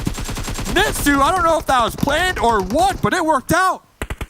It's 100% planned. That bounce was way too intentional to be anything but. And this is the opportunity the Team Queso need. Now they're going to push in. Will he stick it? No, it's always Fran. It's always Fran, the man with the plan, just trying to survive, going on in, but executed in cold blood. No way Ayala and Team Queso are going to let that one go on by. But RTGs continue to keep up the pressure on one side or the other. The action does not stop. Into 19 Esports goes able to try and stabilize just a little bit longer. Xenox is going to continue to hold the line. 1 player already down. Acer probably not going to be able to be revived here. Powers eliminated as well. Guns on the outside. 1 last player there trying to hold on. His Spec is surviving in the blue. Dave, RTG is in a great position to take this fight. Still 6 teams. Smokes are deployed everywhere. It's going to come down to game sense. It's going to come down to you up close and personal gun skills as Team Queso eliminated right there in 6th place. RTG in the heat, in the thick of it, right between 19E.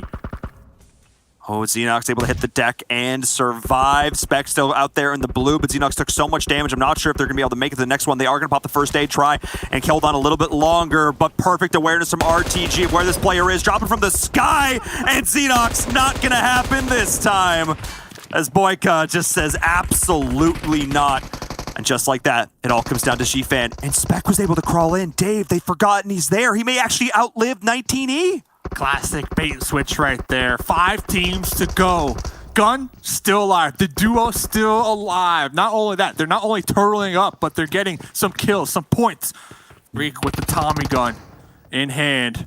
A lot of smoke, a lot of utility still in play. 100%. But there's one thing I didn't notice. What? Look at 19E's kill points.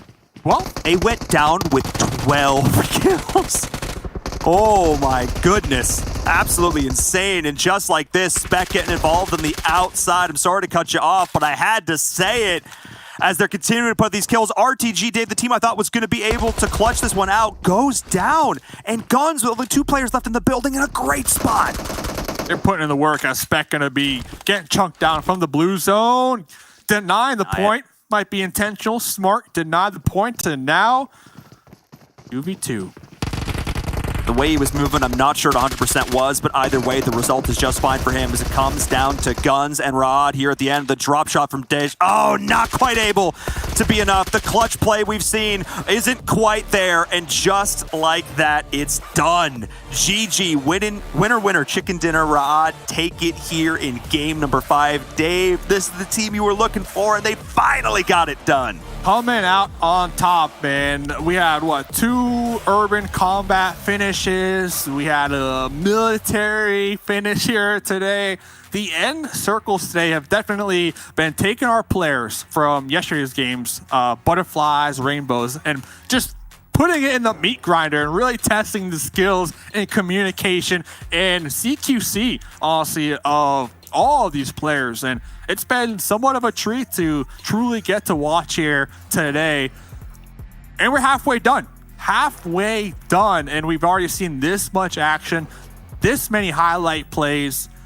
It's been a great event so far, Paul.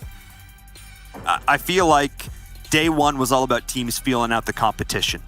Again, the circles were pretty tame. Everyone was taking it one step at a time. And as we take a look back at the highlights from this game, though, I think it exemplified really well how the teams are stepping up, knowing how far they can push their limits. If yesterday was sugar spice and everything nice, today we're adding in that chemical X, Dave. Things are going just a little bit harder as players are looking to pop off, like you can see here. These crazy drive-by plays. The vehicles have been so critical today. The teams that can utilize them well are being rewarded.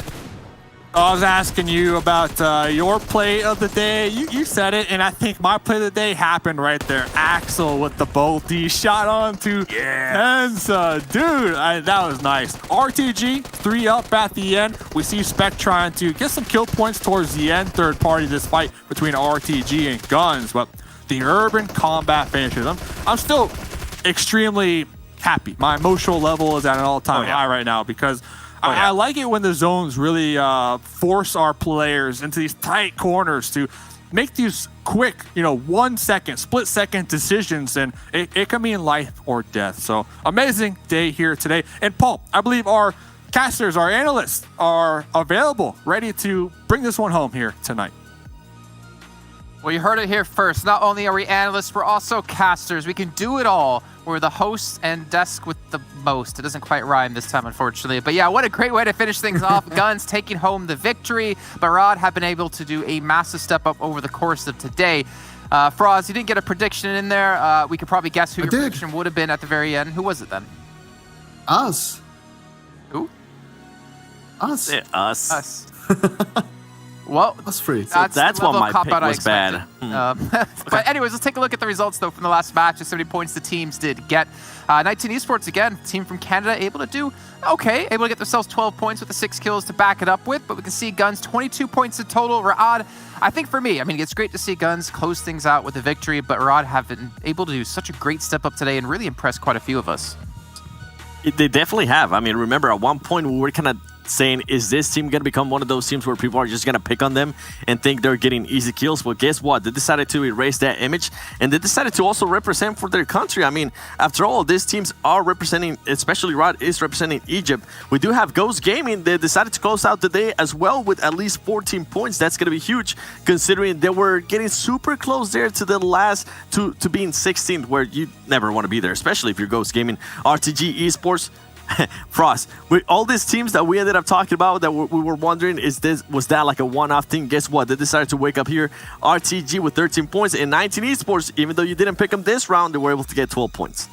Finally, them getting able to get 12 points. But right now we're in the halfway through the tournament, right? So now's the time to actually see what you've actually gathered. What kind of information have you gotten from all of these games we've played so far and show up big time? And that's what we've seen from some of these teams. They're just a little bit of a slow starter, but now they're coming up a little bit bigger here.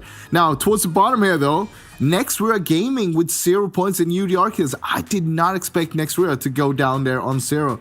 But what team did you predict against, Evan? I can't recall. I heard Guns, right? Oh, yeah. I said Guns. Was it Guns? Yeah. I don't think so. Oh, I'm sorry. Wait, hold on. Production's talking to me.